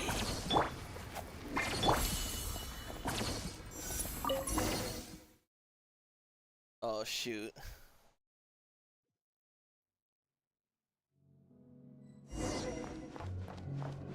Get rid of all obstacles and enter the Armory Palace. Hello. Now you Where are you coming from? So, you're intruders, huh? Then don't blame me for what happens next! Brother, you're already dead. Goodbye. The Armory Palace is hidden this deep in? This place is much bigger than I imagined. That they're conducting top-secret research, after all. The deeper it's hidden, the better, is standard Fatui logic.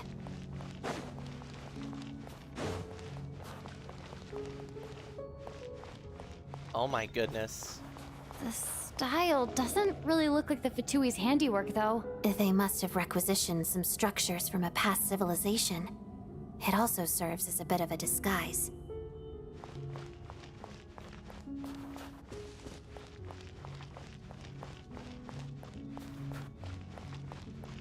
Looks like intruder! Stay alert!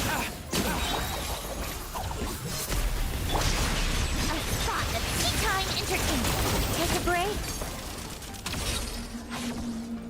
How tiresome.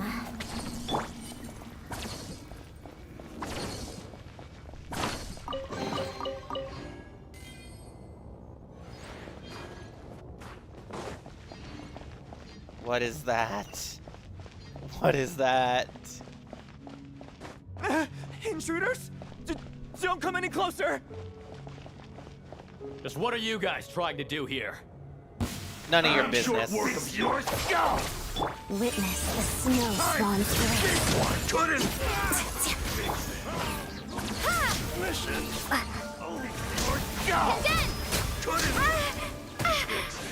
Okay, buddy. No one interferes with a jester's work. A little too late for that. The bond is strong.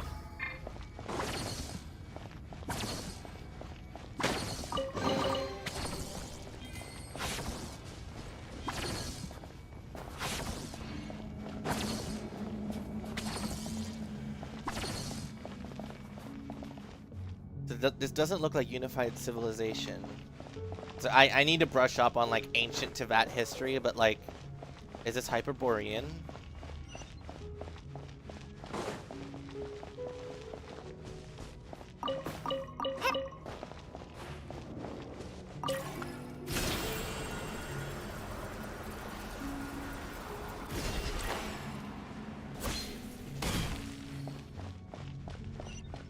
Oh my god, the torches.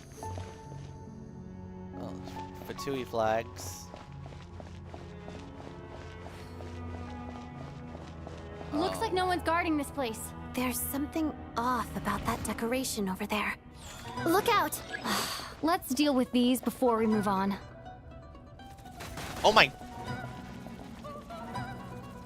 So they shoot through walls.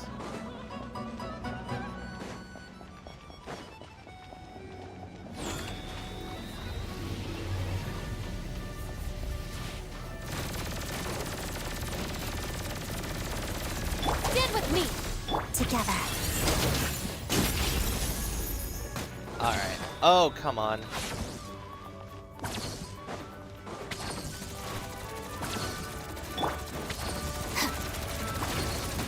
Our bond is strong.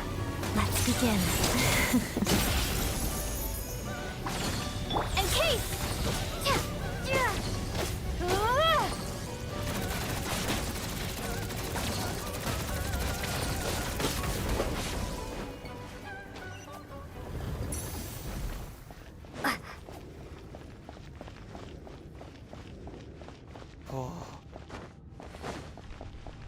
How deep does this go?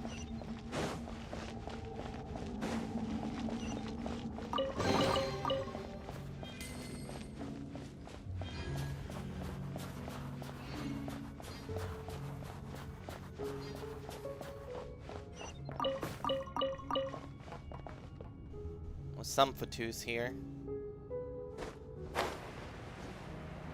The researchers here probably don't know that we're uninvited guests. Let's try not to hurt them. What's the big star from the theater doing here? That's Miss Odette. She's a member of the Fatui. Don't tell me you didn't know that. Oh my god.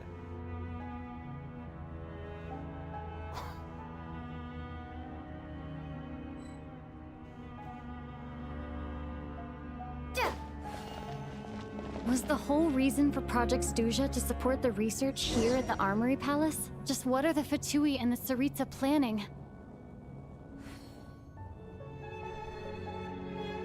I thought we were gonna say hi to Paimon and all would be dandy.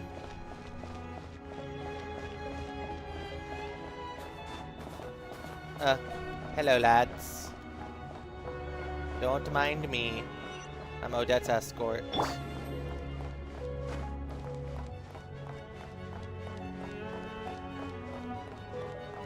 I will also be stealing your supplies, thank you very much. Oh, now what? Whoa! Who are you? Never seen you around here before. Don't worry about it.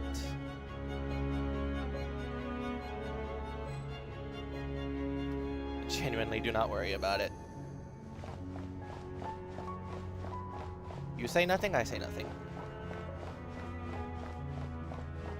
Looks like there's no way through here. Maybe using the power of this prism could help?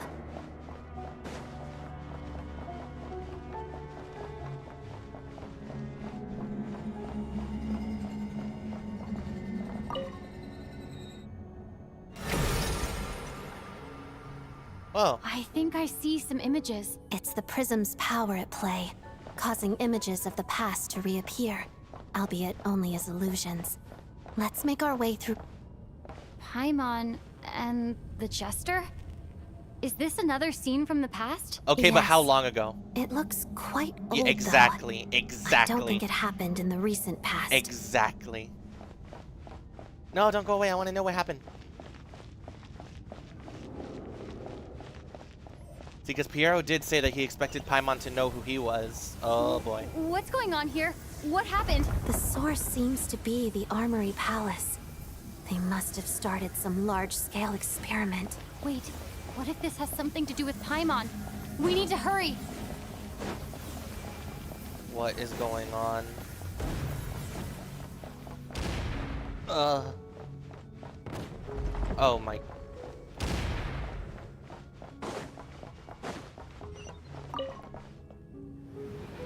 Oh, I am sick to my stomach right now. I am so nervous.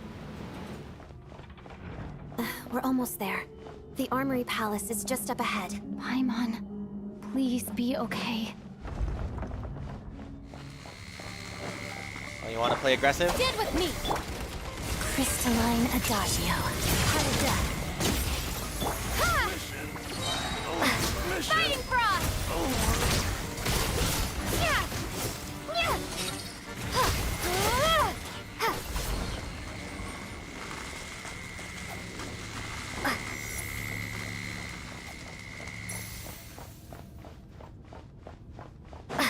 Come on.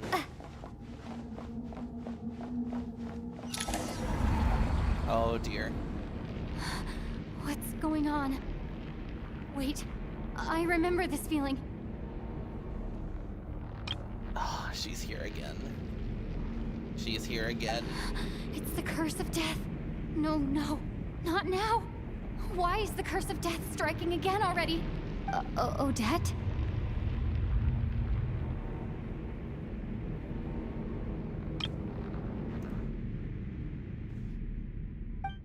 Oh no. Oh, come on. Is this the afterlife again? I need to find a way back to reality. Is that Odette's core Ignis? Could that be what just woke me up?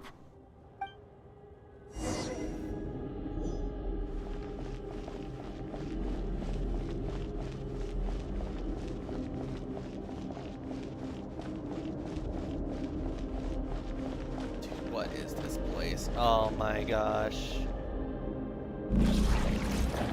Hi, Ronova, screw you. I was just about to comment on how all these very much look like eyes.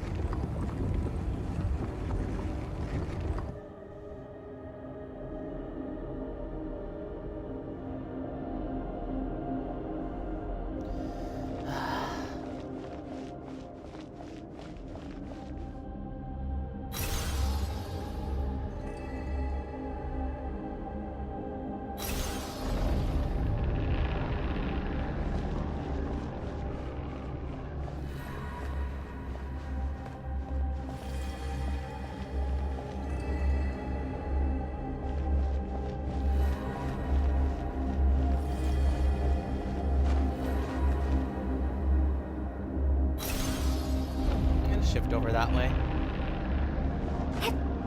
Yeah.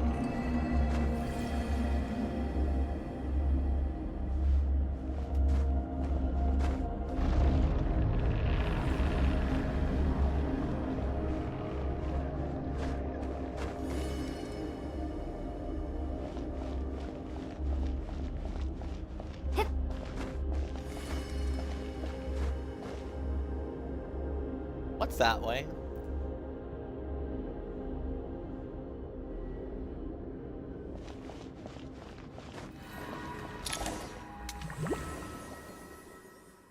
Oh my god, man. I can't do this anymore. Odette! Odette! I cannot do this anymore. No signs of life, but past experience says that she should be resurrected before too long. Right? Did Odette intentionally use her core Ignis to guide my soul? I feel like something similar happened in a dream I had before. Thank you, Odette. If not for you, my soul wouldn't have found its way back to my body so quickly, and I might not have woken up so soon. But I'm sorry. I don't have time to protect you. I have to use the time you bought me to get Paimon back.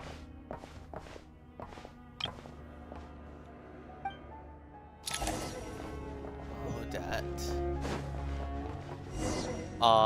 Assholes again. We need to see what's going on in here. What happened? Sure enough, everyone here has been affected by the curse of death. Paimon! Paimon! No, wait. Paimon probably didn't escape Ronova's curse either. She won't be able to respond to me right now. I'll have to find her myself.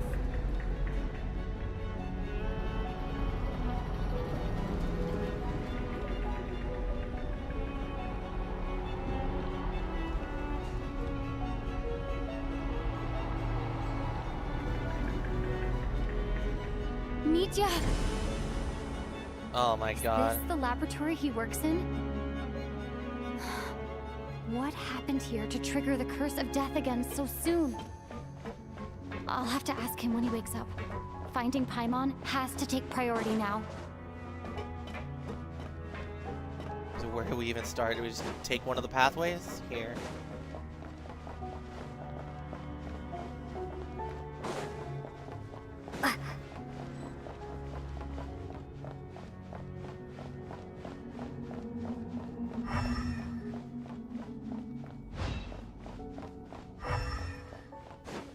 Oh, there it is.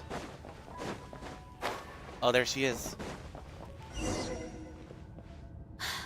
found her! Paimon really is here!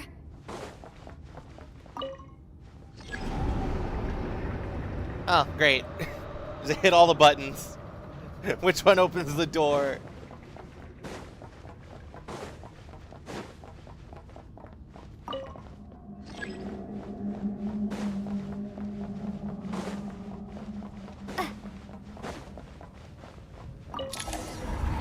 Of course, it's the furthest one away.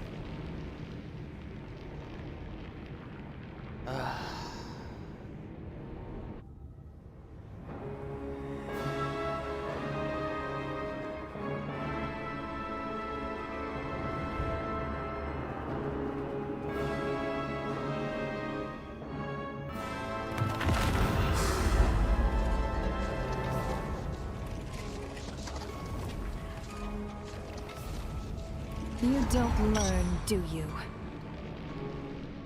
Hello, ma'am. We meet again. You've already been involved in one mass death, and now you show up at the scene of another. This might have passed for a coincidence the first time, but a second time? Am I to assume you are intentionally interfering in Snezhnaya's affairs? She looks really good in game. She looks really good in game. Judging by your expression, it seems that you understand little of what is going on here. Why, do you approve of what they're doing? In that case, a word to the wise. Do not interfere in Snezhnaya's affairs. A civilization that fails to learn its lesson constantly depletes its own worth. It will one day lose any reason for its existence. And as a descender, you are perfectly suited to be the lifeline to which a dying civilization might desperately cling. Consider your position carefully. No advice needed. I'll make my own judgments. Suit yourself. When the day of reckoning arrives, not even a descender can hope to escape unscathed. The time for resurrection fast approaches. The mortals here are not yet worthy to behold my form. So that will be all for today.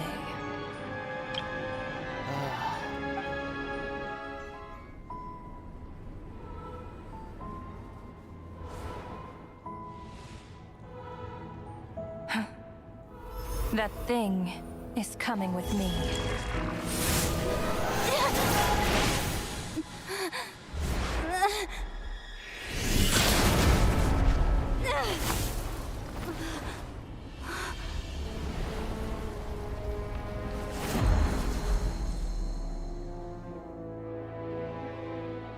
You awoke sooner than I thought.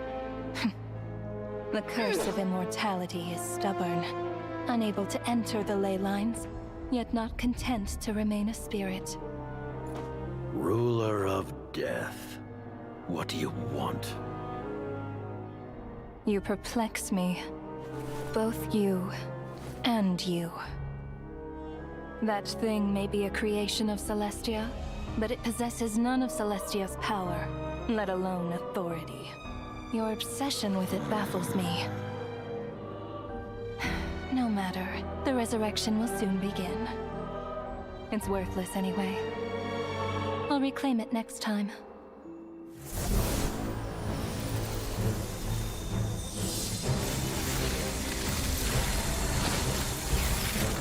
Hey, who says there'll be a next time?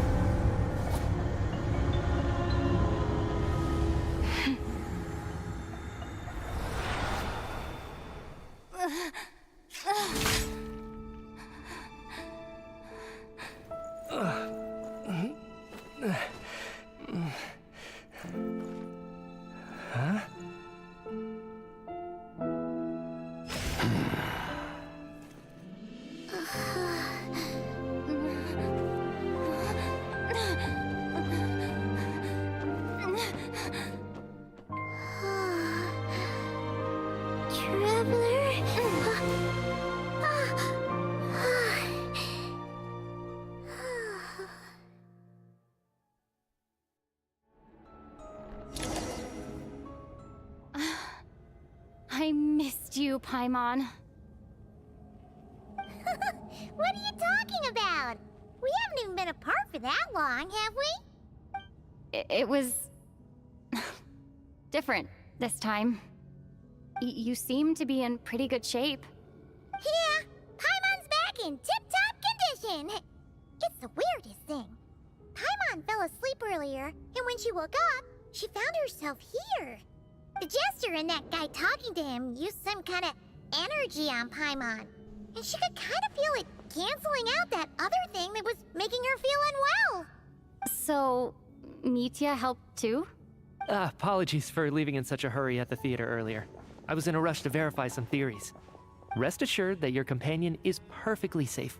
We reversed the effects that the experimental energy had on her. The Jester specifically instructed me to do so.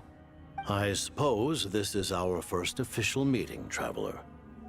I could not let Paimon suffer in her condition for a moment longer, and so I simply took her without explanation. I hope you do not mind. Well, you certainly gave me a scare, sir. For my part, I hope you don't mind that I beat up a few people along the way. But why would a big shot like you what happens to Paimon?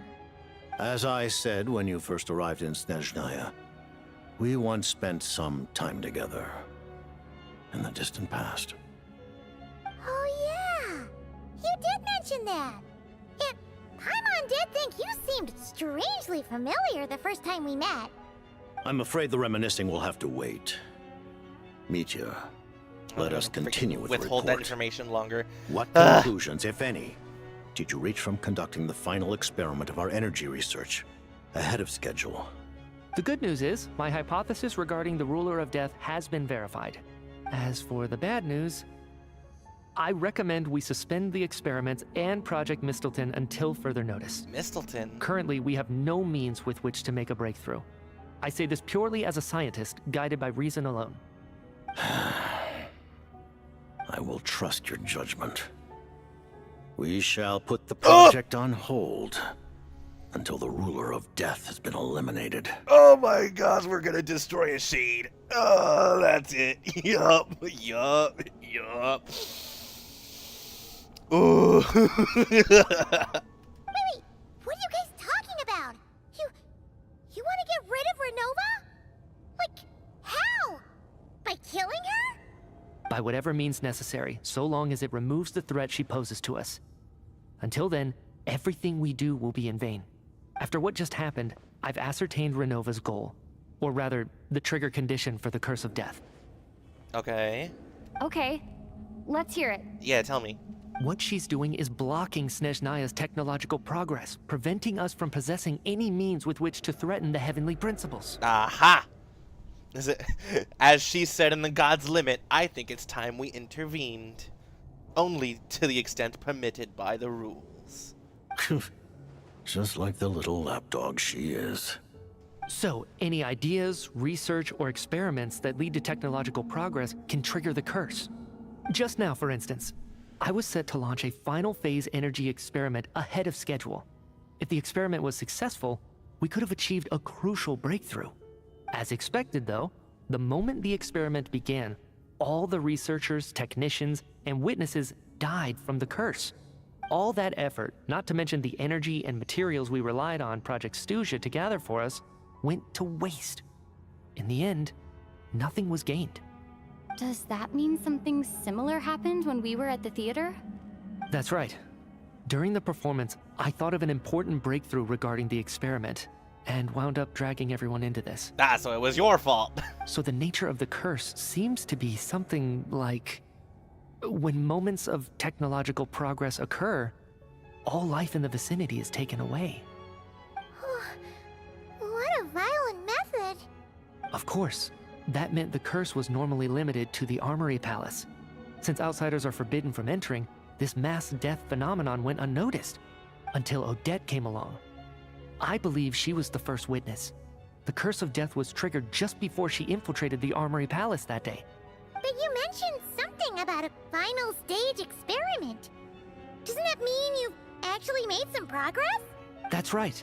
Even with the gods locking certain key components out of reach, humanity can still advance technology in incremental steps accumulated over time.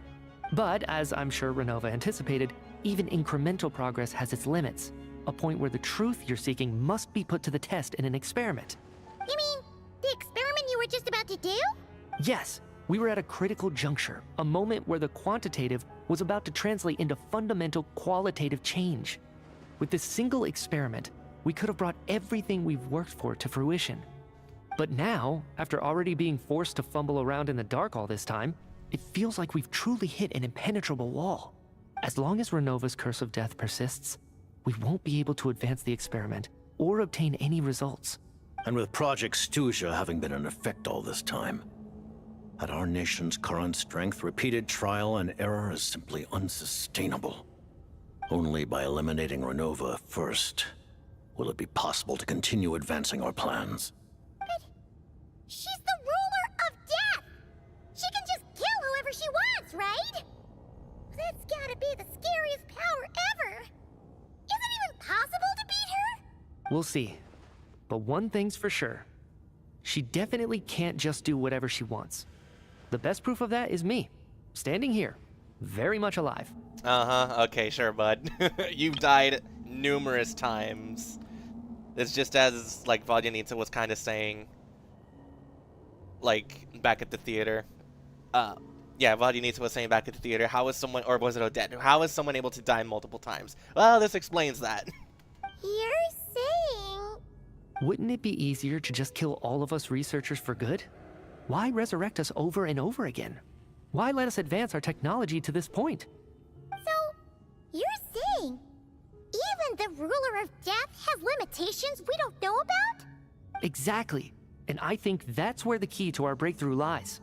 Regardless, the ruler of death has always been an obstacle we must overcome. Indeed, we must face life, death, time, and space. After all, our goal is the heavenly principles. The Fatui want to challenge the heavenly principles?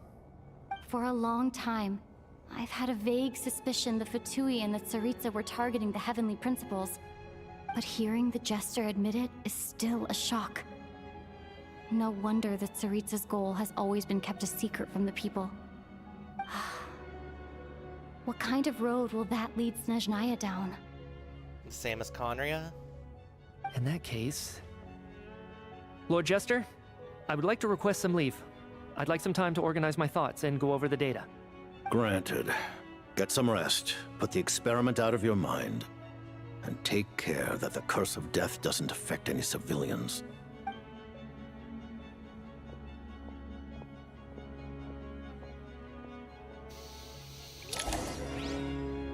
Oh boy, we're still here. Talk to Piero and get more information. I don't know if I want to. Like, things are getting, once again, blown out of proportion. Oh, look at that. Grilled fish, bread, chicken mushroom skewers. I would like to know a little bit more detail about what exactly was affecting Paimon and how they were able to fix it. Excuse me, sir. Okay, well, there's no one else here. Okay. I'm nervous, man. While there is yet time, allow me to offer you my hospitality, honored guest of Snezhnaya. Is there anything you wish to know? A lot?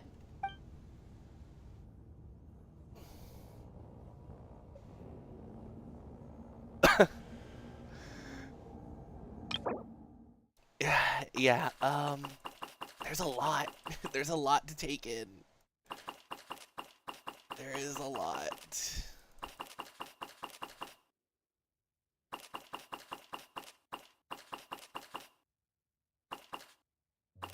Why is Signora before? Ronova, the shade of death, one of the 4 shades of the heavenly principles. In carrying out their will, she fulfills the duty appointed to her. For what reason does death come? Only because the destined hour has arrived.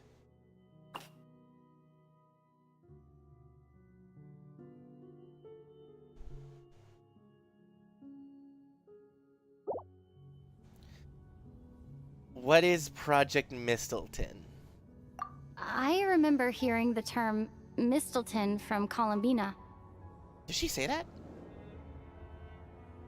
I genuinely do not remember. Yeah! Paimon wanted to ask about that when the name came up just now. What is it?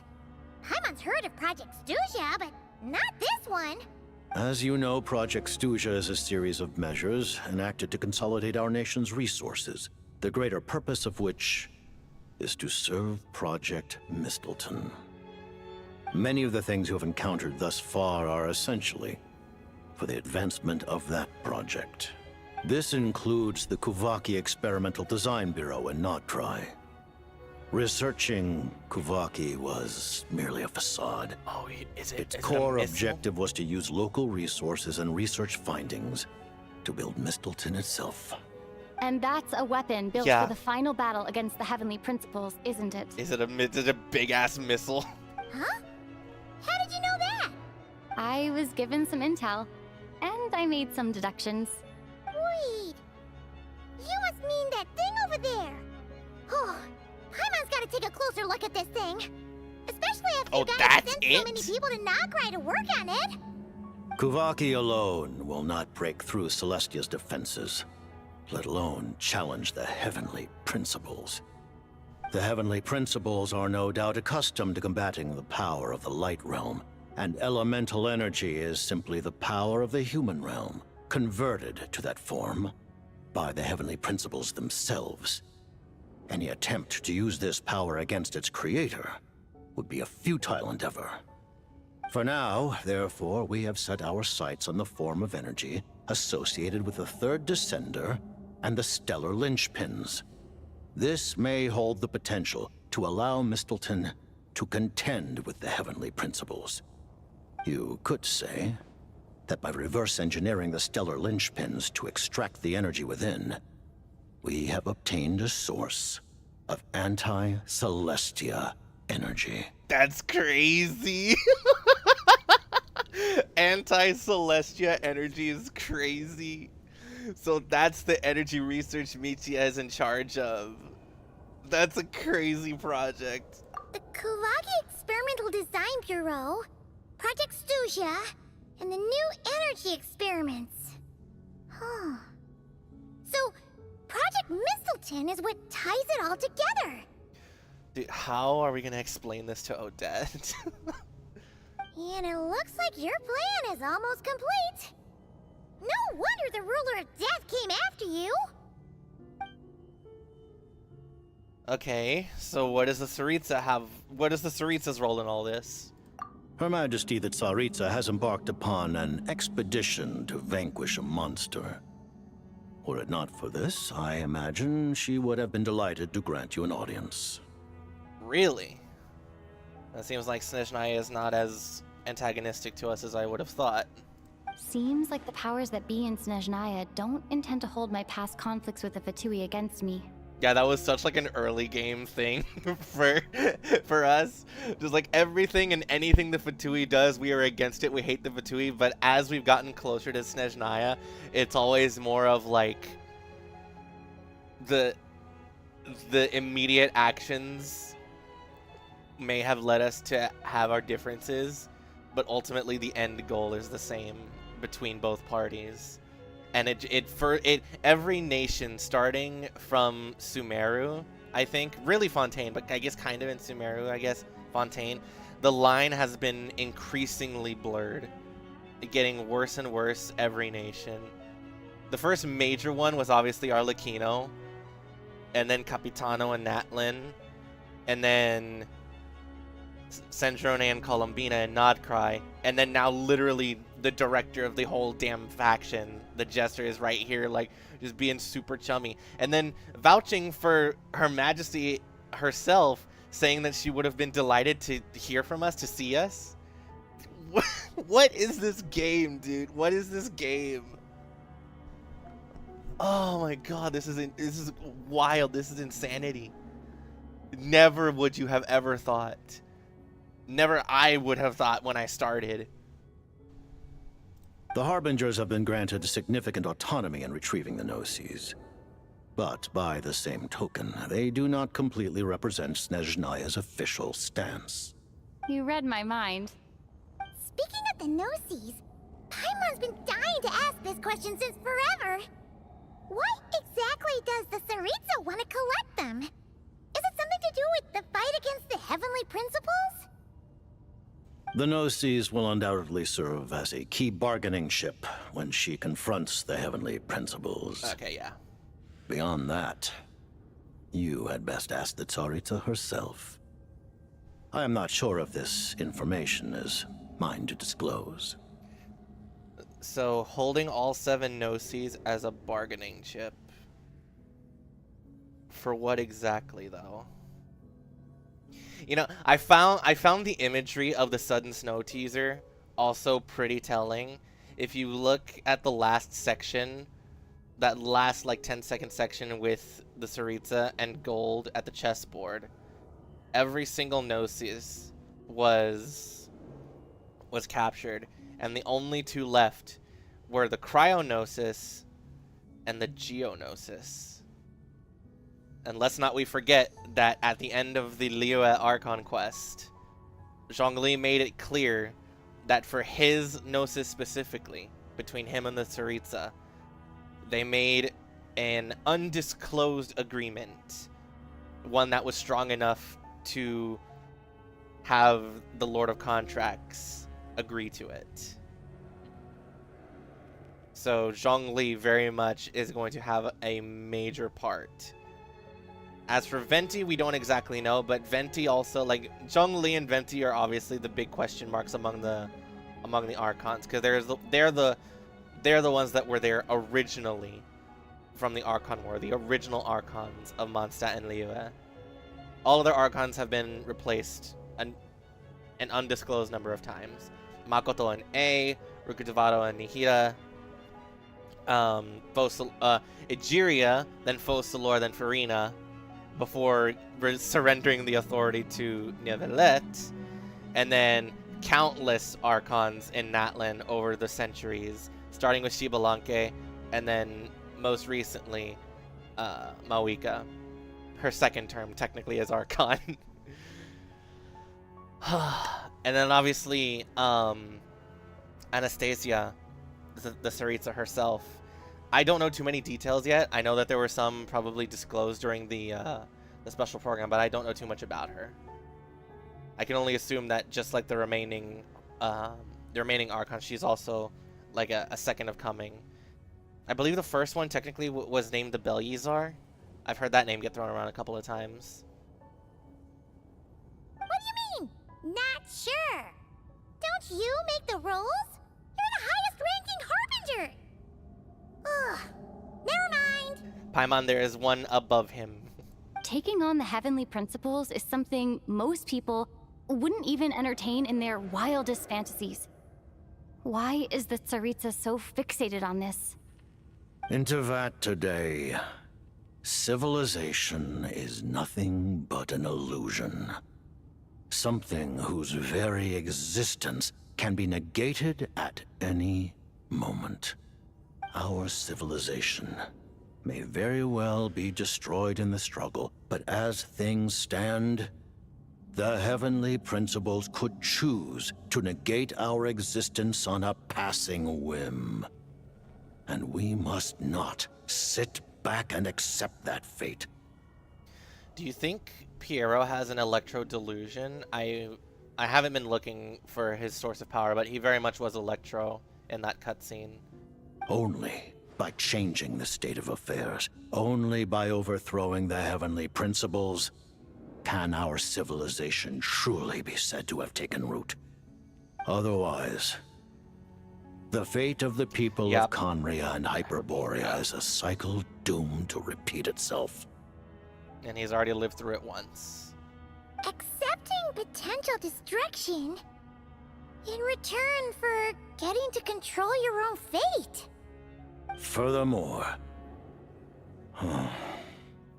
perhaps this is still somewhat difficult for you to understand. Are you aware that all the rules of this world are made up of curses? Somewhat. But please continue. Huh? All of them? Paimon knows about the curse of death you mentioned, and the curse of immortality that you and Dainsleif have. Then, the birth of the Hilly Churls, the rules of Natlan's Ode of Resurrection, those are curses too? Yep. Farina's long life seems to stem from a curse placed on her by Focalor as well. That's a tidbit that like Lumina actually doesn't know, because Focalor only told Neuvillette. Anyways, so then I cursed her. Yes. Even a god's love for humanity is a curse the heavenly principles inflicted upon the gods. What? The Tsaritsa has always had ample reason to hate the heavenly principles. If she can seize their authority, she will reconstruct the entire world, and when that time comes, humanity will be completely liberated from curses and lies. Look forward to it. It will be a world beyond your imagination. Oh, I can not only imagine. Though the ordinary people of Snezhnaya may not understand these details, in this frigid land locked in a ceaseless struggle against the environment, in this nation to which the gods have never shown favor, we all believe that standing in solidarity with the Tsaritsa in our shared struggle will surely usher in a new and better world. Bro, I've crossed the 5-hour mark. Are you serious? Oh my dear lord. It has not felt that long. Wow. Okay. Now, the big one. And I'm scared for what could be said here. I'm actually scared. I'm nervous. What is your relationship with Paimon? Paimon really doesn't remember. He's basically a stranger. You've got to believe Paimon. Relax, Paimon. Let's hear what he has to say first. Allow me to explain. The reason Paimon reacted to the anti-Celestia energy developed by the Armory Palace is because she's a celestial construct. Yeah, we are aware of that. That we are aware of that. We players, us, playing the game at our keyboards and controllers. We are aware of that. That's not big. That's not big. Is because she comes from Celestia herself. Yep. More specifically, she is one of its creations. Uh-huh. Paimon? A creation of Celestia? It's written all over your goddamn body. Look, the crown, this, the Primogem sign, the Trimora thing, it's all over the place. The sparkles, space-like, it's people have had this theory since the game came out. Oh, right. I was blinded by anger earlier, but thinking back on it, Ronova also said that Paimon is a creation of Celestia, but she lacks Celestia's power or authority. Which is another detail that we've like kind of started assuming in recent years too. That like, well, if she is, then why doesn't she freaking do anything? Well, she must just be like a baby version of something or other. Like what one of the, it's like, because now in this particular instance, right here in this moment, now I'm second guessing the theory about Paimon being Asmodee. Because we've been thinking Asmodee has been gone this entire time, right? We only ever saw her at the very start of the game, in the opening cutscene, and ever since then she has been gone. The other shades have said she's been missing, and then Paimon pops up out of nowhere, right? The theory goes that Paimon is just a completely reverted and powerless Asmodee, not unlike Nahida and Ruka Devada, right? Well, more specifically Ruka Devada, because Ruka Devada was like, she had the body of an older woman, but the more and more power that she used to protect Irminsul, flourish Sumeru, and like do everything in her power to protect everything, she continued reverting until she had the body of Nahida, in which once she was tainted by Irminsul, and once Irminsul was tainted by forbidden knowledge, which is directly tied to her, then she plucked the purest branch and formulated Nahida out of her own image. That's why Nahida looks like Ruka Devada. And that whole thing. I'm saying things that like people who play Genshin already know, but like I'm just kind of helping myself to kind of further understand all of the interlocking areas and such. And it's like, ugh, there's so much to this game. It's so interesting, and I love it for that. As you know, the lunar fragments in Nodcry were pulled down from the sky using Fatui technology. But the first application of this technology was in Conria over 500 years ago. Oh boy. I used this technology upon the heavens, and the response I received was none other than Paimon descending from Celestia. Wait, what? I presented her to the Vinster King. Are you what? But he took no interest in this gift, nor did it satisfy him. You gave Paimon to the Why? No! Dude, I'm so like traumatized by hearing Vinster King again, because I literally, like, I was talking about it earlier, but like I just saw the entire Fall of Conria recently again. So like, the Mad King, you took it to the King of the Eclipsed, and it's like, Jesus Christ. I'm surprised she didn't die on the spot right there. Paimon then took up temporary residence in my palace until, of course, the arrival of the Cataclysm. Oh my dear God. Oh, if what he's been saying now hasn't been a bombshell, the next line is undoubtedly going to blow up everything. Wait, Paimon's a little confused. You're talking about things that happened in Conria 500 years ago. You're saying Paimon was there for that? Yeah, that means Paimon is at least 500 years old. Add another one to the list. Multi-century old people like Vodyanitsa. But Paimon doesn't remember any of that. Falling from the sky? Being given away as a gift? None of it. Having lived through the Cataclysm, perhaps you too were burdened with some manner of curse. Although, losing your memories would indeed be the smallest price I've ever seen paid. Yeah, I agree with that. But if nothing else happened to her. Conria, Paimon doesn't even know how she spent the last 500 years. True. She only has memories from the past few years. No matter how hard she tries to remember. What was Paimon like back in Conria? Did she know a whole lot because she came from Celestia? Was she super smart? Unfortunately, when you arrived in Conria, your consciousness was oh my dear like that of a newborn infant. None could say what kind of being you once were in Celestia. So do you think like maybe direct proximity to Celestia is what gives Paimon her power? Like she has to be in there for her to be like whatever she's supposed to be? Because if we take what Piero is saying literally, and like she wasn't really smart, probably not able to converse intelligently that far back, then we could also say that like maybe Paimon's aging process is also just a lot slower than a human. Like we'll say that, and that could particularly be why like maybe I don't know. Because, like, then how would she know so much about, like, some of the nations across Teyvat and acting as our guide if she was also found in the ocean and fished up?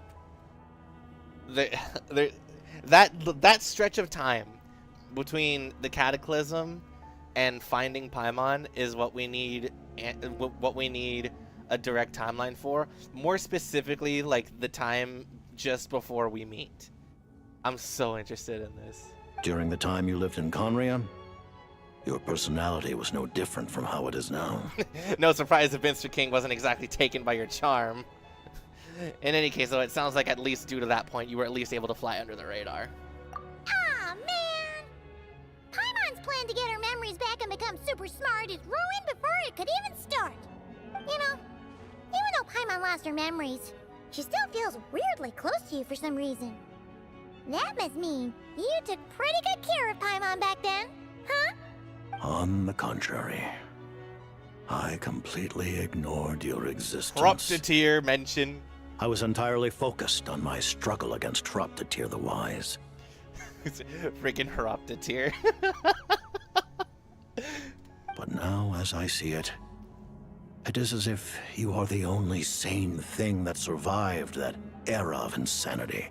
Oh my gosh. And thus are worthy of protection. Nah, bro, that just like shot up the Jester to like actual like best friend status. He's good in my book, chat. He's good in my book. Noted. Man, Paimon's gotta stop projecting friendship on everyone she meets. Hey, Paimon, it's okay. Like he feels the same way. We've got the Jester on our side to keep you safe now. Imagine imagine saying that even just last year. It's like, oh yeah, no, but Piero's gonna like actually just be a good friend of Paimon and the Traveler. Like we're gonna be good chums. It's gonna be awesome. Nobody would believe you. Nobody would believe you. Absolutely no one. But Traveler, even though you know Paimon's some creation of Celestia now, you still want her, right? You're not going to abandon her? So you're still Paimon to me. That's alright. Just as long as you're not the Heavenly Principles, we're good. Oh, phew. just But what if learning Paimon about is this the Heavenly too. Principles? Just barely even processed it. What if she is the Heavenly Principles? Because think about it. Absolutely think about it. The Shades have said that the Heavenly Principles have not woken up. That is entirely possible.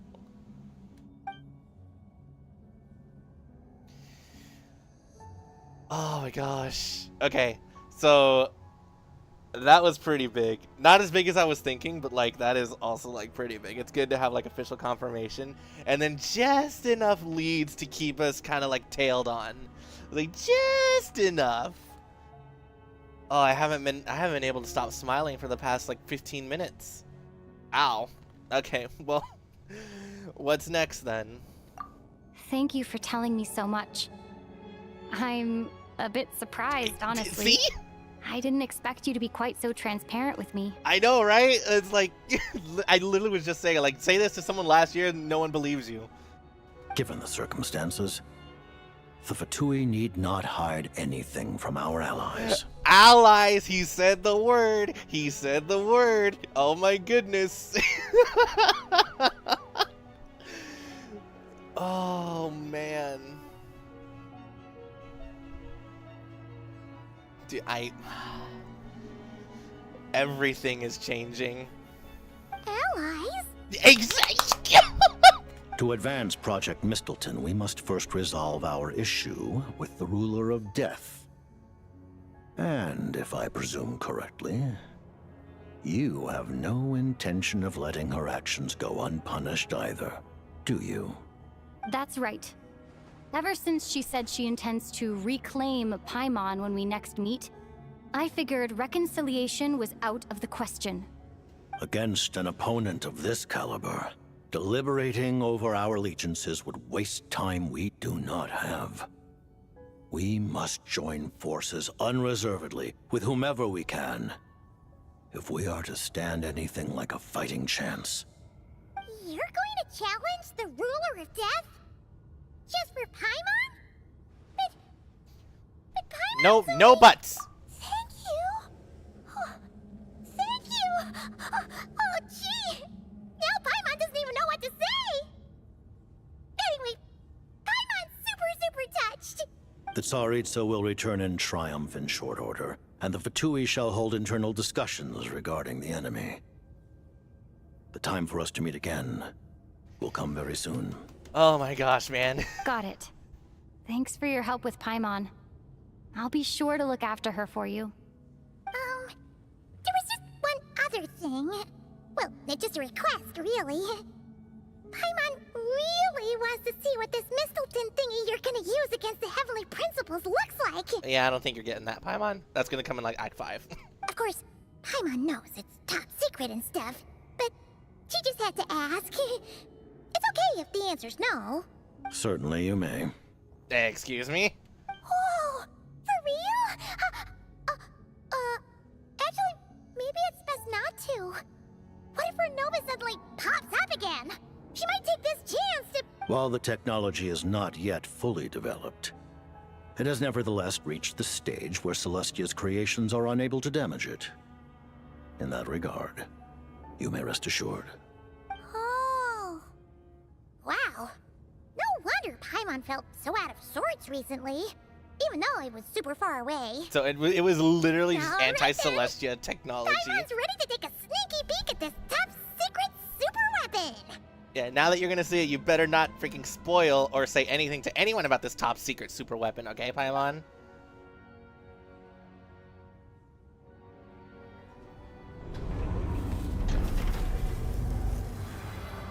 Oh my god.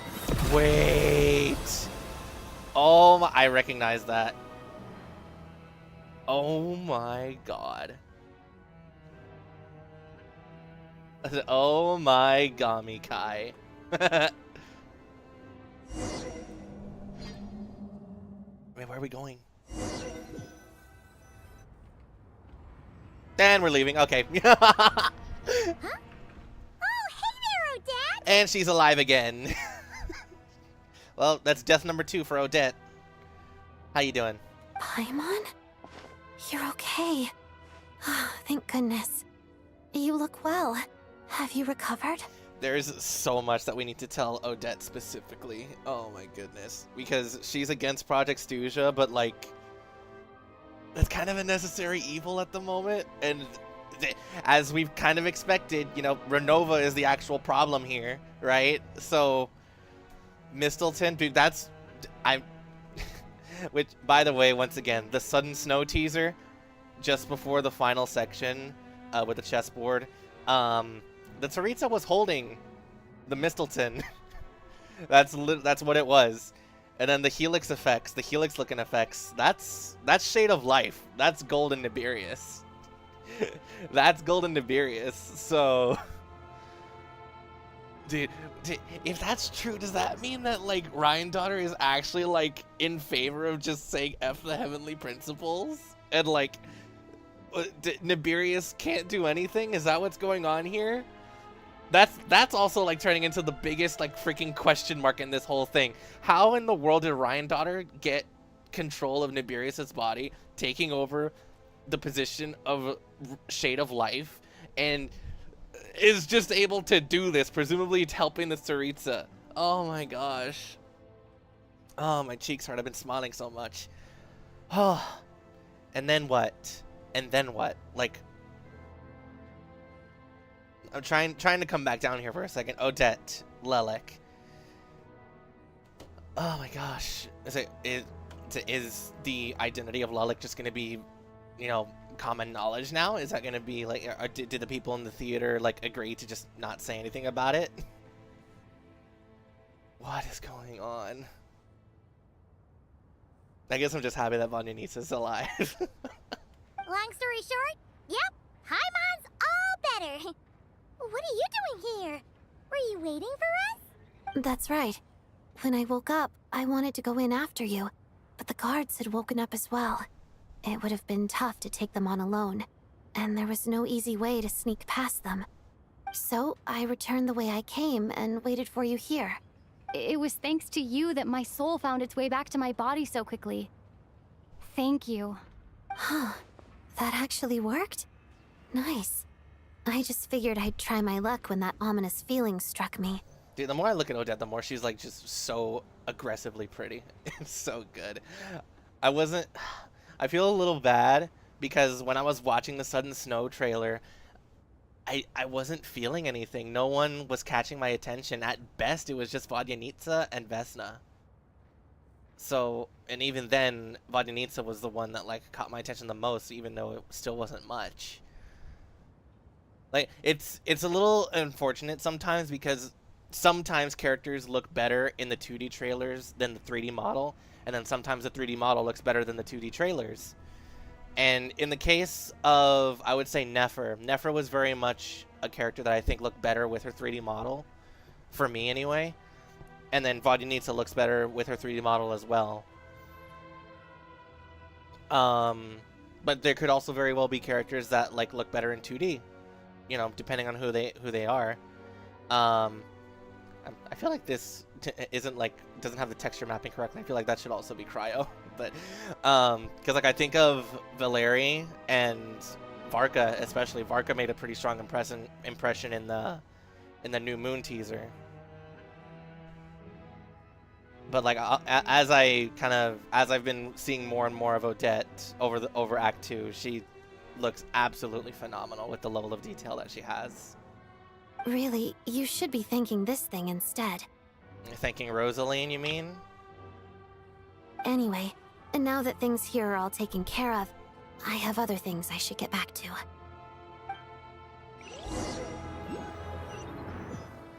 Yep. Moving swiftly on. Ah, Director Chuganov, you're back. We just received notice that Project Stuja has been suspended, so we've convened an emergency meeting. Wait, suspended? Fully? What? This is the preliminary plan. In addition to expanding production capacity, we've also discussed feasible layoff plans to optimize revenue and expenditure structure. Our calculations indicate that the factory's profits will increase by at least 30%. Just give the word, Director. That won't be necessary.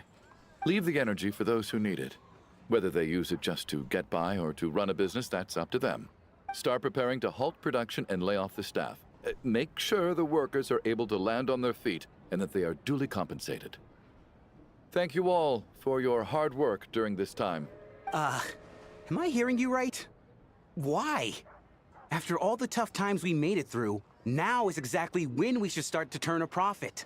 I just suddenly don't want to do this anymore. Huh. Does there have to be a reason? Iskra, it's time to rest. Dear esteemed members of the Rokot, given the effects of Lelik's radical actions upon our organization's reputation and social stability, a decision has been made to permanently withdraw this codename from use. Considering that Lelik did what they did for the benefit of the people, the Rokot has nevertheless negotiated with the authorities, ultimately securing a waiver for all penalties due to them. Lelik will be suspended for a period of time. Depending on their future performance, they may be allowed to adopt a new codename and continue acting as part of the Rokot. The purpose of this notice is to remind everyone once again that motives and methods are equally important when one operates in the shadows. Even with Project Stooge's suspension and our interim operational victory, we must guard against complacency and rashness and work to consolidate the progress we have made so far. We act only for the greater glory and solidarity of our nation. May the aurora shine ever on, and the tundra always stand firm. We act only for the greater glory and solidarity of our nation. May the aurora shine ever on, and the tundra always stand firm. Looks like it's finally over. You mean for us? Just thinking out loud. I've never seen the Snezhnaya Vecha so lively before. I never once thought I'd come here. Oh, come on. But I understand everything now, Rosaline. I literally, like, after I finished Act 1, I brought Odette here, and I already did, like, the mini treasure quest.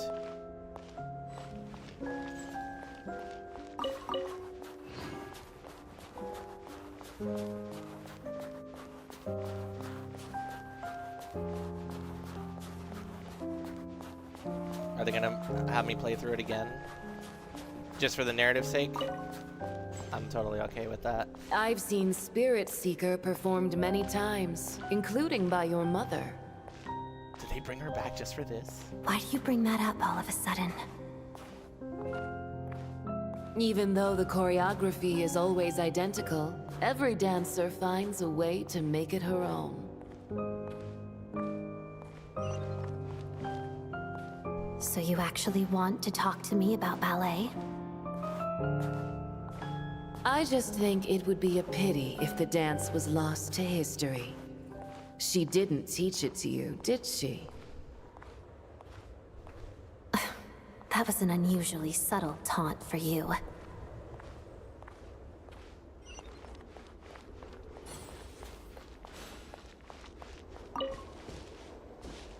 We embraced one another on the snow-swept plains, melting the ruthlessness of time.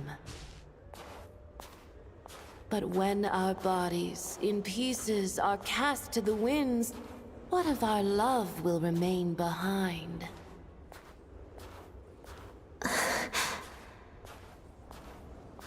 Don't tell me you can't sing. Shush.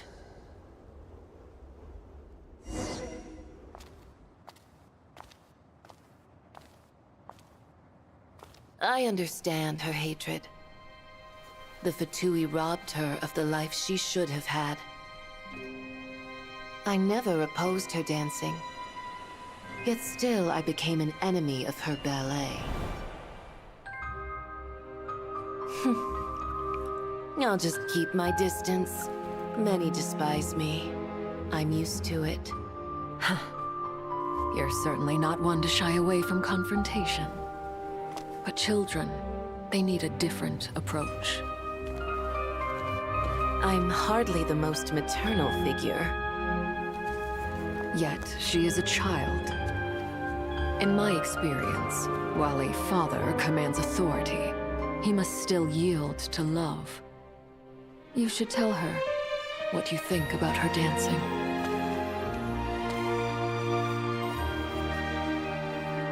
Odette will soon take the stage at the Korolyevsky Theater. This could be your chance. Geonosis secured. It went smoothly.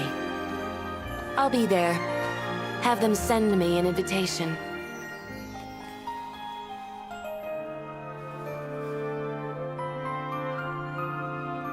Sadly, things didn't work out. Her final words are inside that block of ice. This? Aren't these for monitoring her subordinates? Not yours. This one isn't her witch's flame, but my two worlds' flames. The two worlds' flames can burn away memories. It was my parting gift to Rosaline.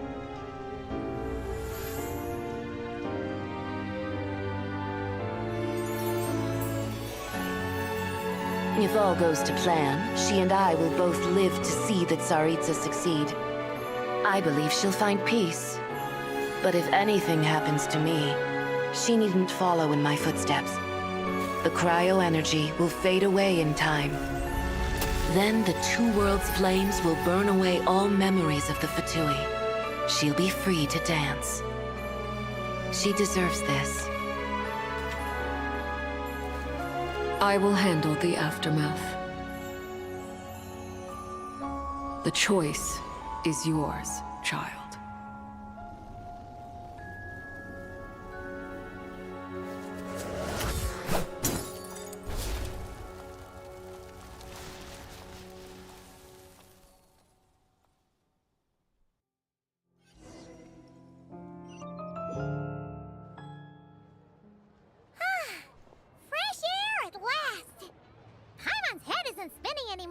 And the fever's all gone. Paimon's finally free to fly again. Oh, man. I'm still, like, obviously a little emotionally charged after everything that's happened over the last 6 hours, but I hope I'm not reading that, like, cutscene wrong, but I think that's Odette, like, willing to stick with the fact that she has a Fatui in her past. Because Arlecchino was mentioning that, like, her flames will be able to burn away the memories. Oh, it's nice to finally know where Paimon came from, too. It did make Paimon a little nervous at first, but it's such a relief now.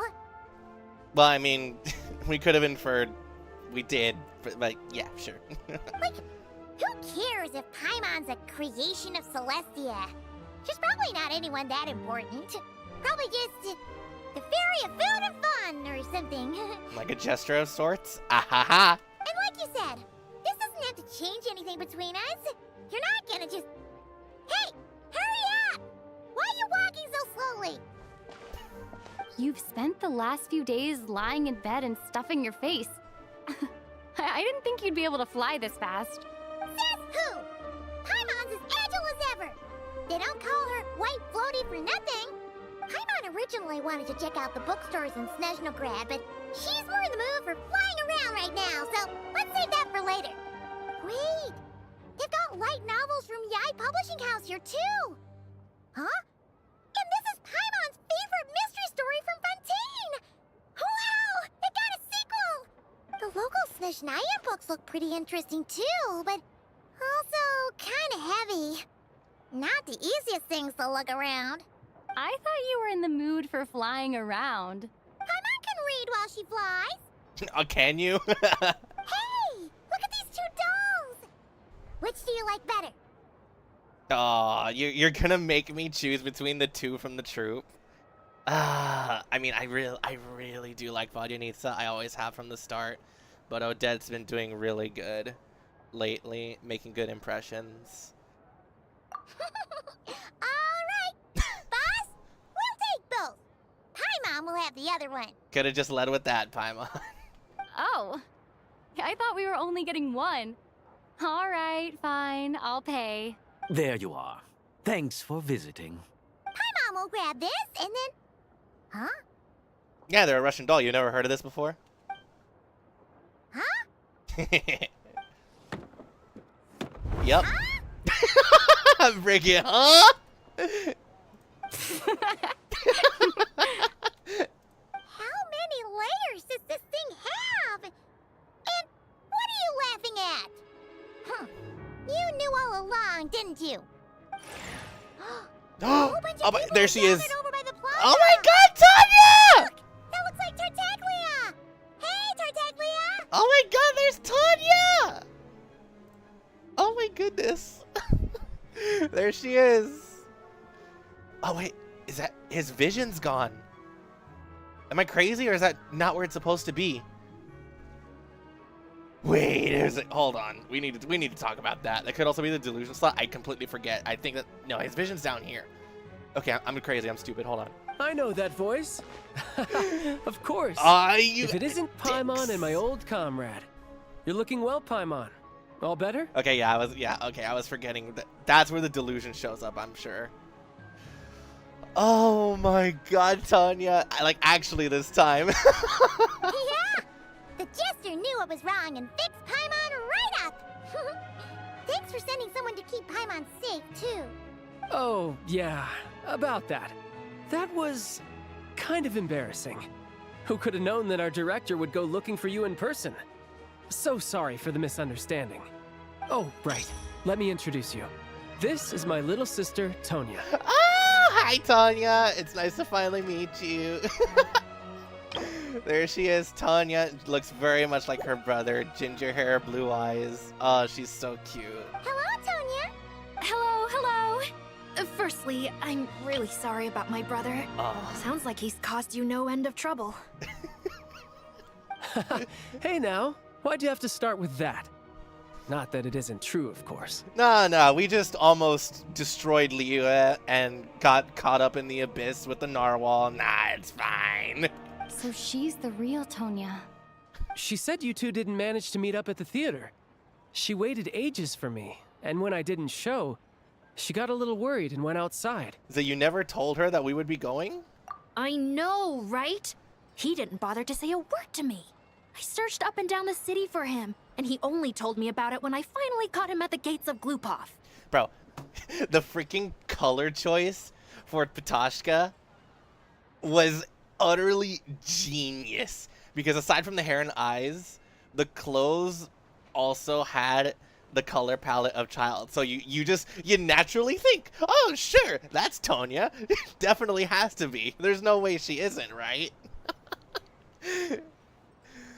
Oh, it's so nice to actually see her now. It's so nice. For real this time. It feels a lot better this time around. Oh my gosh. But you know what's funny as well? You know what is absolutely hilarious? Because Child has such a much more simplistic design because he's from 1.0. He's from the 1.0 series of patches. And the Mannequinas are filling in as some NPCs now. They actually look like they're both playable. I don't know if that's...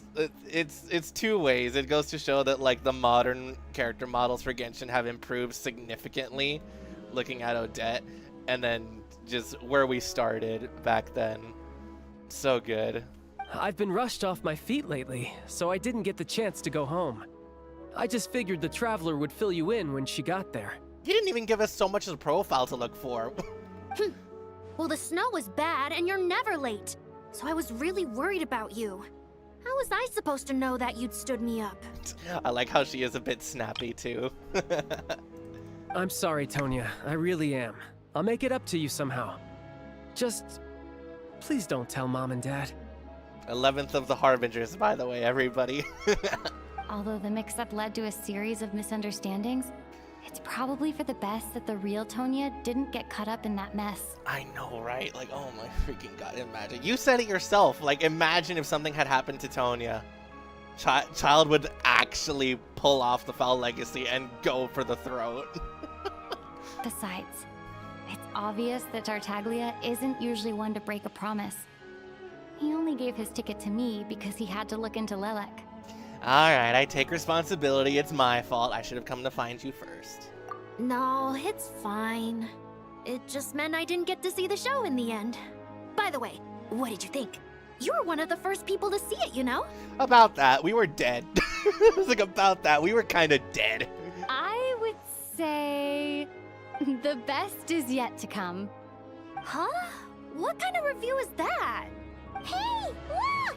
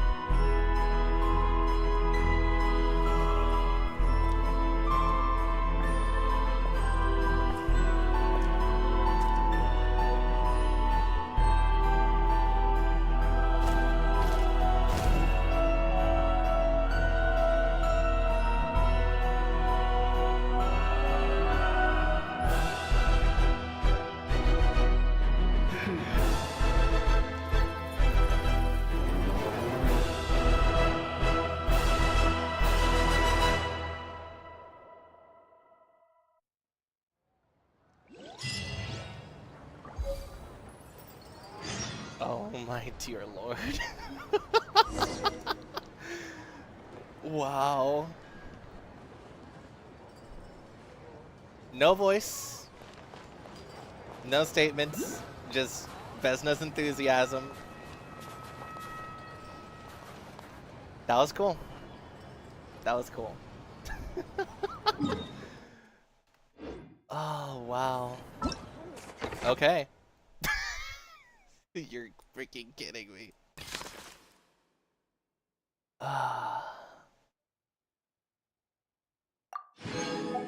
So the threat has been quelled.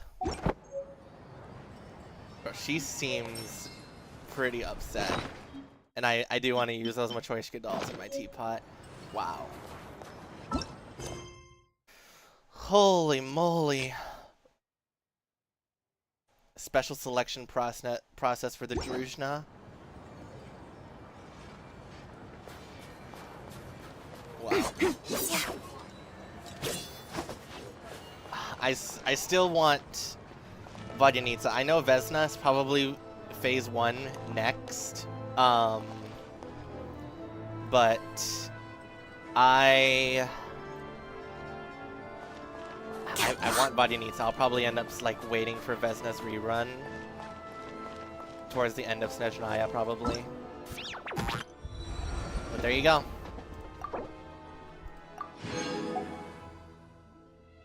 The Reaper's the Reaper's nightmare. That's what I interpret it as. I hope it's something close.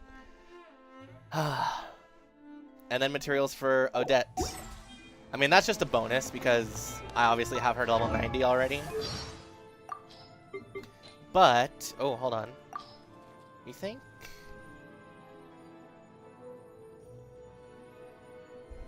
I was gonna say, maybe there's a couple here.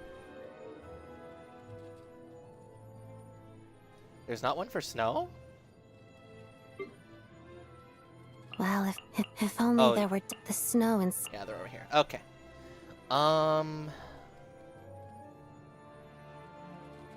Yeah, there's a lot. There's a lot to go through. Rosaline and the core Ignis. Yeah, there's a lot here. About Alosha. Yeah. I'll level her up over time. We'll get there. That was really cool.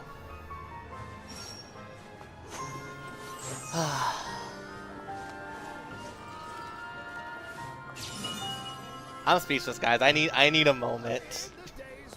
I need a few days to kind of like take in everything, as well as like actually legitimately just go watch other people play through it as well.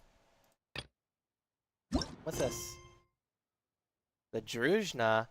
Oh, you think that's probably like the reputation quest for that faction? Honestly, probably. Maybe, because there's one for the Korolievsky, and then there's one here. Meeting Point Chronicles. I'm curious. Because I already got this one for Alosha. Wow. That's so cool. Oh, there's another... There's a Shadow Realm over there that I have to take care of, as well as up here. Is that considered Flame Feather Valley? Yeah, probably. I'll have to do that one. There's a lot. There's so much. End of the chapter armor farming. She looked so, like, aggressively angry.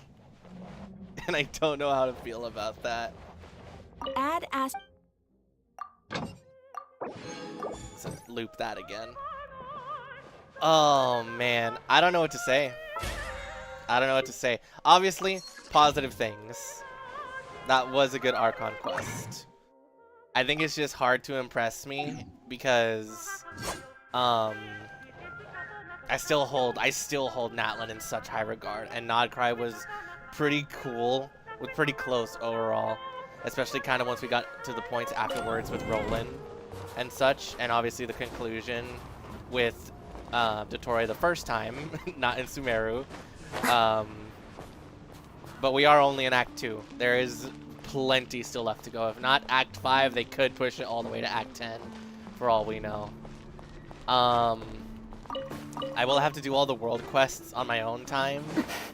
I could possibly still do the moon quest and put it up on YouTube, because I know that one is voiced, and that one is one that I do want to sort of kind of go through,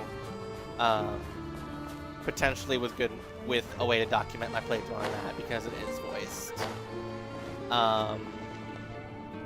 As for finishing what is effectively Snezhnaya's character quest, story quest, in Fontaine, I'll do that on my own. I did start it, but I have not finished it. So I'll do that over time. And as for Snezhnaya first impressions, with Act 1 and 2 complete. I mean, truth be told, I think Act 1 was really like the only sort of major one, because Act 2 was like so centered around introducing Ronova and giving a little bit more confirmation about how Paimon fits into all this.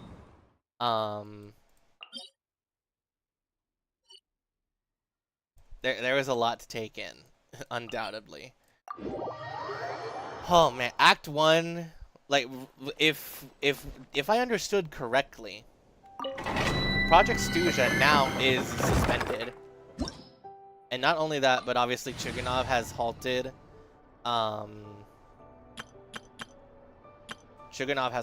the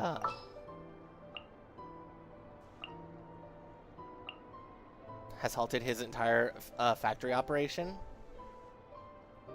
Well, since you asked so nicely. So who knows how that's going to affect things going forward throughout the entire nation. We'll have to figure out, we'll have to see what happens in 7.1. Come no closer. Emerge right now, right here. Lightning shower time! Sure. Take a break. How tiresome. Come on, keep up. Pick up the pace. And now that the Tsaritsa's back as well, literally just a straight up aura farm. That's all she did. She didn't say a goddamn word. But that was a good first impression.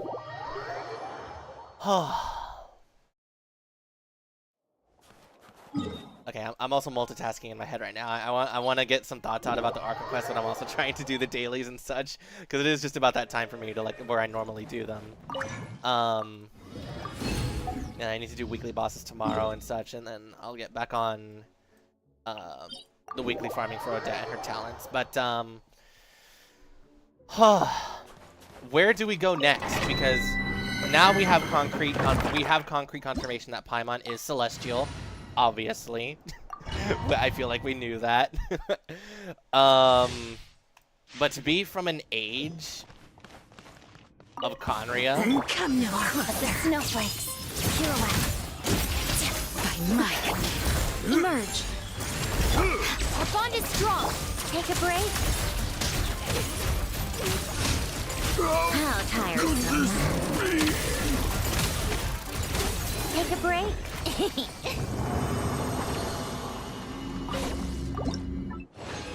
I'm a little bit nervous for Paimon. I don't know what's going to happen going forward.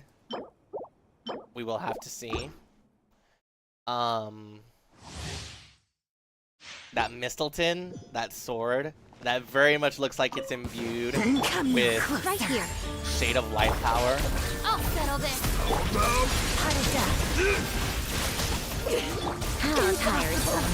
Very interesting. Come on, stop. Take a break. Pick up the pace.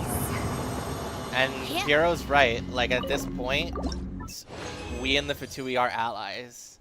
That we kind of have to be if their final goal is to just upend the control that the Shades and the Heavenly Principles have on the world. Emerge right now, right here. Witness the snow swan's grace. Out of my way! How tiresome. How could this be?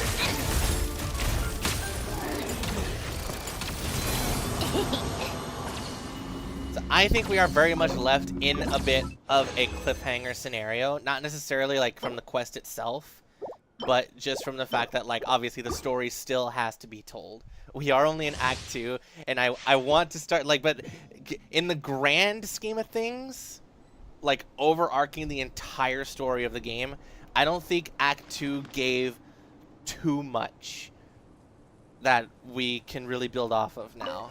Act 1, I think, did a little bit more of that. Emerge right now. Still an absolutely phenomenal experience. Had me very feeling sickly most of the way through it. Take a break. How tiresome. Pick up the pace. Just the imagery of Ronova with the red and black color scheme and then the eyes everywhere. It's just like, ugh. I don't like it. That's a neat one. She's so disgusting. But then the character model for her actually looks really good. Blessed be the fact that we have higher quality character models right now.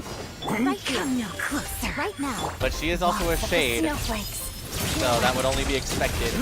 I can only imagine when we get to see the others. Come on, keep up. How could this be? Take a break. Like, imagine Nibirius and Ryandaughtr.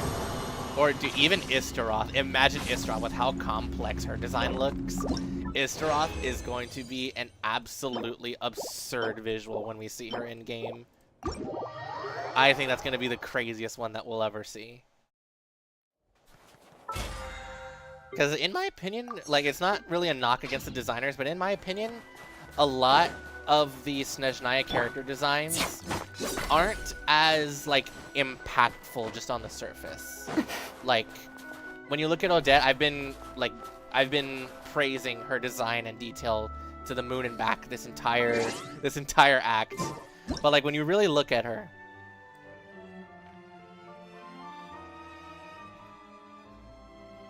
it is just a bit more of a simplistic, maybe not simplistic, but like, it's not too overly extravagant, I would say. Like, she is dainty and delicate just as the ballerina that she wants to be, you know, among the several personalities that she inherits. But even Vodyanitsa as so we're doing this the hard way together. She is also pretty simplistic, Emerge I would say. right here.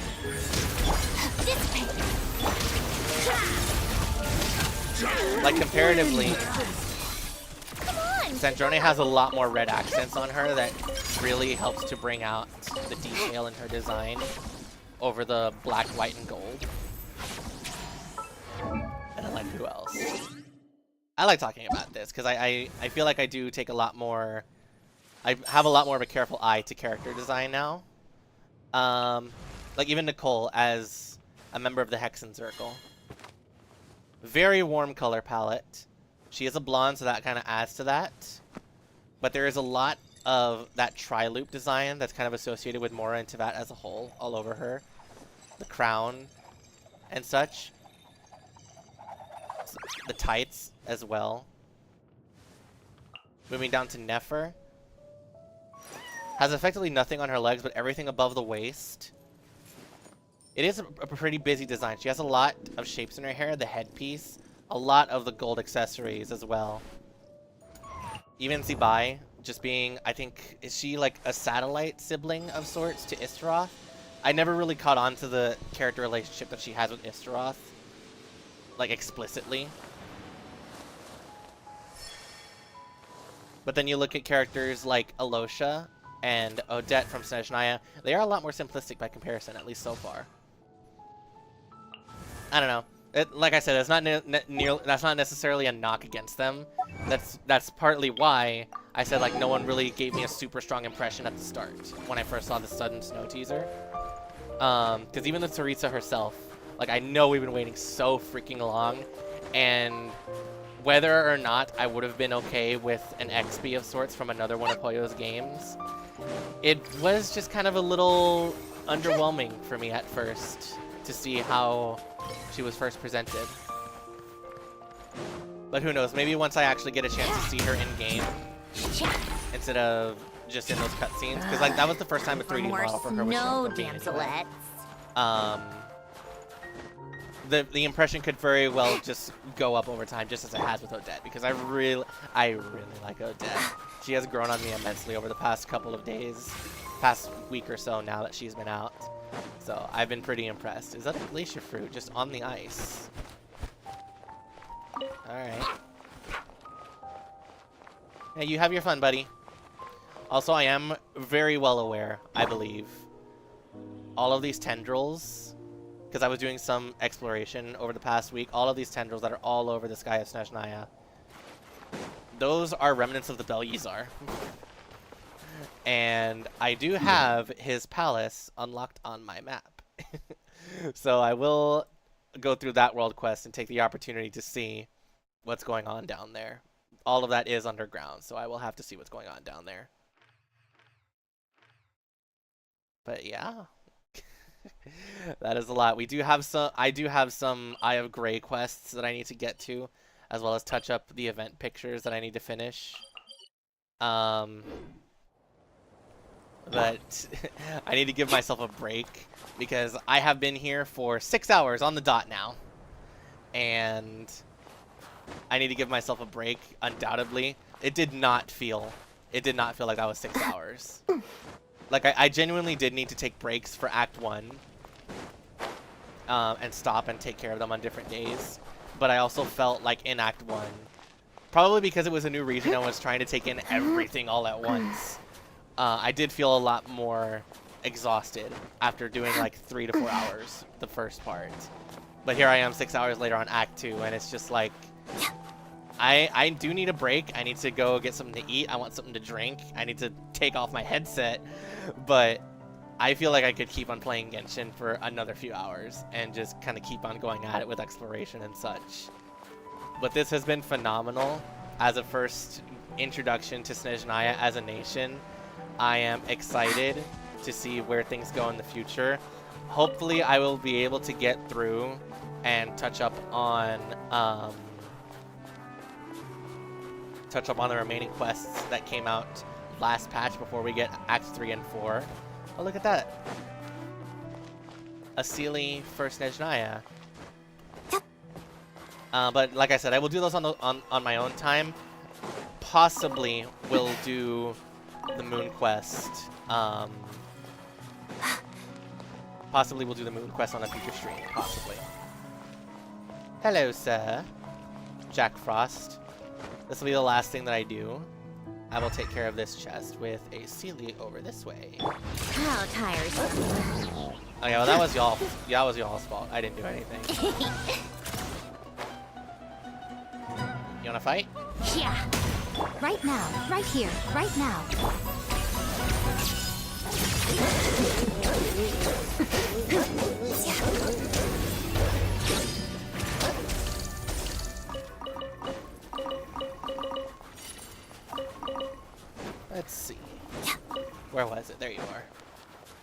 Is the ceiling in this ice?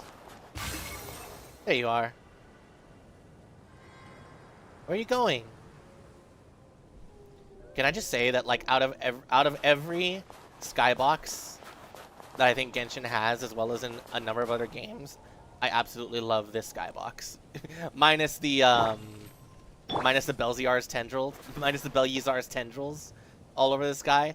But I love this Milky Way arc that kind of happens every so often. I don't know what triggers it. I feel like it can be manually triggered somehow, but I do not know the details. Let's go ahead and bring it back. Come on, little guy. And then I can give myself a break. That's not where I was meant to go. Unless... Hold on. Yeah.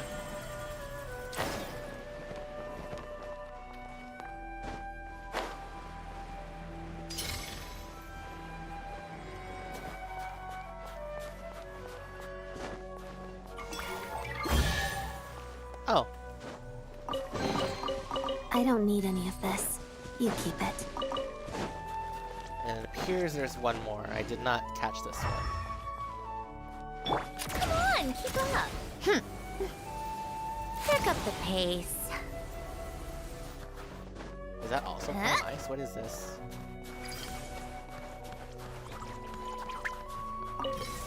Oh, the temporary blueprints. How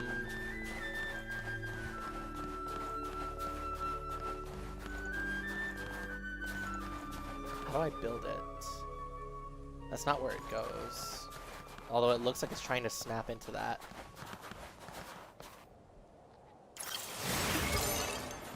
That's not where that goes. Well, hold on.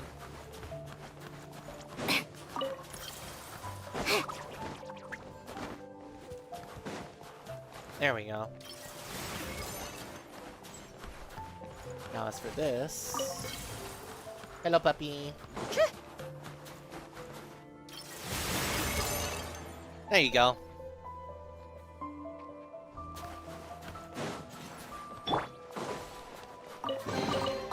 I don't need any of this. You keep it. I also just want to say as well that, like, the sunsets and the sunrises here in Snezhnaya look phenomenal. Oh my goodness. Right here, right now. Fine. Lightning purified! Let's begin. Take a break. Run faster. Well, I need these materials anyway, so thank you. The journey is a lot like dance practice. Enemies Every nearby. step Yeah, counts. thank you for that. Thank you, Lynette. Oh man, I lost my freaking track to the thing. There you are.